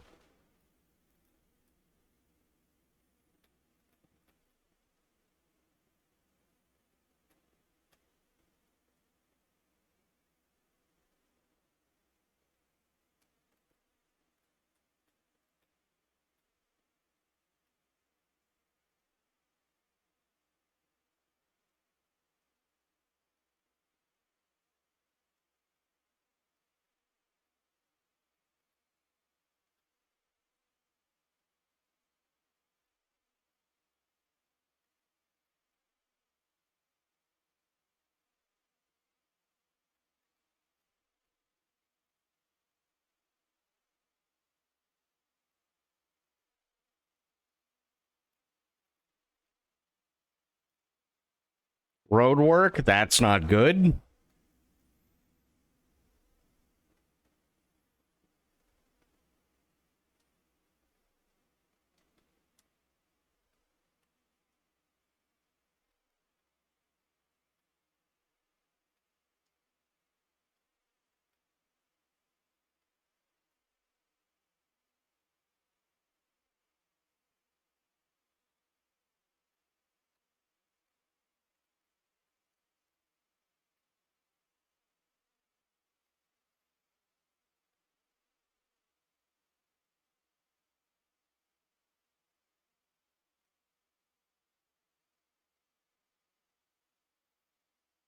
Come on.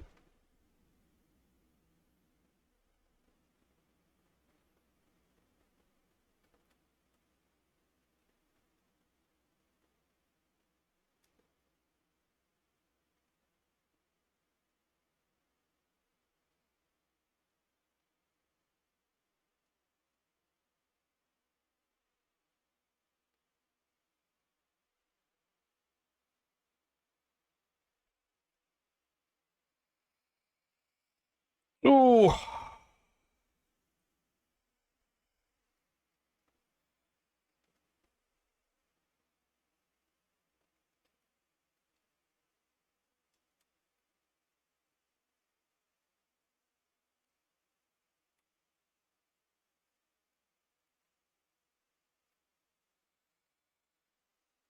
Come on, people. Get out of my way. That's all you need to do.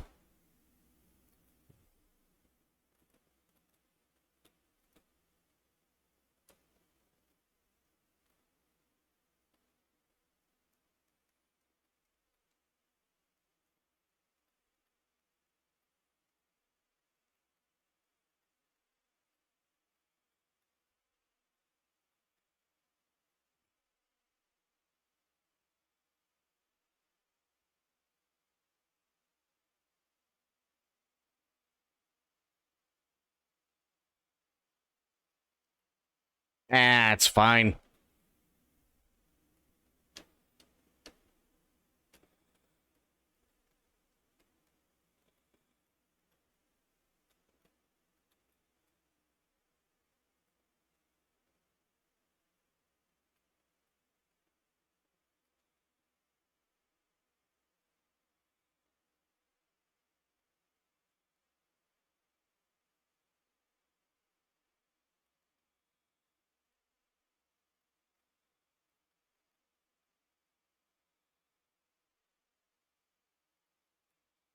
I think I'm still having some...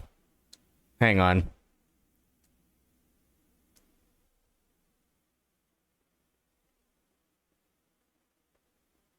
Oh, wrong thing.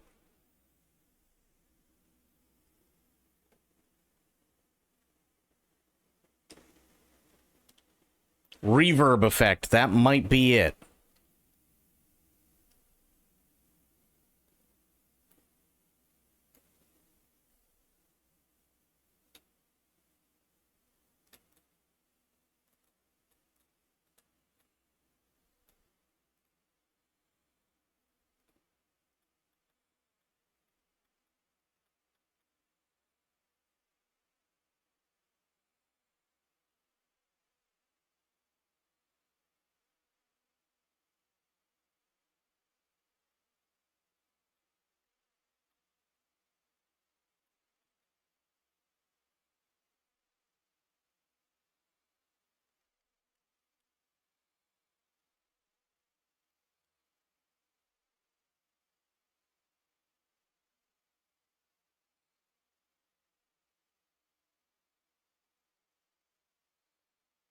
There we go. Come on.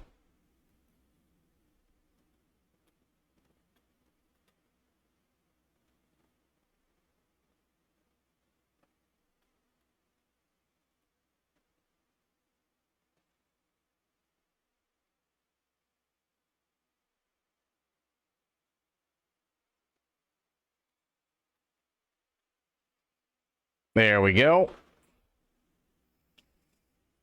Oh. Oh, so medicine, were you able to get your AC taken care of?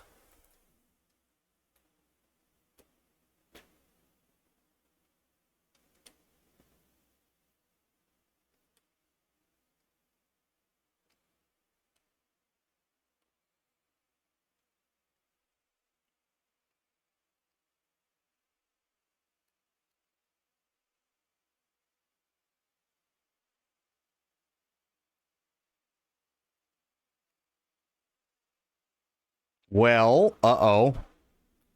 That doesn't sound good.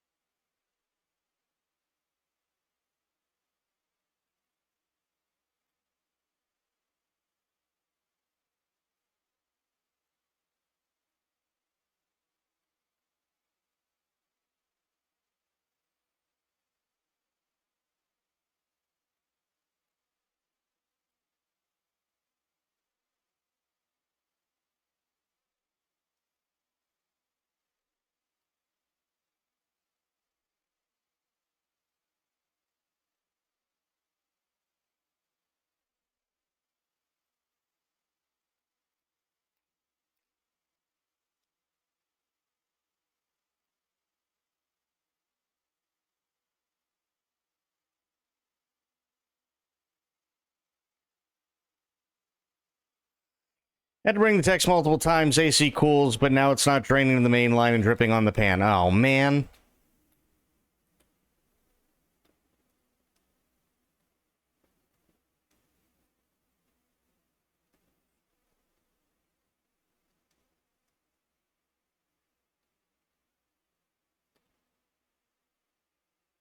Oh.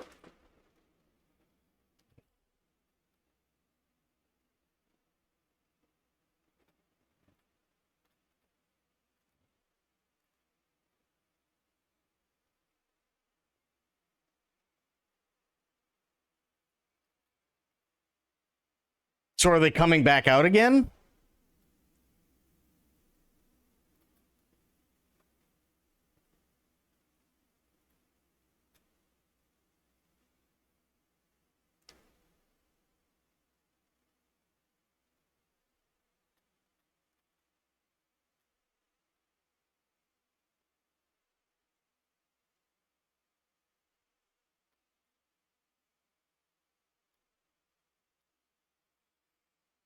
That'd be really nice.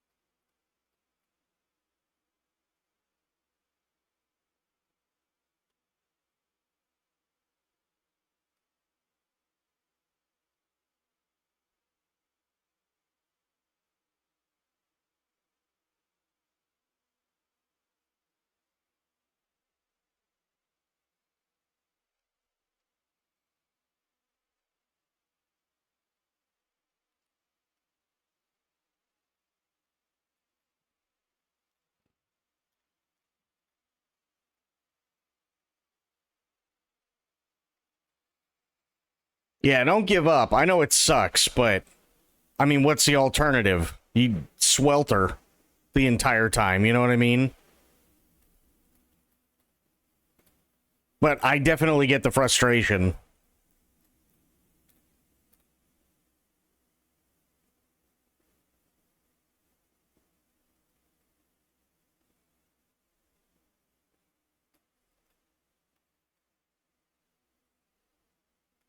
You got robbed? What do you mean?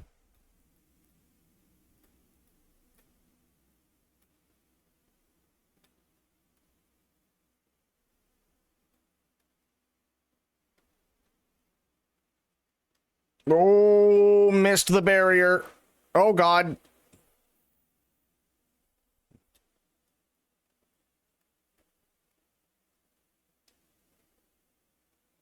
What, they screw you on price?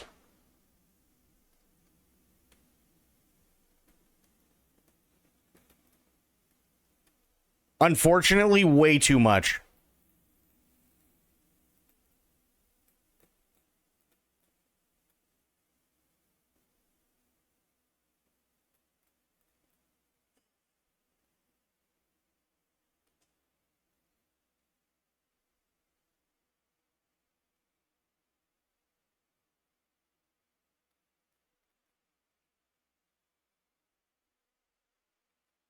And you feel like they didn't do a good job?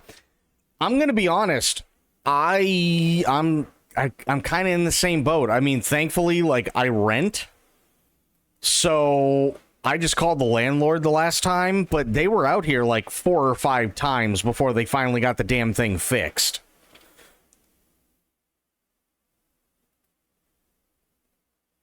And I feel like, unfortunately, that's more the standard now than anything.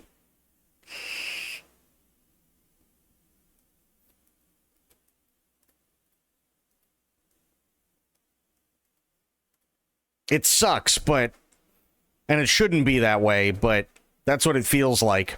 Because every time they've been out here when there's a problem, they're like, oh, well, I gotta go get a thing. I gotta go get a part. I'll be back in like an hour. And then they never show up again. So then you gotta call and be like, hey, dude said he was gonna be back and he didn't. He didn't come back. What the fuck?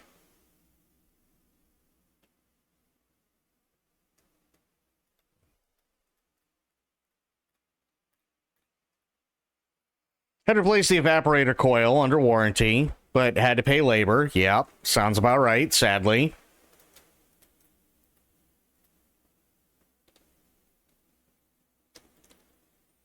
No, companies don't like me. Not at all.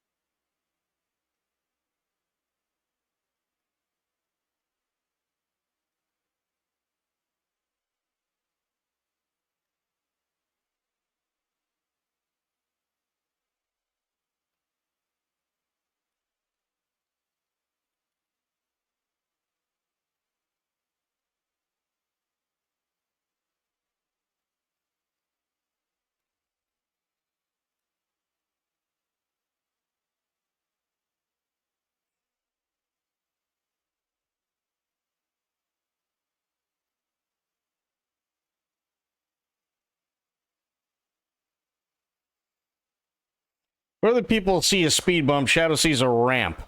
Fuck yes. Absolutely. Unless you're driving in a sports car, then it feels like you're getting hit by a refrigerator.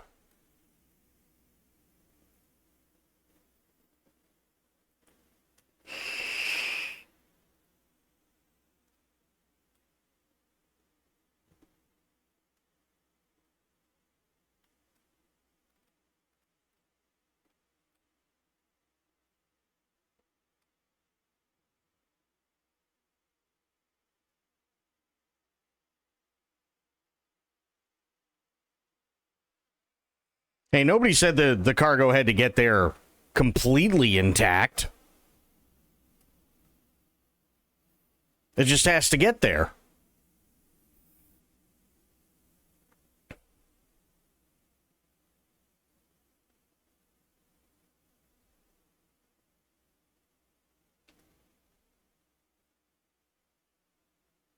What do you mean they sound cursed?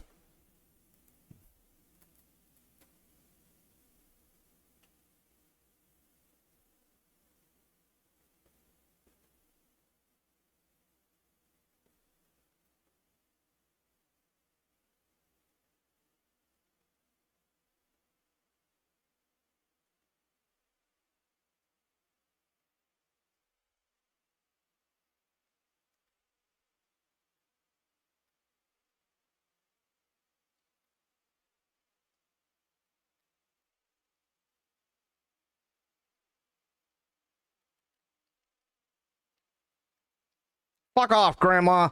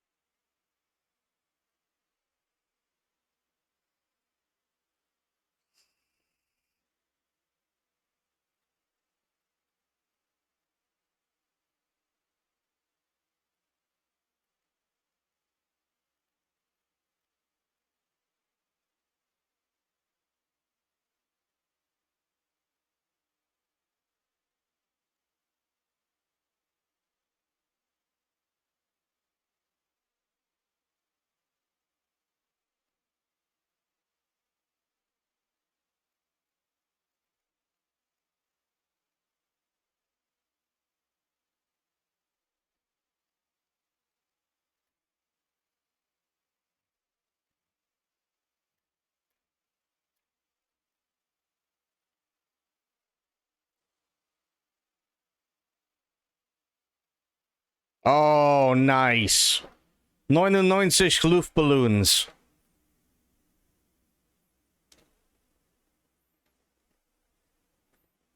Hell yeah.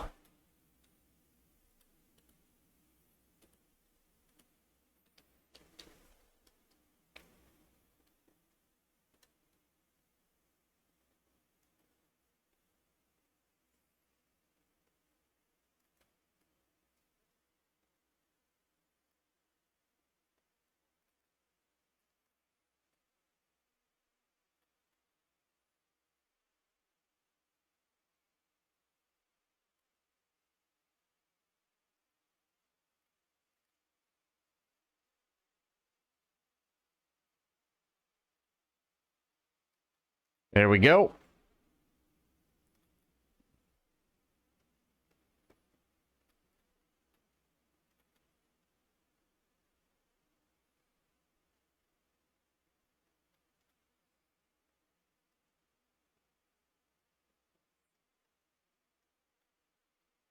Can't help but not know who the fuck any of the characters are. Fair.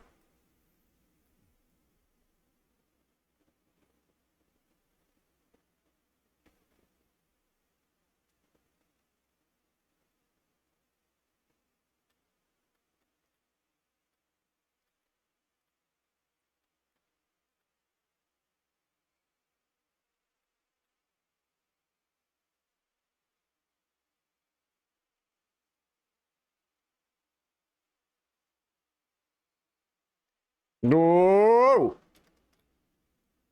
we're okay.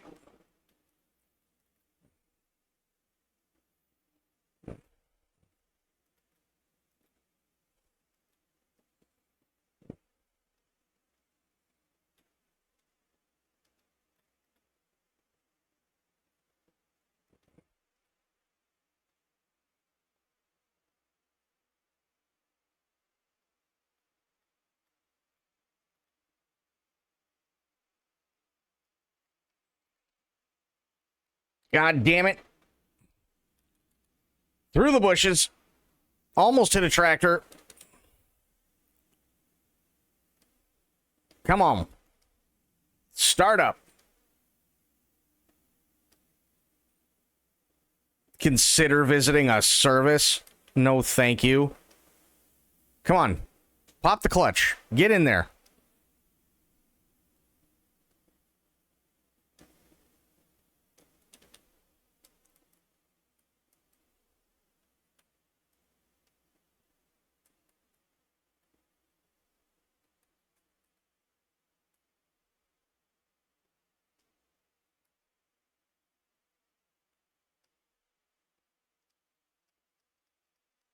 No. Fucking truck.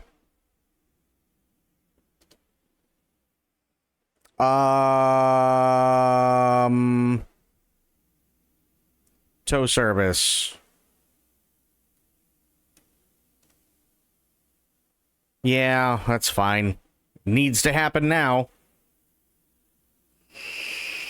See what I mean? There's still an echo.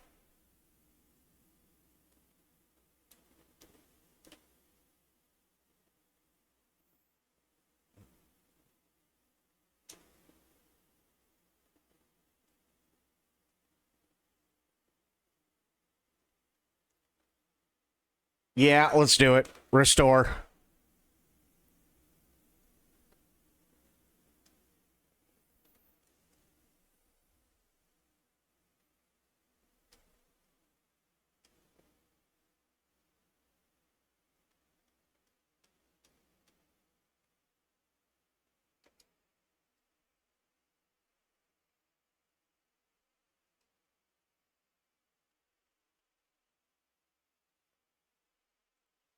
There.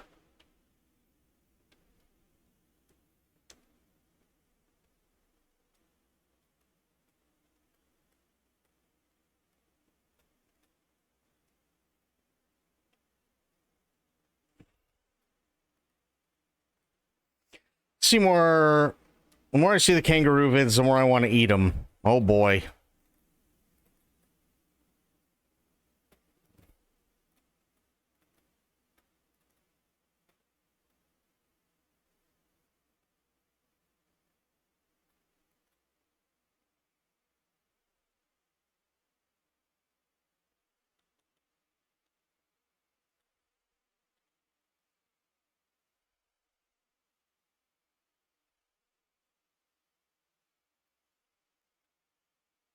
Oh, kangaroos are complete assholes.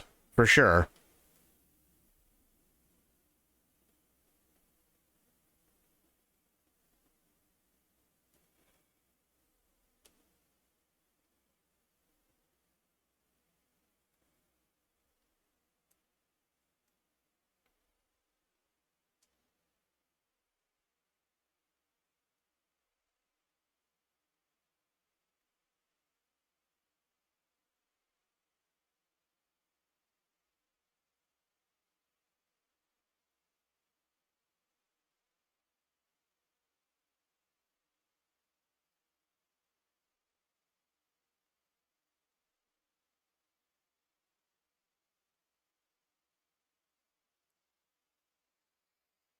Tolerable. Nice.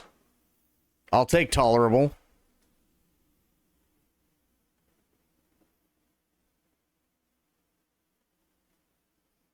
Ooh.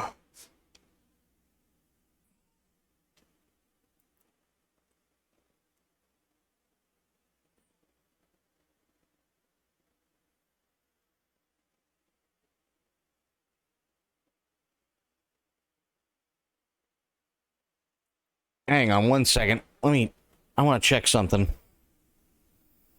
Let's see if I can figure out what the hell's going on with this double audio.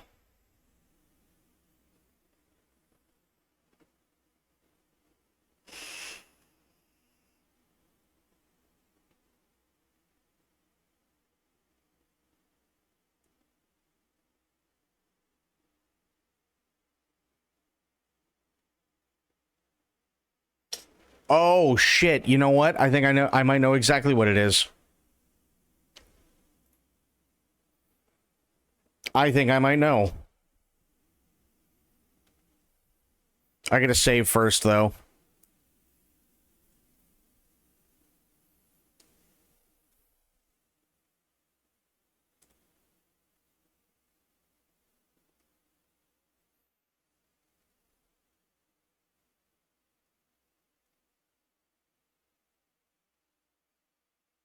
I wonder if it's this.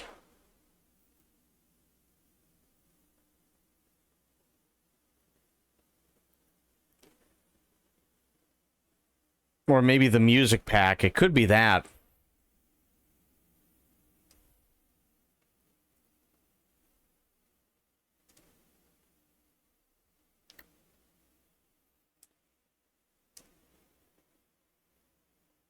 That's fine. Continue.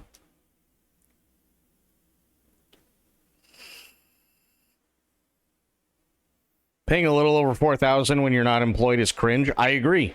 I completely agree.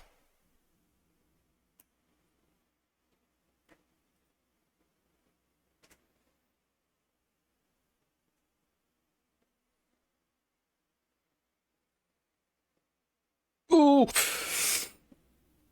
Oh.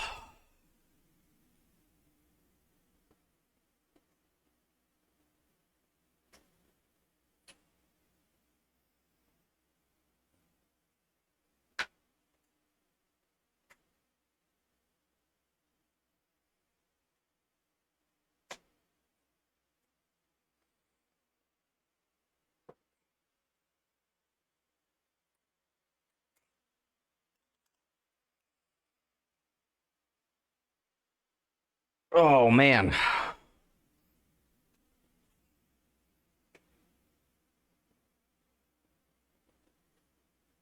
Yeah, I'm like I said, like I was saying before, I don't know what Twitch is going to do. I really have no idea what the hell they're going to do.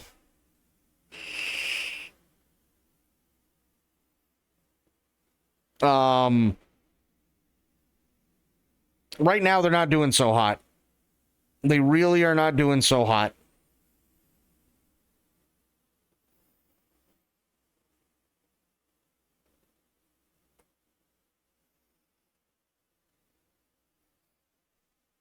And I'm going to be honest, so I worked HVAC? No, I went to school for automotive, and we have to learn HVAC systems and cooling all the way through.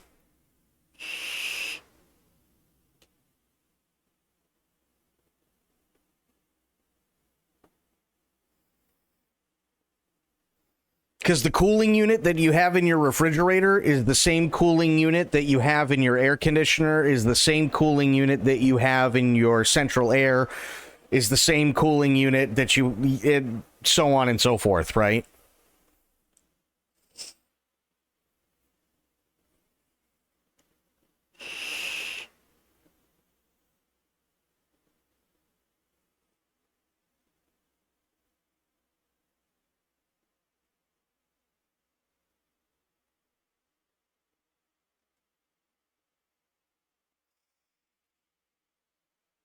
But yeah, I don't know. I think for Dan, it's kind of a shit or get off the pot moment.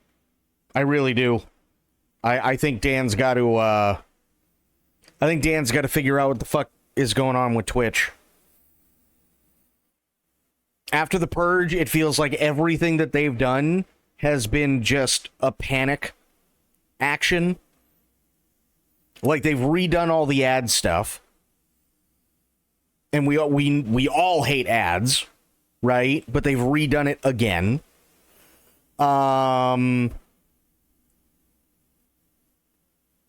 they're not paying their people as well as they should be, whether they be employees or contractors whatsoever. Their competitor is now setting the bar for probably what is going to be demanded in the future for an industry standard.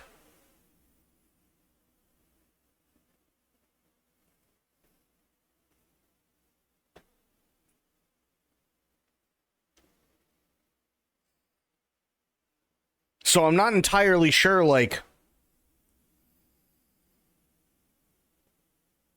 what the hell they want to do. Right? Like, think about it this way. For anybody and everybody who's ever worked a job, or even people who haven't, do you think it's fair if your boss comes to you after you've settled on, okay, we're going to pay you, but we need to take the taxes out and stuff like that. And even if we don't take taxes out, we're still going to take 30%. And you agree on that. And then years later, your boss comes to you and says, yeah, no, we're actually just going to take half.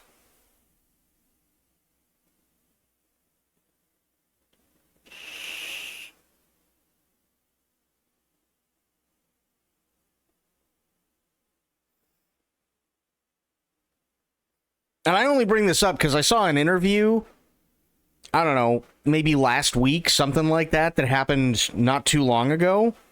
Probably within the last year, somewhere around there, something like that. And to be completely honest, they have no idea what the hell they're doing. There used to be a time where you had streamers that were all about brand loyalty. Didn't matter whether it was Twitch or YouTube or Facebook or whatever, but that was because, hey, money was good enough. Some people had exclusive contracts, right?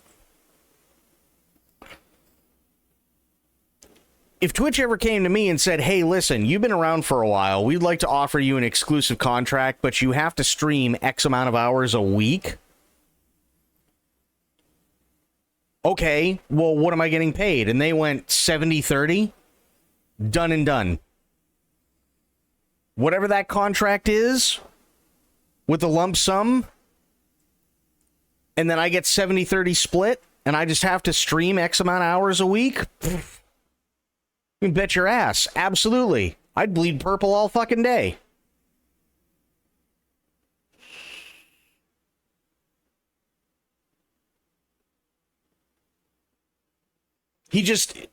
The problem is that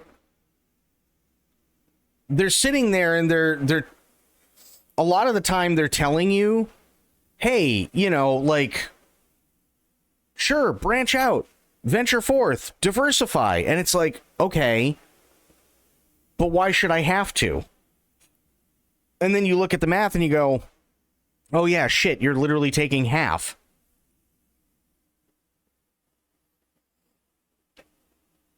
Well, that's exactly what I mean, right? It feels like it feels like they've been trying and trying and trying different methods, but it doesn't matter what those methods are because they're so out of touch with what the hell is going on.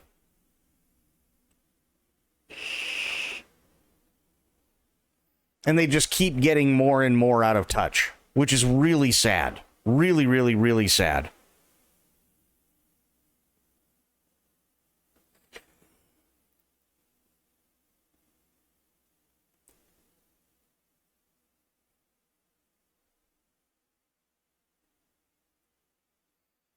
And they have zero clue, by the way, what happens down when you're a streamer like my size.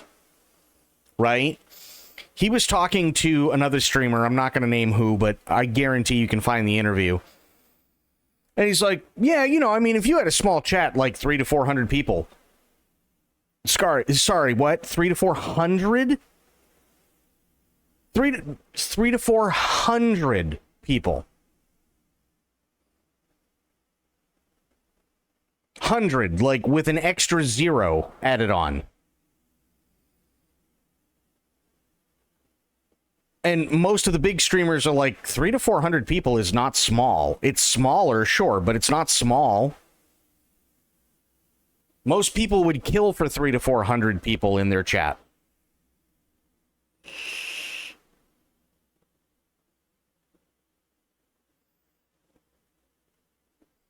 Like, they're so out of touch when it comes to anything and everything.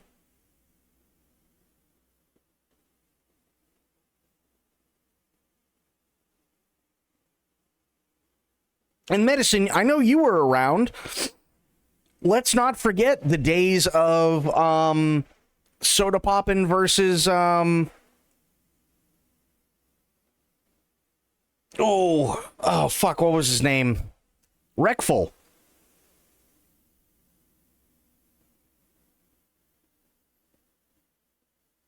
You remember those days?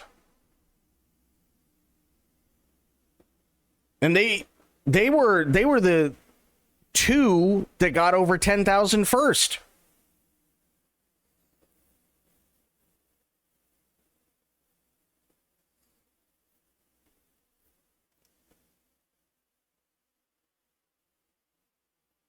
Never cared for big stream. That's all well and fine. There's nothing wrong with not caring for it, right? But think of it this way.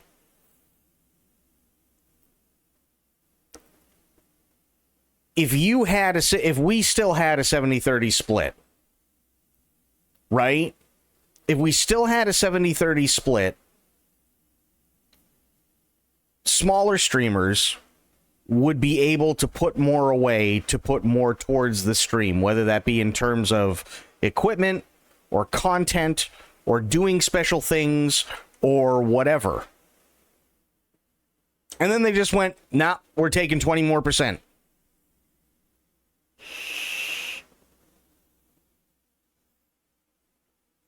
And then when asked why, they're like, well, because we want to give you the opportunity to diversify.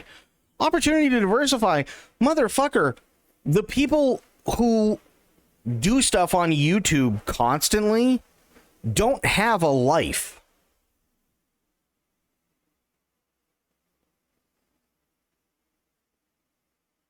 And once they get big enough, they still don't have a life because now they're paying people to edit their videos for YouTube, but they're still also doing their own stuff away from YouTube or away from Twitch to go on to another one to diversify themselves even more. And it's like, there are some people here that just want to sit there and be able to fucking pay the bills and be able to be entertaining.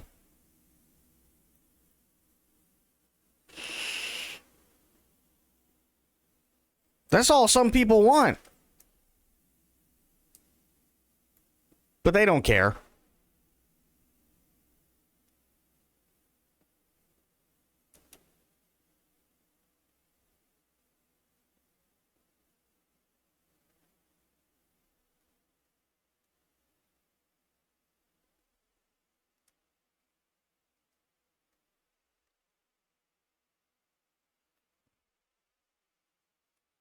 And I'm not talking about the people who, like, are dumb enough to expect hundreds of thousands of dollars to be thrown their way. I'm talking about the people that just work their asses off the entire time. You know what I mean?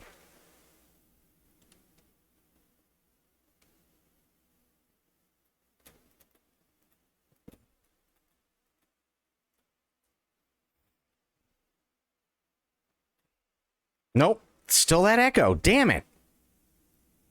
I can't get rid of it.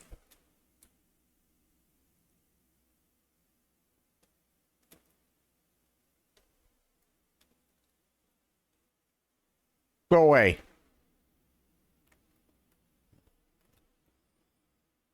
M80 for Jesus with those call-in videos. Of course.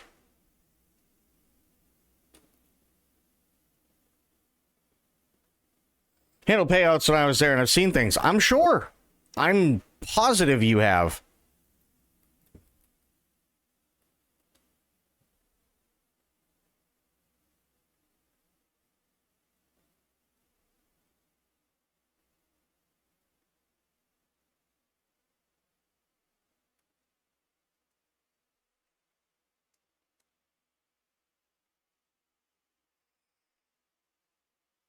Well, no, I'm sure there's NDA stuff and crap like that.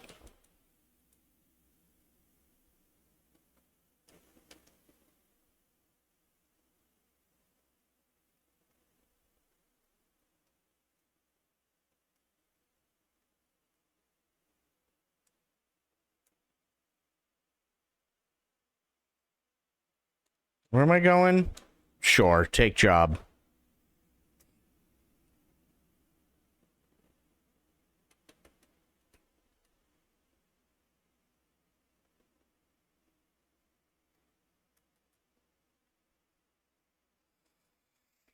Corruption anywhere.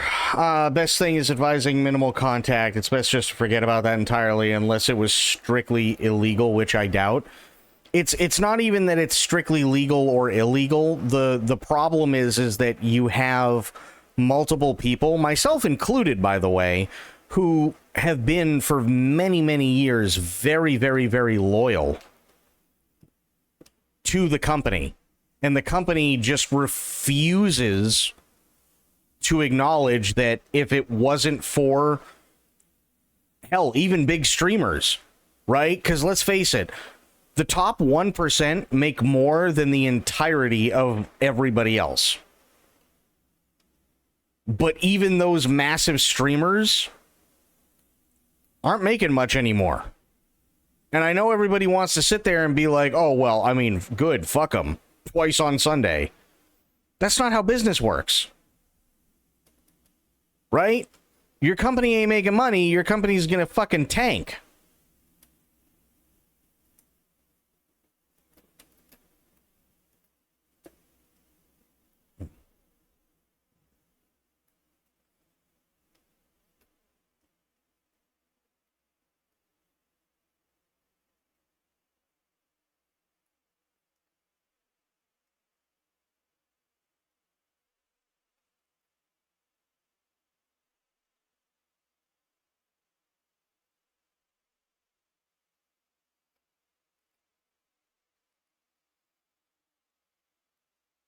And I can understand a lot of people, you know, sitting there and thinking, oh, hey, well, I mean, fuck, might as well go to Kick. Might as well just say fuck streaming and do YouTube.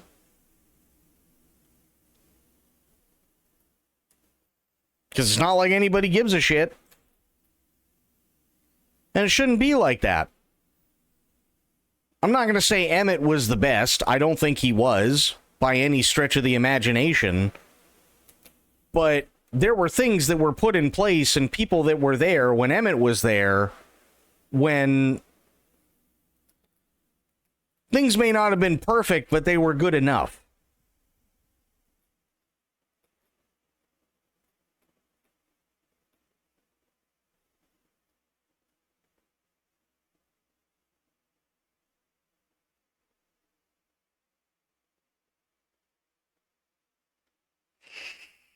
And I also don't blame people for sitting there and saying, oh, well,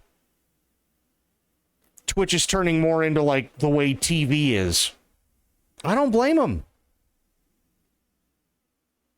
I don't blame them whatsoever for thinking that.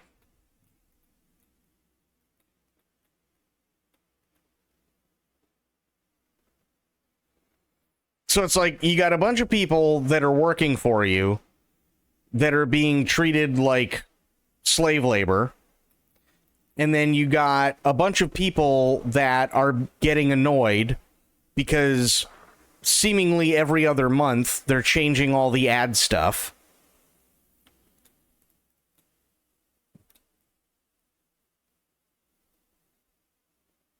And it's like, okay, well, what are you supposed to do then?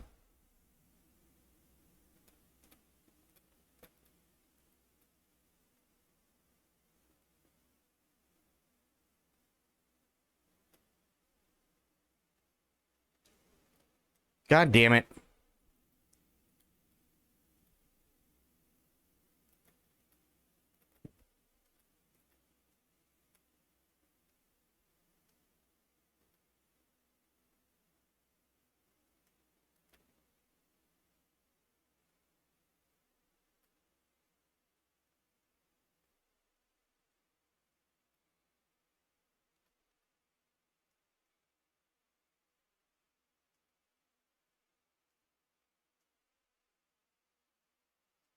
Well, after the ViewBot purge, they've just been panicking.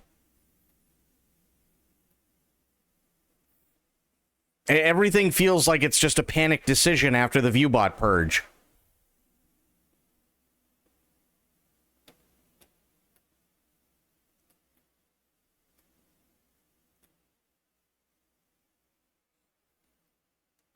Because, like, the shit that streamers have been telling them for years now, and they didn't listen to, it's all starting to happen.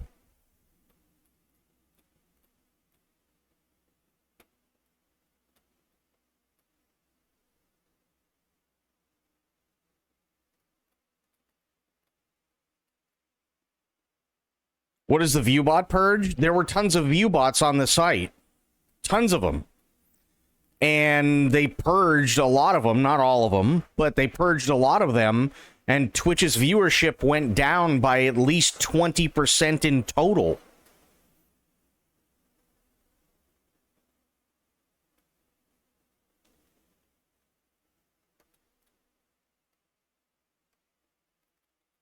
So now their numbers are down across the board, right? That many ViewBots. Yep. So now their numbers are down across the board, which means that advertisers are not willing to pay as much as they were before because they can't reach the same amount of numbers that they thought they were reaching when the ViewBots were around. So now they're trying to pressure people into running more ads. And I mean, I understand people don't like ads. I run 3 minutes of ads per hour, which means you get 57 minutes of every hour of actual, like, hanging out, talking with me, watching me do stupid shit, playing games, whatever, right? There are people who run 3 minutes of ads with 30-second breaks in between.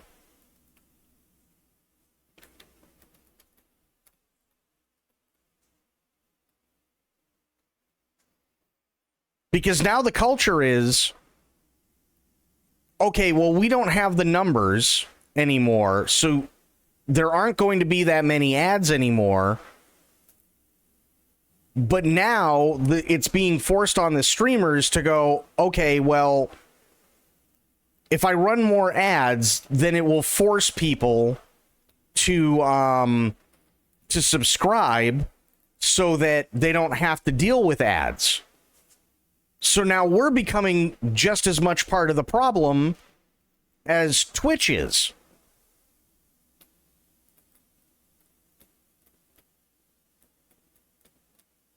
And what are we supposed to do? It's not like, again, it's not like we're getting paid great. It used to be a 70-30 split for the streamers. Now it's 50-50. So if anybody has been around long enough, right? If anybody's been around long enough to remember the 70-30 split,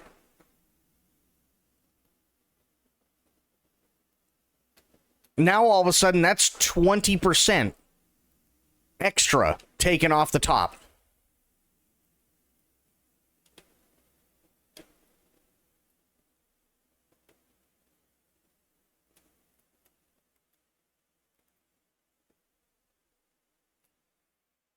Could have at least put their chat and subscribers only. No. That's not how you get new people.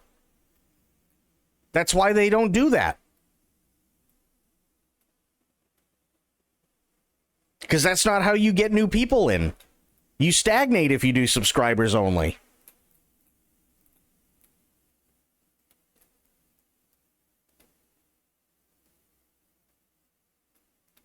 Did they reduce the ad share? No, they didn't reduce the ad share. They're losing money because they don't have...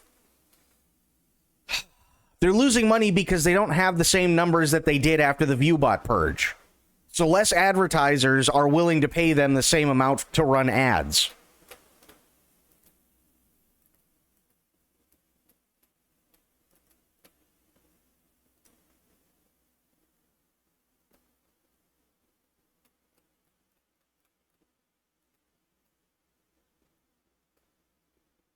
And that's the problem. That's exactly the problem, Blue. You're watching less Twitch, right? how are you supposed to sit there and become a member of anybody else's community, somebody that you might really like, if you don't watch Twitch? And because you don't watch Twitch, there's less of a chance that you're going to subscribe to more people. Why? Because the ads are getting out of control. Why are the ads getting out of control? Because Twitch is pushing them even more. And because streamers are getting paid less across the board. And, more importantly, because there are probably going to be less ad companies that are going to pay the same amount for ads. Which means there's less money to be made through ads. So they have to run... The feeling is, if we push more ads, well, then it'll force viewers to subscribe so that they don't have to view the ads.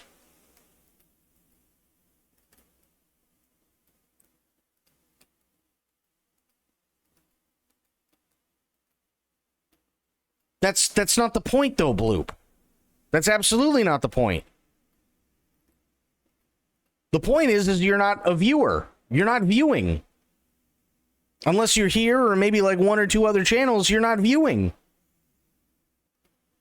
So whether you actually subscribe or not is completely inconsequential when it comes to Twitch. Because you count as a number.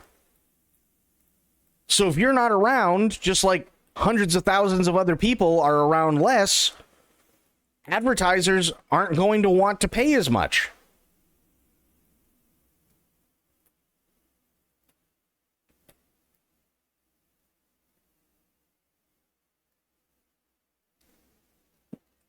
I completely agree. I completely agree with you, Medicine. 100%.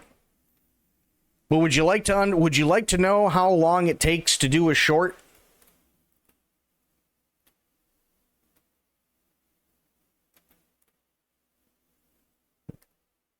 Until you start to get really, really good at it. Like, let's say you wanted to do one short a day, right? And you don't know what the fuck you're doing. You know how long it takes to make a 2-minute short?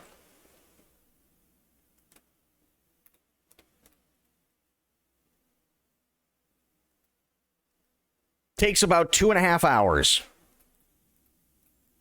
When you have no idea what you're doing.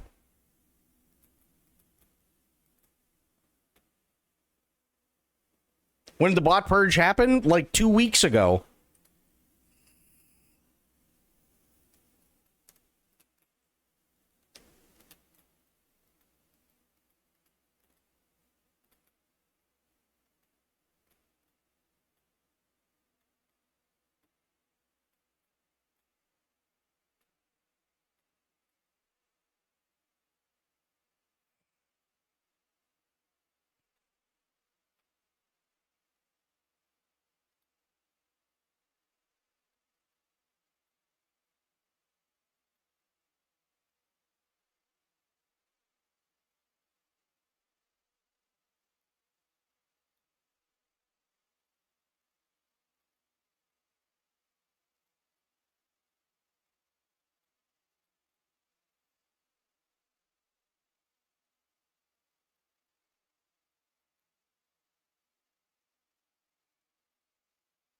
Won't go to members only chats where I'm watching 3 ads a minute.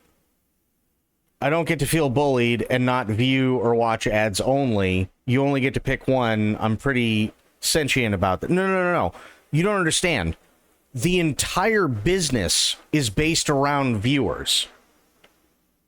The entire business is based around viewers. If there are no viewers, then it doesn't matter.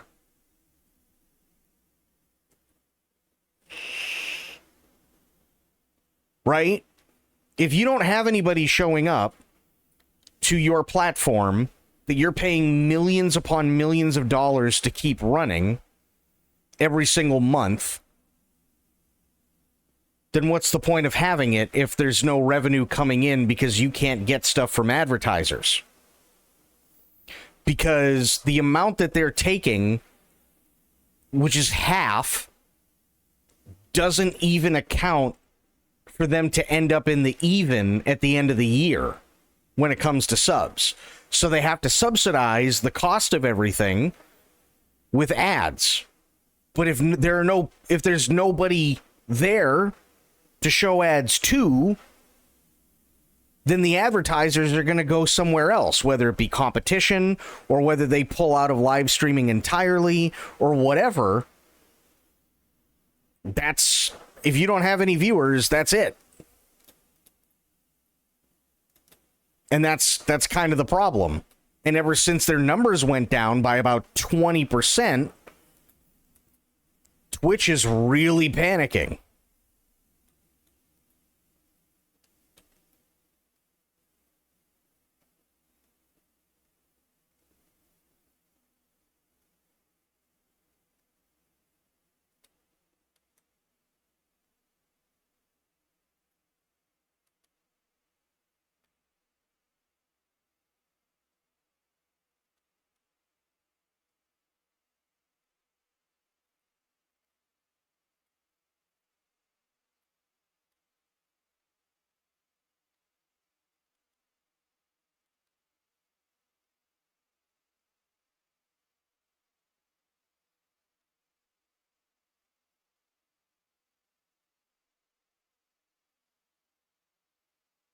That's not my problem as a viewer. That's the streamer's problem to quality control. I don't have much sympathy for modern Twitch.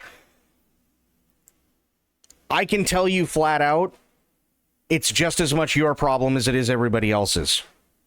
Because you can sit there and say Twitch skill issue, but at the end of the day, if nobody shows up, Twitch shuts down, period. And then you have nothing.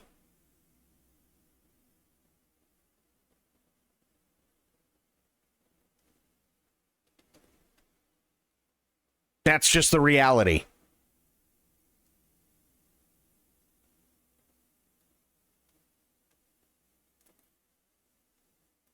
Like, people can sit there and they can say, oh, well, you know, I mean, fuck Kick and this and the yada, yada, yada. That's all well and fine. But at the end of the day, if all the money dries up from Twitch because Amazon's finally had enough of people's shit and they pull the plug on Twitch, well, now you got either YouTube, which is pushing even more ads now, or you've got Kick, which is just a bunch of racist assholes. Now what?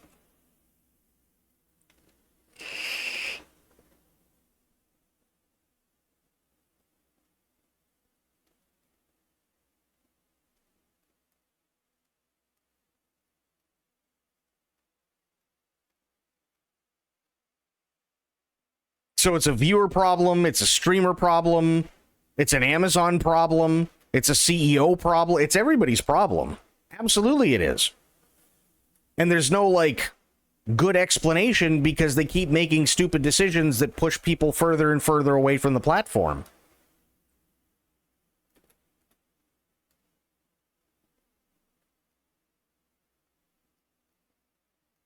Like I said before, they're insanely out of touch. One thing Twitch could do is try and get other content on the platform, like movies, TV. They did. They did that for a while. But Amazon only allowed them to do that if they had Amazon Prime. That's what watch parties were.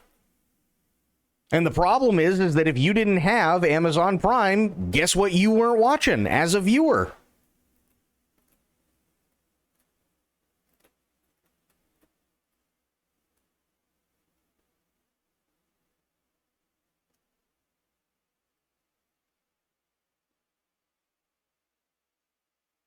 No, Kick and Rumble are just as bad as one another. They absolutely are. The difference is that Rumble doesn't know what they're doing and Kick doesn't care.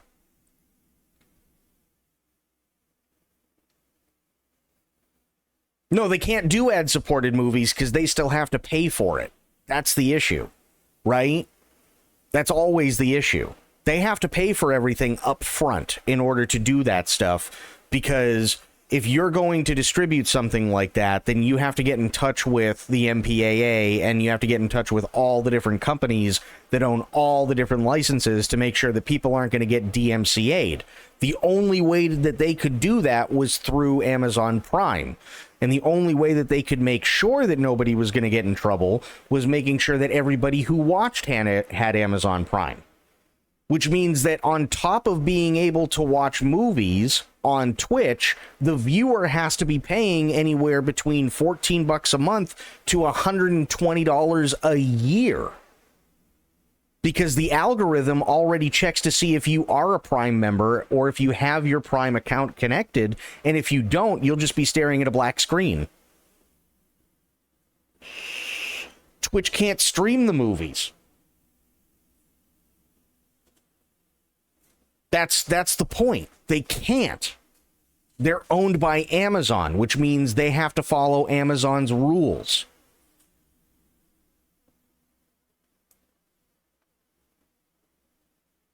Twitch is nothing but a platform to live stream. And the problem is that if they start doing something exclusive like, oh, hey, we can absolutely, just have movies for people to watch and stuff like that, then they remove themselves from just being a platform where there isn't a whole lot of control and there isn't a whole lot of laws, and where legally they're not responsible for a lot of things if it comes to somebody doing something stupid on stream, and now they're in a whole other bracket. And then they're literally responsible for 100% of everything. That's why Twitch and YouTube don't do certain things, right? Because if they do, then they're no longer just a platform. They are providing a service. That's the issue. They can't just sit there and be like, oh yeah, no, we could totally do movies and everything like that and yada yada yada. The reason why YouTube has things the way that they do now when it comes to movies and music is because back when they started, they almost got shut down, and they had to have some really long, hard, serious talks with record labels and movie labels and everybody else under the sun to come to an agreement that would allow them to do stuff like that and allow them to pursue contracts with stuff. But if they do anything more than what they are currently doing, then they move away from being a platform and they end up being somebody who provides a service. That's the issue.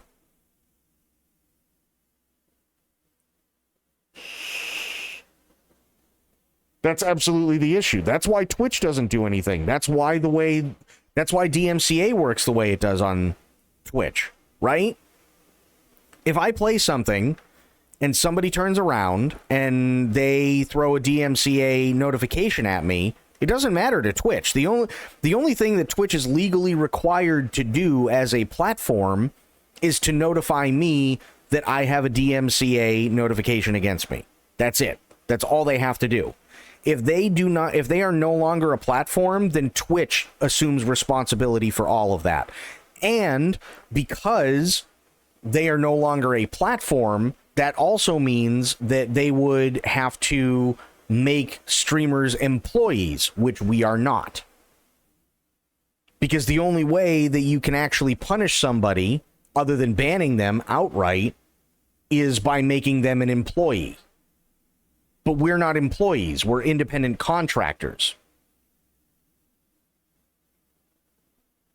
And they don't want to spend the money.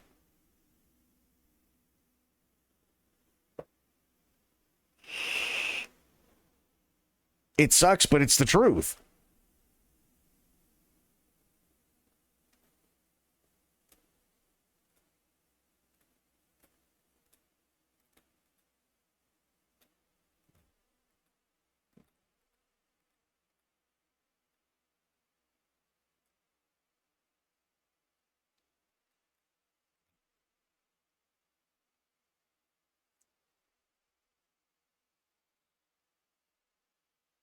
Thought Twitch had NFL games on the platform? I'm sure that they do. And I don't know how much anymore, but I know that they used to. But the NFL is only going to give them so much. Sad but true.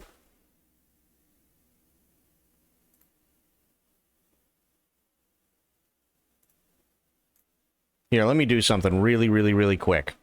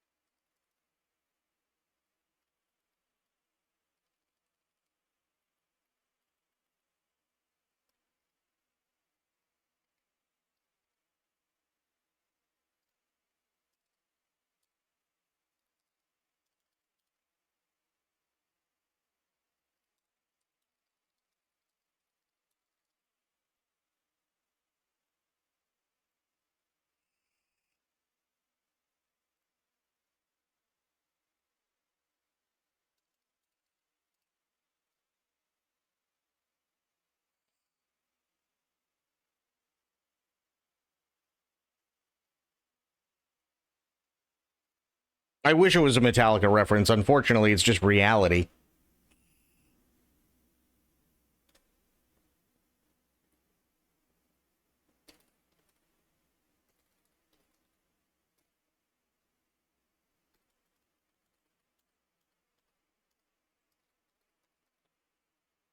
Hang on one second.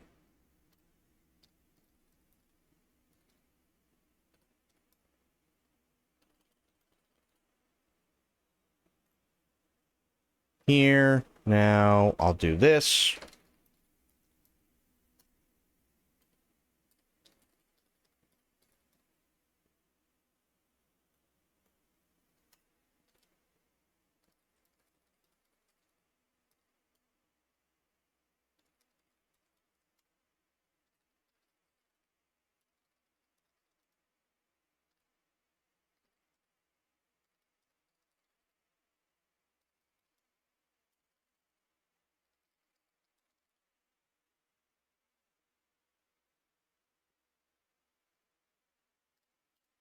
Mm.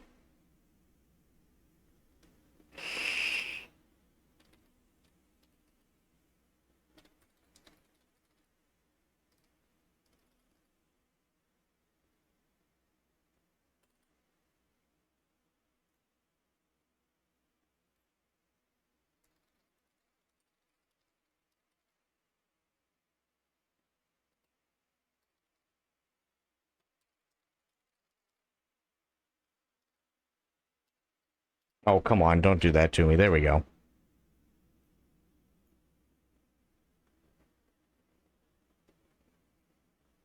Here, I'll show you. Twitch. Ads. Ad companies pay up front. Live streaming. Streamers run ads. Now, streamers are not employees, but if they were, Twitch would have to pay for health insurance. They'd have to pay livable wages. They'd also have to pay taxes on the wages up front, as most companies do, right? This is all normal stuff. Anybody who works a 9 to 5, anybody who's ever worked in the corporate world, anybody who gets paid salary, anything like that, all the taxes are paid by the company up front. That's why you get a cut taken out of your check from the company, because they have to pay all those taxes and all that stuff, and they have to file everything and so on, right? As a contractor, you want to know what Twitch pays? Health insurance. Can anybody guess?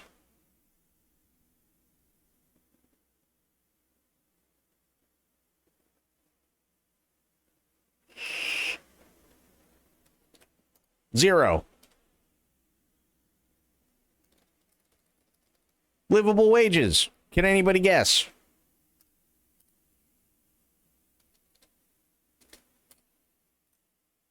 Zero. Taxes on wages up front. Can anybody guess?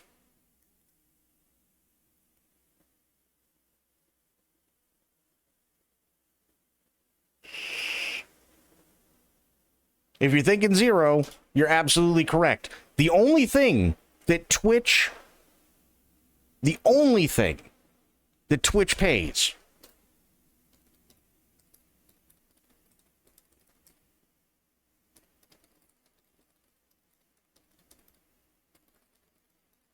transaction fee for wages being transferred to streamer, which is roughly, if I remember correctly, I think they just have it as a one lump sum now.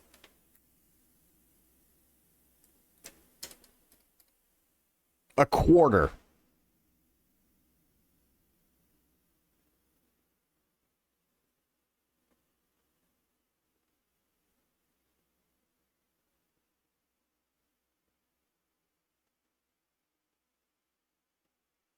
And then we have to pay our own taxes, right? So we have to make sure that money's put aside for taxes.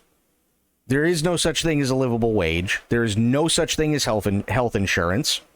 And the only thing that Twitch pays for, because they've done the math and they go, okay, if we charge everybody a flat fee in terms of the transaction fees that we're going to be taken care of over the course of a month or a year, and they round it up, 25 cents.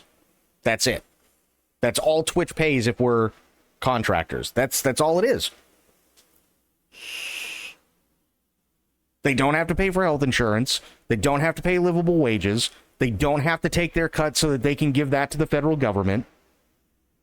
Nothing. Absolutely nothing. So from a business standpoint, if you were Twitch, what would make more sense? If you're trying to save money and you don't know how streaming works, and let's face it, literally no live streaming service out there knows how streaming works. None. Nobody's been able to crack the code. So with all that said, and you're Twitch, which one would you go with to save money?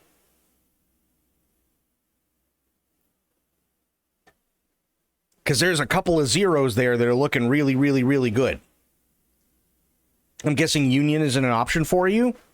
How could it be? I'm not an employee. I'm an independent contractor.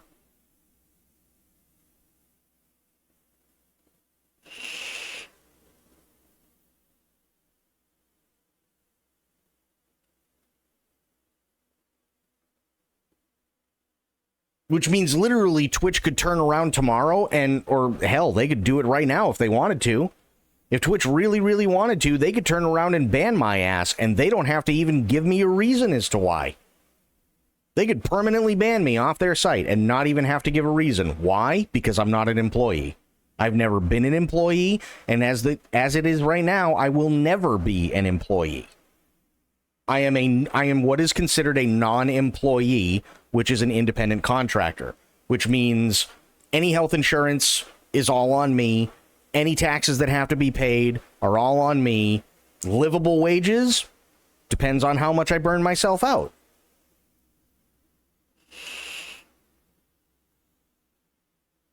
Now, the argument is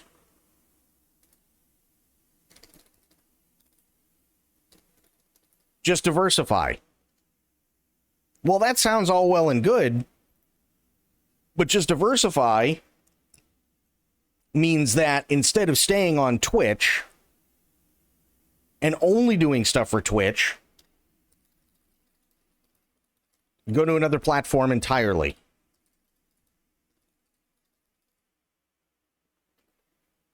Right? On top of Twitch, I have to be on another platform entirely and gain a presence there in the hopes that more people come over.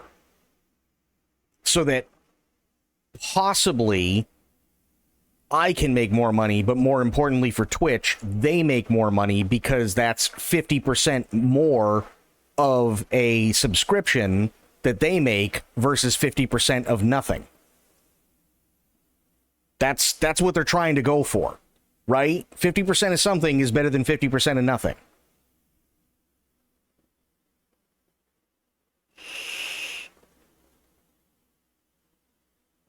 So now in order to make any sort of like livable wage, right? People have to go out of their way, especially if they don't know what they're doing, especially if they don't have the money to sit there and hire editors to edit videos, come up with their own scripts, do everything that they need to do, learn an entirely new set of skills in order to hopefully bring people onto their home platform, but do all this on another platform so that it carries over so that Twitch can get 50% of something.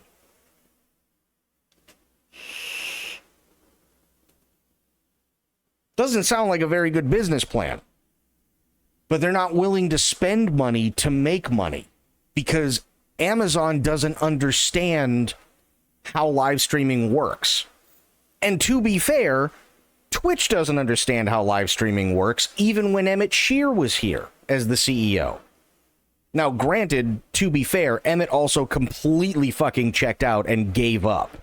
And the only time you ever saw or heard anything from Emmett Shear was during TwitchCon. That was it. Right? That was absolutely it. That was the only time you ever heard anything from Emmett. Those last few years. Other than that, he was a ghost and couldn't be bothered to give less of a fuck.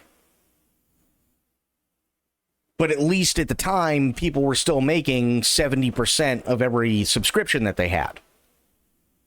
So now the whole thing is, okay, well, we purged view bots. All right, so let's just call it a round number. Let's say it was 20%, right?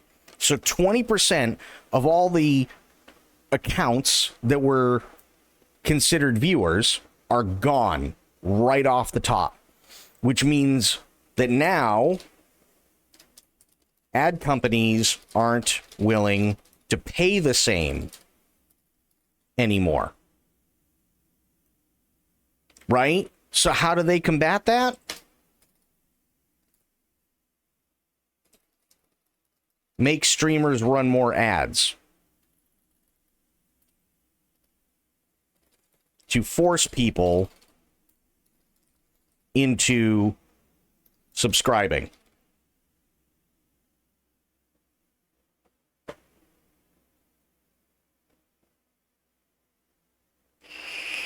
Offline playthrough videos don't need much editing. You could build a library of video games and put them on YouTube just a few hours a week. Offline gaming doesn't actually do as well as you think it does anymore. It doesn't. Gaming, this is the reality. It doesn't matter whether it's content creation through YouTube or whether it's on Twitch. Gaming does not reach the same numbers even remotely that they used to. That's why you have Just Chatting, and that's why you have IRL, who are leaps and bounds, and we could probably check it right now, actually. Let me see if I can bring it up really quick. It's actually really, really, really scary. Let me do this.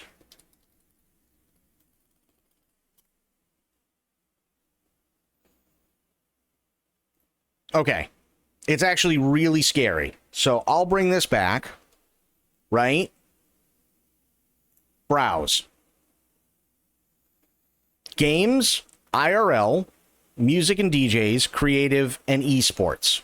Now, just on the top here, right? You got No Man's Sky with 2.2 thousand, Space Marine 2 with 2.7 thousand. Helldivers is a big one right now because of everything going on, but they're only about roughly 4,000. Right? Dune Awakening has dropped an insane amount. There's less than 800 viewers. Path of Exile 2 has just under 33,000 viewers. Just Chatting has 432,000 viewers. 432,000.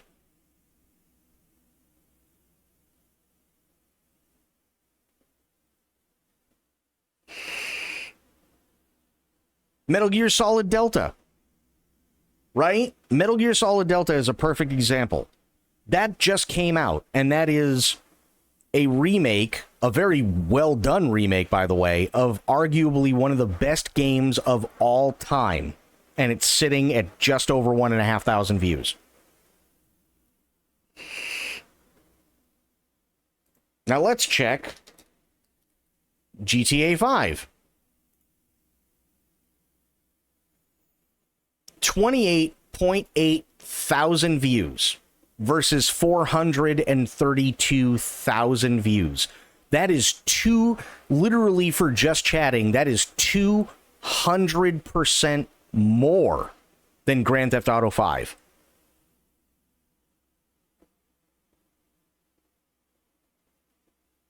Not even 200.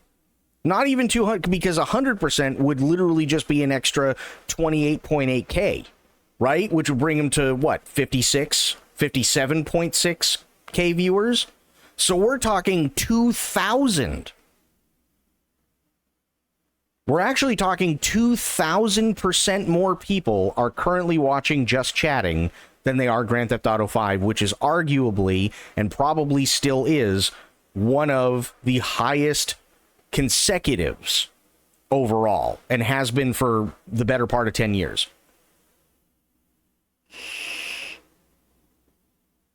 That's GTA. They're talking about just Borderlands in general. Nobody's interested.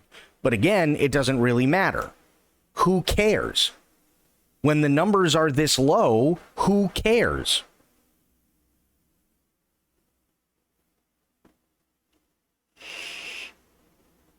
You know what you used to be able to do on Twitch? I'll show you. Here's what you used to be able to do on Twitch. We'll take Borderlands, right? Borderlands 4. Okay, great. There's apparently 4 days, 10 hours, 38 minutes, and 45 seconds, according to this thumbnail, right? There are 11 people that have been that are currently watching this channel, and it's literally just a countdown, right?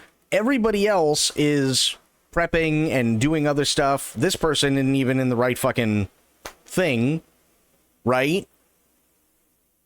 You got 11 viewers, 4 viewers, 2 viewers, 2 viewers, 1 viewer. And I'm not shitting on any of these streamers. I don't know who they are. I'm not shitting on any of them, though, right?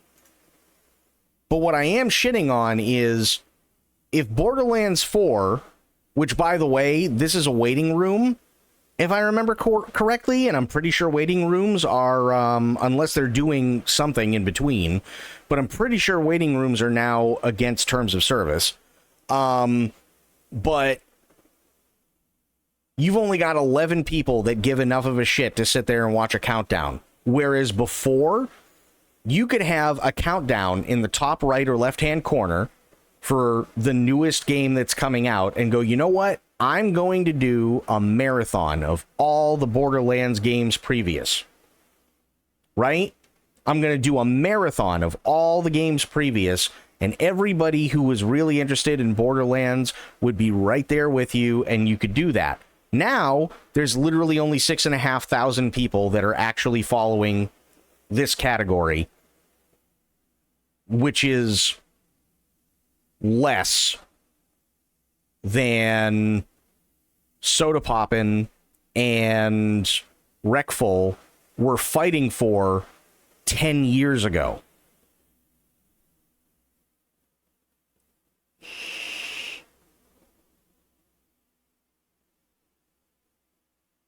Yeah, I understand that, Blue, but it's got nothing to do with you personally.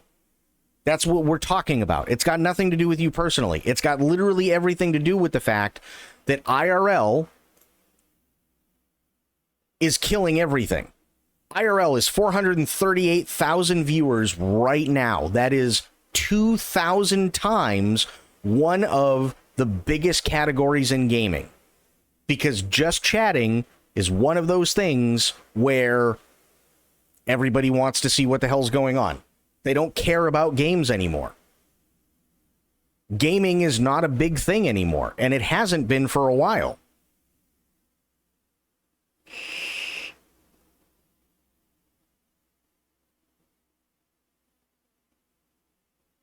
That's why I'm worried.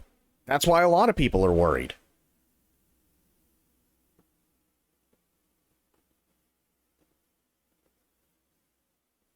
So yeah, it's rough.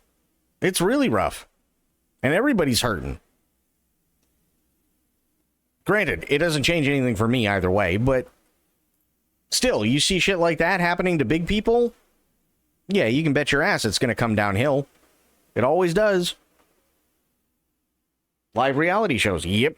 So yeah, you want to talk about something else? Sure, go ahead, be my guest.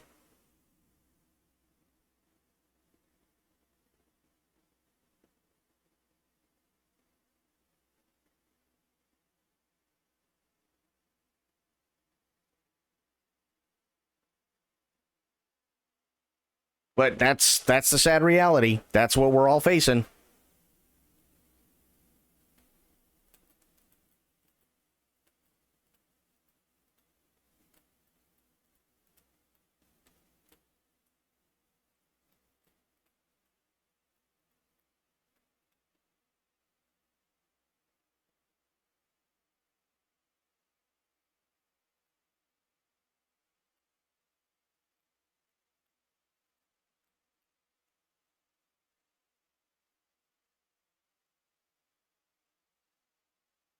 God, I really hate this echo. I really fucking hate this echo.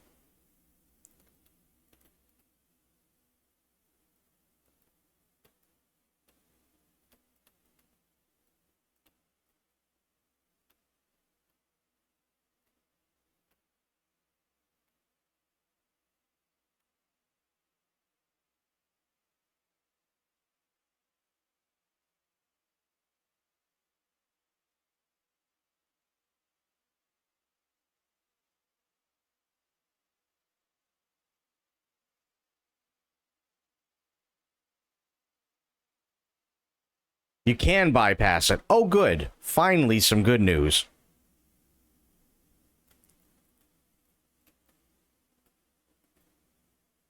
Agricultural inspection. God damn it.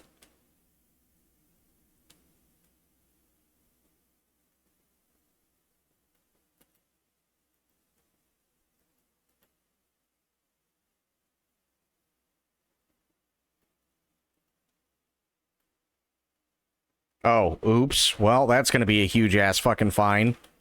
Fuck me sideways.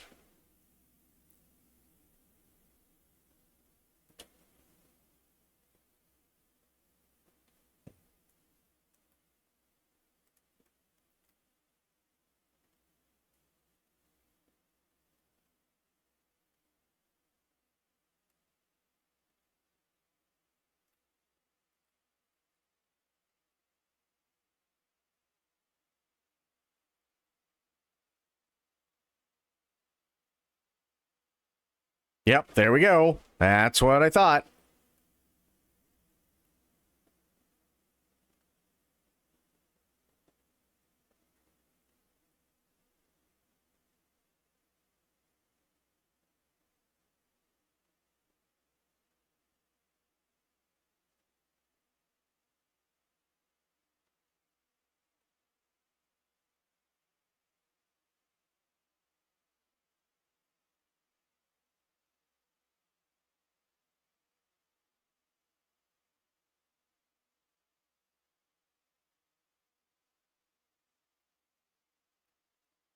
Yeah, it's the same thing over on YouTube. It's the same thing over on YouTube, right? You can't monetize something that's happening live anymore. Which is why a lot of people are trying to go out of their way to provide you with something that's pre-recorded. But unfortunately, that's also a lot of money with not a massive return for a payoff. Right?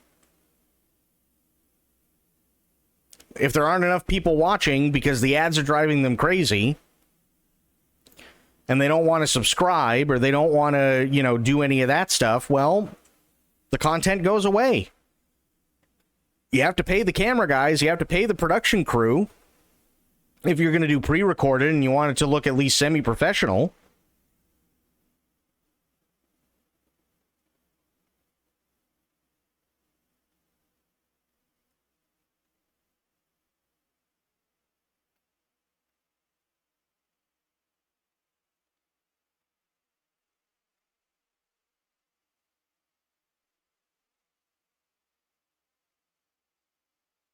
And I had a talk with a couple of people earlier today about this, right? The same thing is happening with movies and TV. I sit here and I talked about it last night. I watched Alien Earth, which, by the way, I finished all of what's currently out there. I finished that all this morning. We're literally in the age of, just like Red Letter Media said, don't ask questions, just consume product. That's it. That's all it is.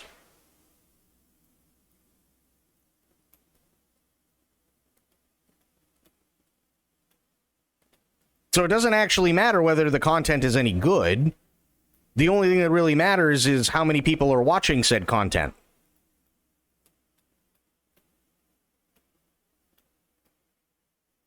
Yeah, see, I wasn't a fan of Alien Earth at all. I think they unfortunately went the route of don't ask questions, just consume content.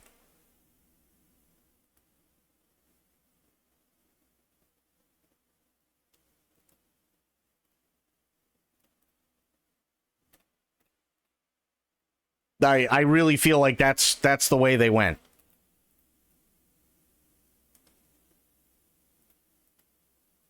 And they're using things that were done God knows how long ago by people that are or were immensely smarter than them, and even now when they're dead are still immensely smarter.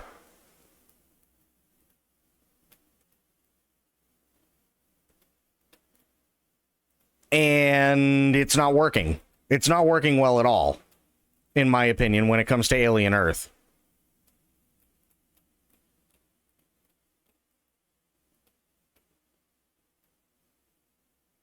And all you have to do is just, like, sit there and ask just a little bit. Like, I know you're only, a couple episodes in, right? But think about it this way. Why is it that the group of synthetic people, I can't even call them replicants because they're not, but the group of synthetic people, including the main one that we see in the very first episode, why is that main person called Wendy, and why is the rest of the group called the Lost Boys? Now, a lot of the time, there are probably going to be a lot of people that think, oh, well, and they even say it in the show, well, it's because Lost Boys don't grow up. Right? Okay, fair. If we're taking the Peter Pan reference and we're going to be using it to that extent, sure, I understand that. But what they neglected to mention was that that's exactly what they forced on these people because those aren't adults. Wendy still has the mind of a 14-year-old girl who was dying of cancer. I can't remember the Indian kid's name or the Indian guy's name, but he was an 11-year-old kid.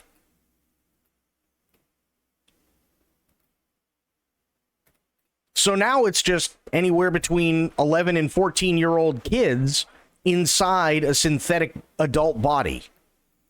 So if Lost Boys don't grow up, then why is it that that's exactly what they made them do?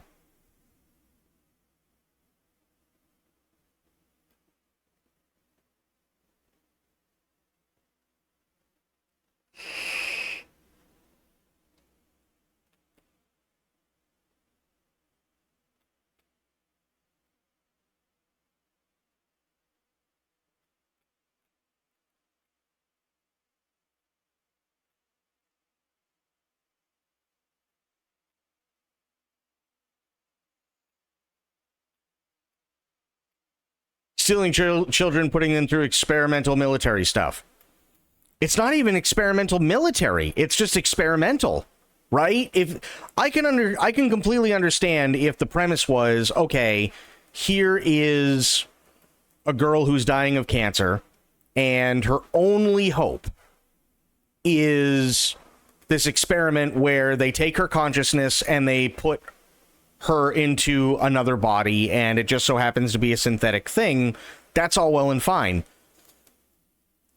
And then later on down the road, they go, okay, well, we're using this for the military, right? That'd be all well and fine. But we're talking a matter of like 2 weeks between the time she had the operation done and she's taking a paper cutter and using it as a sword when she goes to a disaster area that is now being patrolled by colonial marines that are armed to the teeth for search and rescue?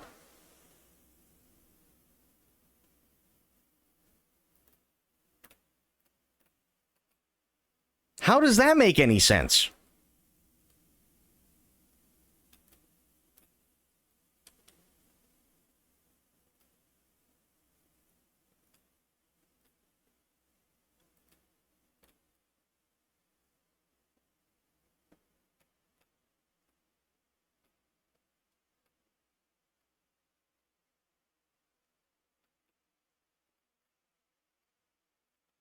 Like, last time I checked, search and rescue, unless it's literally the military, search and rescue doesn't walk around with fully automatic rifles. Especially if it's something that just happened.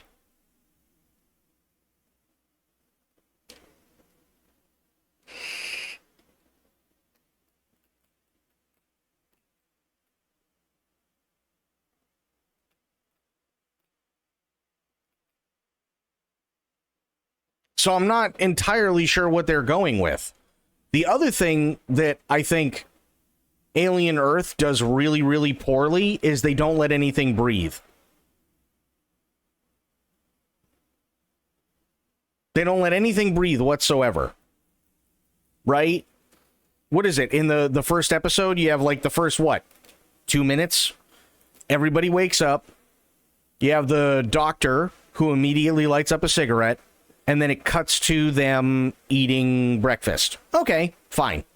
That makes sense, right? Maybe speed it up a little bit more than what the original Alien was. I get that. Why not? Fuck it.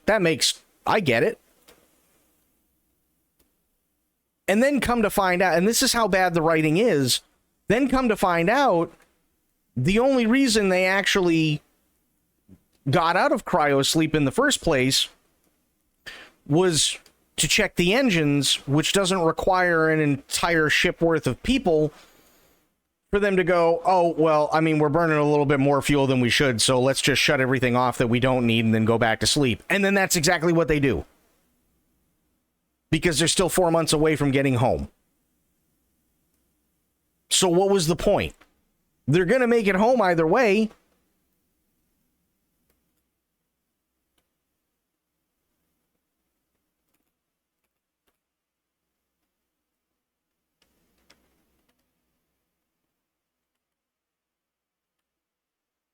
There's just so many things in that show that don't make any sense anymore.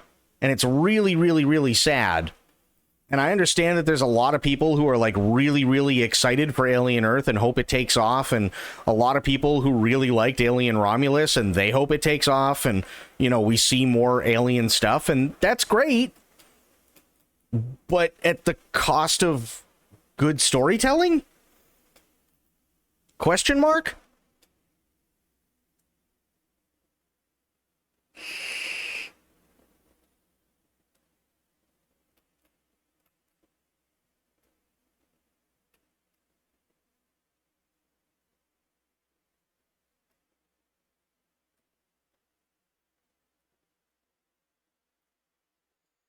Yeah, but they're the chosen few, but the chosen few are a group of 11 to 14-year-olds?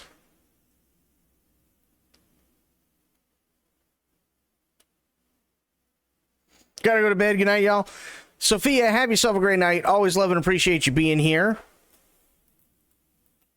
Have yourself a good one, and we will see you... Well, we'll see you Monday, because I'm not streaming tomorrow. But we'll see you next time.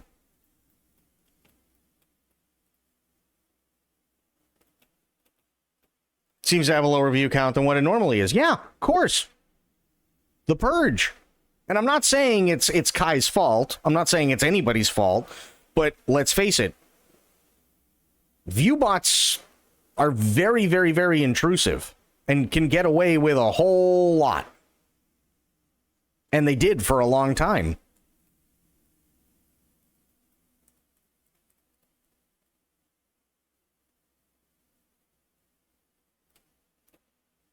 And I'm not pointing fingers at Kai. I'm not pointing fingers at the agency that Kai works with. I'm not pointing fingers at anybody. It's just that's how bad the bots were. And I'm not saying that the numbers are accurate now, but they are more accurate than what they used to be.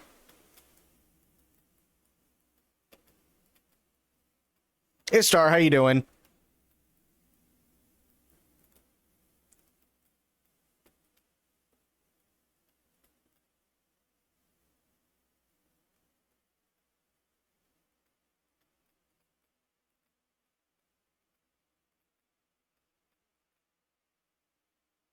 But yeah, that's, I mean, Alien Earth, I really, really hope that, because they got 3 episodes left, if I remember correctly. They're only on episode 5 right now. But I sincerely hope that they make up for it in the final 3 episodes, because right now it is... There's a lot of oof. Lot of oof.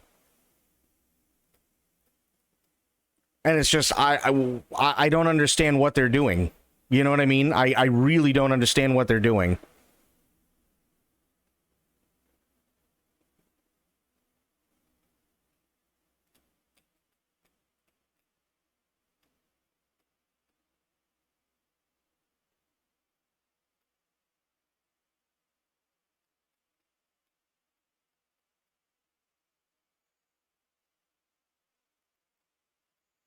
Most people had low viewers. It certainly did not add up to 30K. Right. But that's because you also weren't watching people like XQC, you weren't watching people like SVAN, you weren't watching a lot of the big streamers who just collected more and more and more viewers. Right? That's the big thing. Twitch is a kingmaker. The bots are not sitting there and going, oh, well, I can just sit here and lurk in a small streamer's channel and it's going to matter all that much. That's not what they're doing. They're inflating the numbers of big streamers. Because if you just have 2 bots come in and they sit there, right, in a small streamer's channel, is 2 viewers going to do much of anything for them? Or Twitch? No. But if you have a few thousand mix their way in to, say, XQC's chat, or any of the big names for Grand Theft Auto, any of their chats, chances are they're going to slip under the radar a hell of a lot easier because there's just so much going on in the chat anyway. Right? So now the numbers get inflated.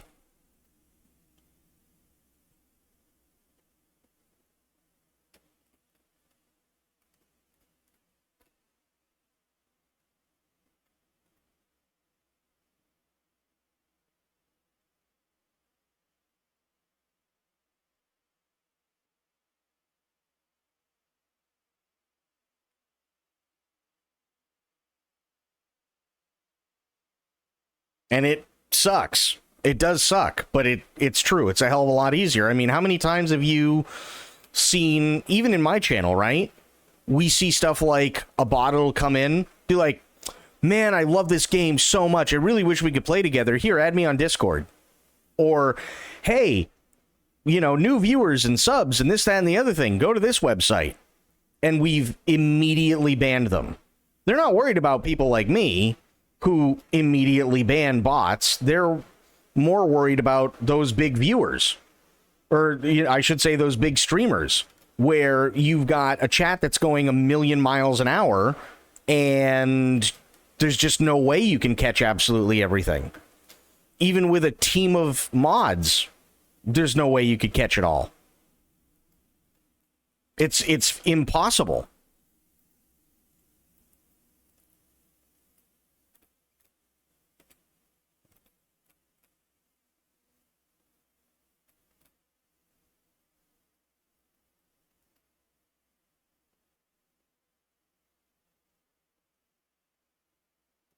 And the really sad part is that unfortunately this also does nothing but inflate the dead internet theory.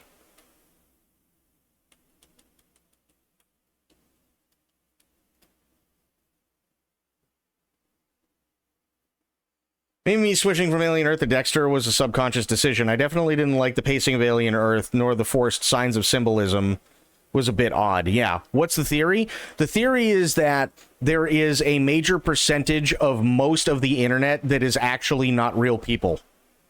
And that number is going to increase exponentially every single year to the point where there will almost be no one left on the internet and almost everything will be some sort of bot or AI.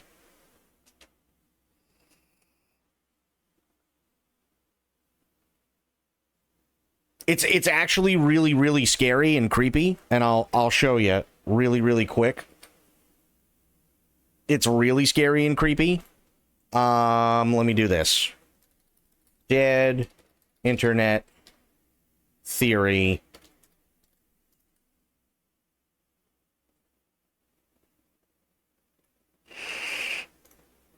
Hang on one second.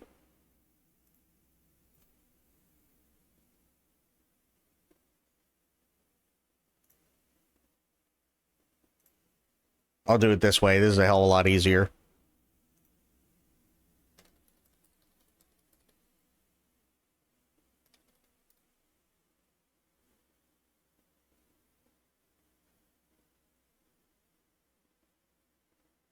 Oh, no, you know what? Actually, I can't even show it because he's not allowed on Twitch anymore. Fuck. Okay. Dead Internet Theory by... no, that's a 4-minute actual thing. I don't know who this person is, but we'll take a look at them. see what they have to say, right? It's the only thing I can do, because I can't use the video I was originally going to use, because unfortunately Destiny is no longer welcome on Twitch, so I can't show any of his shit.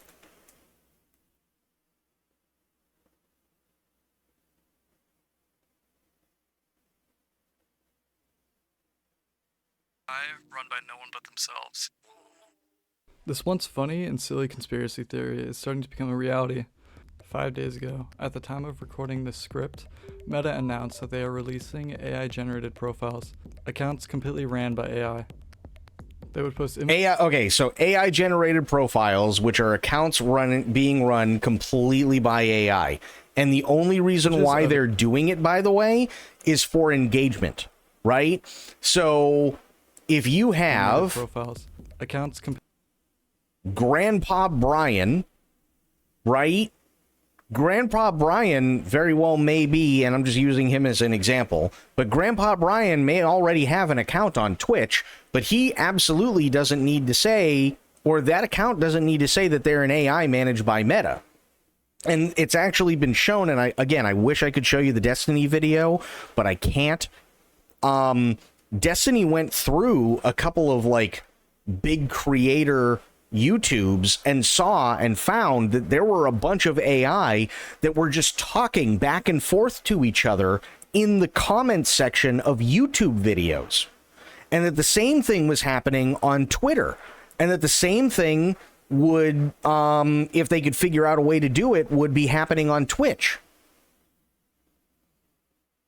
That's the dead internet theory, is that you have all these accounts that are created by AI and run by nobody but themselves, right? And it's being done as an artificial means of inflating numbers, unfortunately, because now you have more engagement, right? So imagine tomorrow I release a YouTube video, right? And out of nowhere, for seemingly no reason, because nothing I say in that video is like controversial or anything like that, I now have hundreds of thousands of comments in less than 24 hours. It's got to be bots, right? But those bots have to be run by something, and they got to come from somewhere. It's coming from AI. Same thing with Twitter. If you go onto Twitter, there are tons of accounts where it's like pictures of really good looking women and says, hey, I'm a graphic artist, and hey, I'm doing this, and hey, you should follow me here, and hey, here's my, page that it, goes to OnlyFans, and hey, here's my page that shows other adult content, and like all this shit. And that's fine, but then they never talk. They only follow people, and every once in a while, when the AI decides to wake up, does it immediately post like 1,000 times a minute on Twitter. That's the dead internet theory. So you're no longer engaging with other humans. Instead, you, the human, are actually engaging more so with AI. And it's being done to artificially inflate the numbers that are shown when it comes to engagement.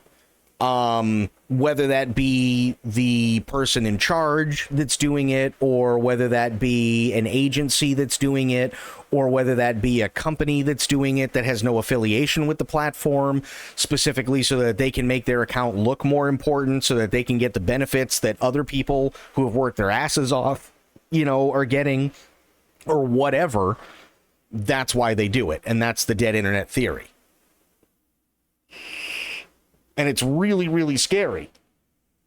It's really scary. So, for instance, and we'll finish the rest of this, but Wikipedia, the dead internet theory is a conspiracy theory which asserts that since around 2016, the internet has consisted mainly of bot activity and automatically generated content manipulated by algorithmic curation as part of a coordinated and intentional effort to control the population and minimize organic human activity. Right? Now, that sounds really, really, really suspect. And one thing I will do is I will find that video. And Core, I think you're in my Discord.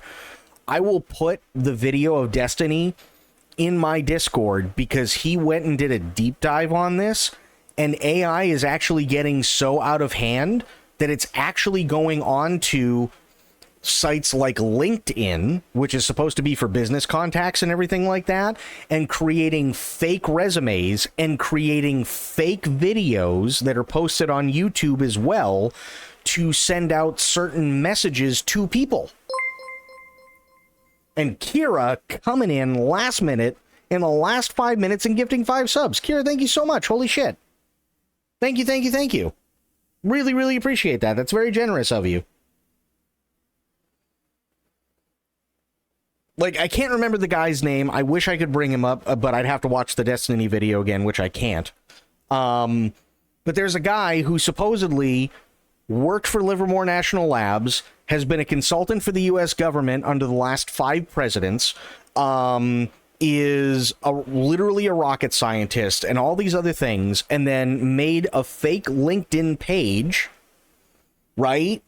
And did all these things just so they could start creating a YouTube channel where they would have some sort of credibility to deliver certain messages about aliens existing and the government not wanting people to know that aliens exist, and the government is keeping things from people and so on, so that they can con money out of people who actually end up believing all this stuff.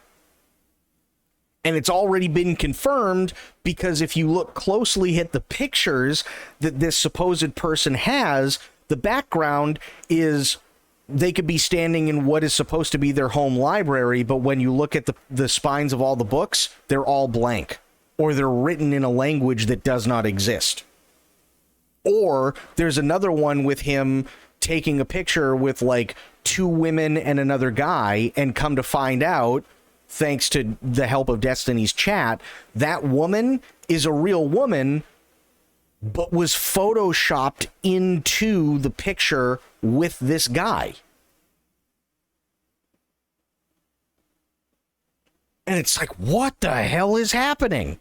It's scary. It's really scary. I got B-Day money and decided to throw some at you in subs. Well, I appreciate that, Kira. I really, really do.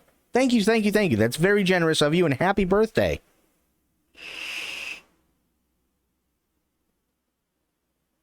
But yeah, thank you. That's incredibly generous. I really, really appreciate that.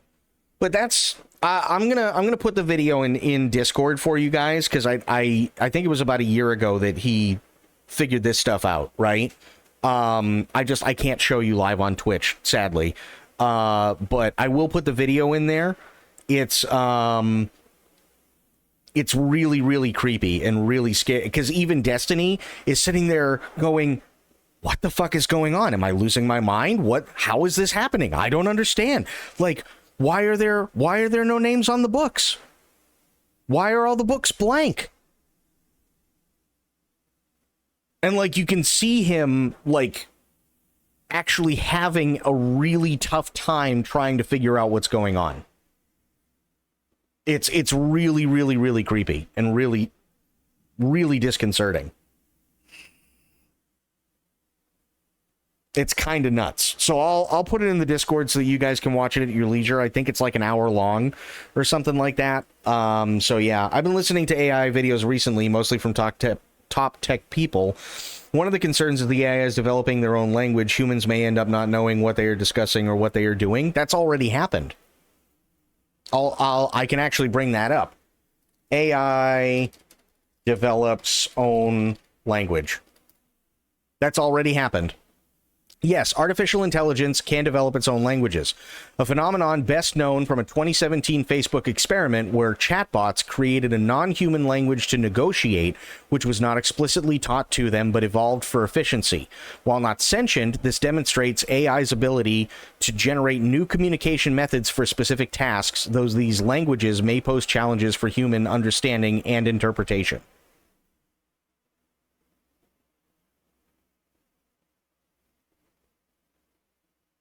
If you actually watch the video, it's hyper wishy-washy, pseudo-philosophical topics. It's fucking creepy. It's really creepy. It's insanely creepy. I agree.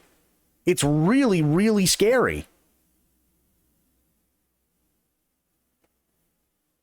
It is. Like, oh boy. Or here's one. This is from NDTV. I don't know what NDTV is, but let's take a look. Oh, DALL-E. Yeah, okay. That's fine.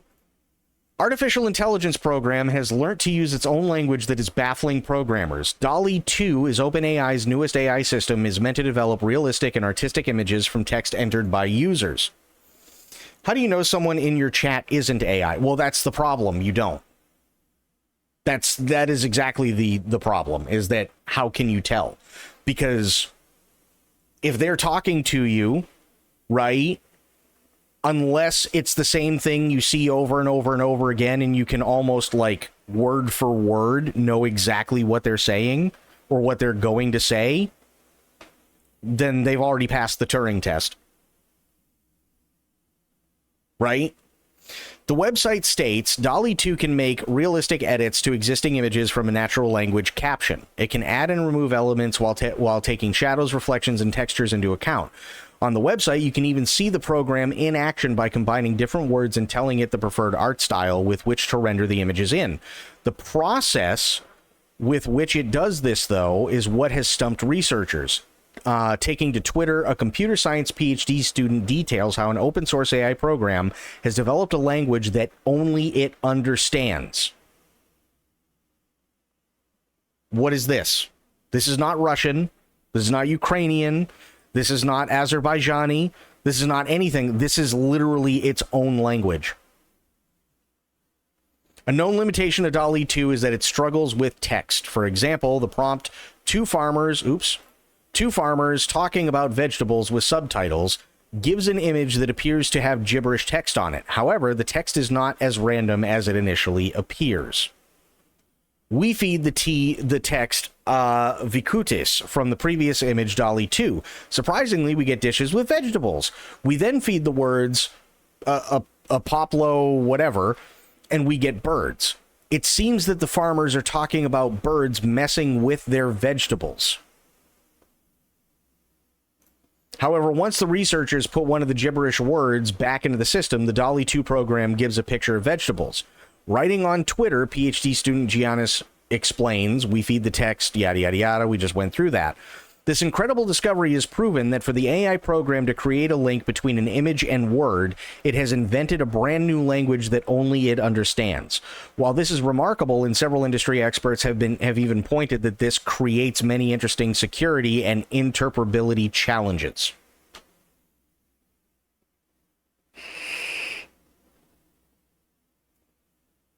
So yeah, it's really, really creepy. Really creepy. Similar instances have occurred. DALL-E 2, we know that. Not a threat yet. While the idea of AI creating a secret language can seem alarming, as seen in some social media posts, it is currently more an example of AI efficiency and the emergence of communication protocols in multi-agent systems rather than a sign of sentient AI. And that's the catch currently, is that technically it's not sentient yet.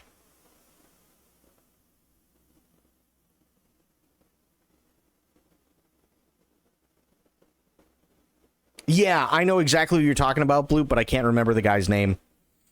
Can't remember the guy's name for the life of me. Let me see if I can find it really, really, really quick. Oh, actually, I'll tell you what. Because we did, even though we only watched like a minute of this guy, go watch it because I know this is going to be interesting. I'm going to like the video, and honestly, I am going to subscribe to him as well, so please do. I would highly appreciate it. He is a smaller content creator. Cochlean,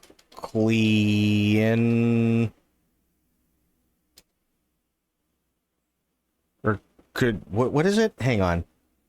Chalakian, that's what it was. Thank you.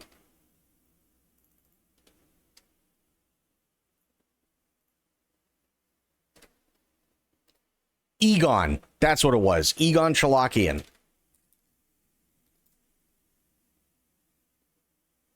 Earth Save Science Collaborative, right? Hello, my name is Egon Chawakian. Today, he's a registered Federal Reserve lobbyist of the United States Senate and House of Representatives, White House, registered foreign agent, United States Department of Justice and National Security Division, and national security expert and representative for Alatra. On top of all the other things that he says he's going to be. I will present evidence that the Russian government is fully aware of the danger posed by the Siberian magma plume. Furthermore, I will reveal the course of action they have chosen in response. Let me remind you that the Siberian magma plume is an upwelling stream of hot magma rising from the Earth's core to the boundary of the Earth's crust beneath Siberia. The eruption of this plume, comparable in size to the entire continent of Australia, would be catastrophic not only for Russia, but could also trigger a chain reaction of supervolcano eruptions worldwide, ultimately rendering the planet uninhabitable. Yep. Now, he's going to go on there, but I want to see the one that I watched. And, like, look at this. 3 weeks ago. A month ago, 3 months ago, 3 months ago, 4 months ago, 4 months ago, 5 months ago. Right? The planet is on the brink of... Oh, this one. Yes. Hang on. Hello, my name is Egon Chawakian. Today I have an urgent message for all of humanity that pertains to the fate of our civilization. I elected to bring this message to your esteemed attention following my recent participation in a joint Nobel Prize Committee National Academies of Science meeting in Washington, D.C., whereat we discussed the issues of misinformation and disinformation. This sparked a point in my life where I realized there is so much misleading information on the subject of climate change that inspired me to deliver the following message to you people. This guy not only is an AI generated soothsayer, but it's gone so far as to the point where he had a LinkedIn page.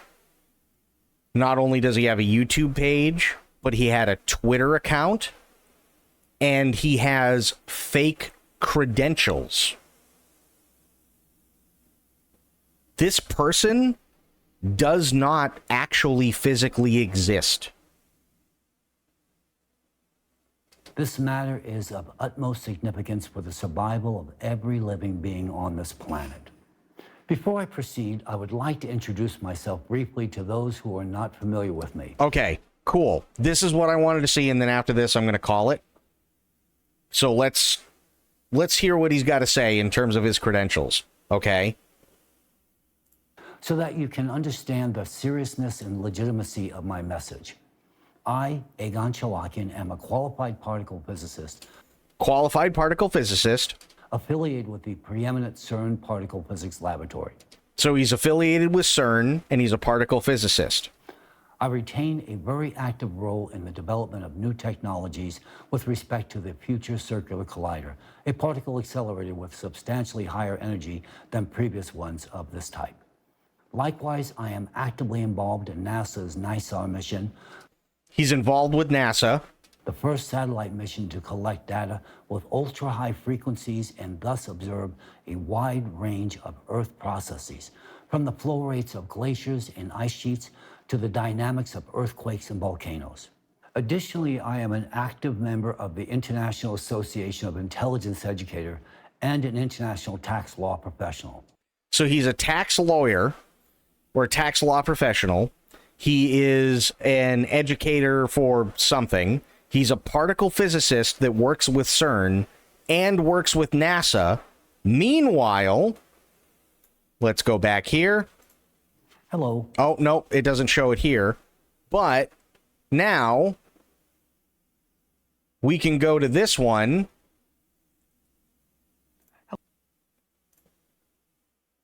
And he is a registered federal lobbyist for the United States Senate and the House of Representatives and the White House. He is a registered foreign agent for the United States Department of Justice and National Security Division and a national security expert.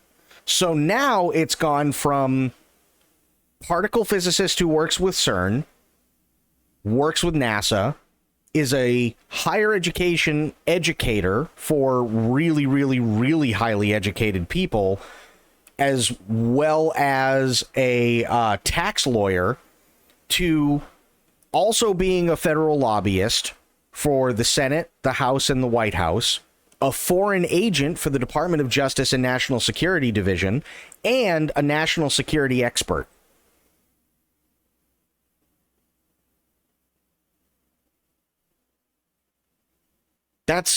When does this guy sleep? I'll give you a hint. He doesn't, because he doesn't actually exist. He literally does not exist at all, right? So now we're up to 8 things, right? There is a significant rise in the occurrence and magnitude of seismic, volcanic, hydrological, atmospheric, gravitational, and thermal anomalies. Furthermore, we have recently detected a number of alarming anomalies in all the layers of the Earth's system. There is an extraordinary displacement and destabilization of the Earth's core, a sporadic and chaotic acceleration of the planet's rotation, and a shift in its rotational axis. This scenario is compounded by a critical weakening. Also, here's a quick question for you. Why is it that he's wearing 2 microphones?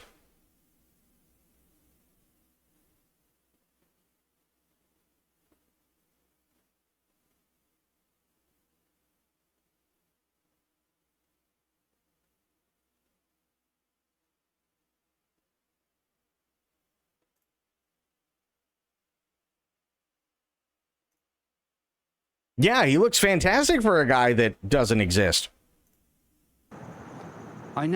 Why is he wearing 2 microphones here? Wish to draw your attention to a grave and alarming issue concerning the entire world. Russia, that is, the Siberia portion of Russia.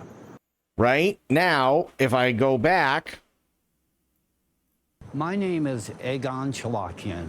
I am a lobbyist for U.S. Congress and White House, member of CERN Laboratories' Future Circular Collider Project team and Lawrence Livermore National Laboratory. So now not only does he work for CERN, he works for Lawrence Livermore National Labs, which, I mean, come on.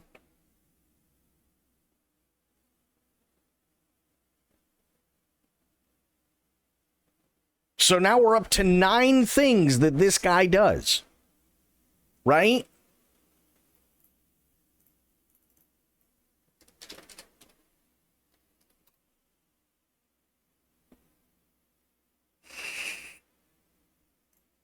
Here you go. A. Egon Chalakian. I don't care about that, okay? Cambridge, Massachusetts, right? Got his contact info, 6,000 followers, 500 plus connections. Activity. How can Vina help finance leaders in times of market volatility? Using new satellite altimetry technology. Oxford stuff. Siberia, who stands to gain from destroying half the world?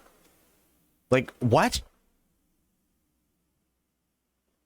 International, here we go, international commercial arbitrator, international and offshore commercial arbitrator, adjudicator, mediator.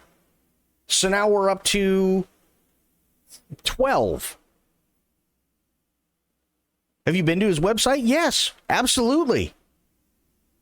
Absolutely, I've been to his website. This is literally the smartest. If this guy existed, he would be the smartest man in the world. Registered European interest representation lobbyist. So that's 13.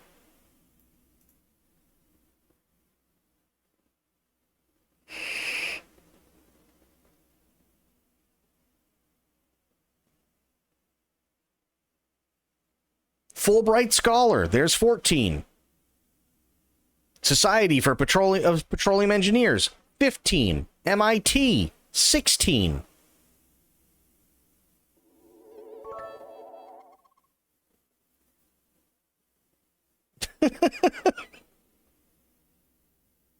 Running away because I've already melted my brain breaking flat earth. Have fun, chat. Kira, thank you for the 100 bits, and thank you again for the 5 gifted subs. I really, really appreciate it. But I'm actually going to call it there anyway. I will find that Destiny video because it's really, really, really creepy. And I'll put it on the Discord so that you guys can watch it at your leisure. That is it for me, though. Again, thank you so much, Kira, for the 5 gifted subs. I really, really appreciate it. And thank you for the bits. I also really, really appreciate that. We had Medicine, we had Kira, we had Bloop, we had Core, we had Corgi, we had Sophia, Spoiled was here for a little bit, we had Spectre, we had Aelin, we had a bunch of awesome people. We really, really did. Fafo was here as well. So, oh, and Alpa. Can't forget Alpa. So thank you, everybody, for hanging out. I really, really appreciate it. Thank you for watching. Today is Sunday. It is my day off, and I am absolutely going to take it. I will be back on Monday. So until I see you all then, have yourselves a great day, great night, and great rest of your weekend, wherever you are.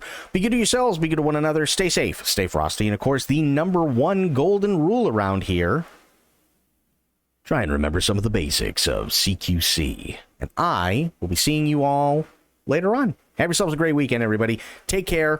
I'll be in and out of Discord tomorrow and stuff like that. So, yeah. If you need to get a hold of me, you know where to and how. And I'll see you on Monday.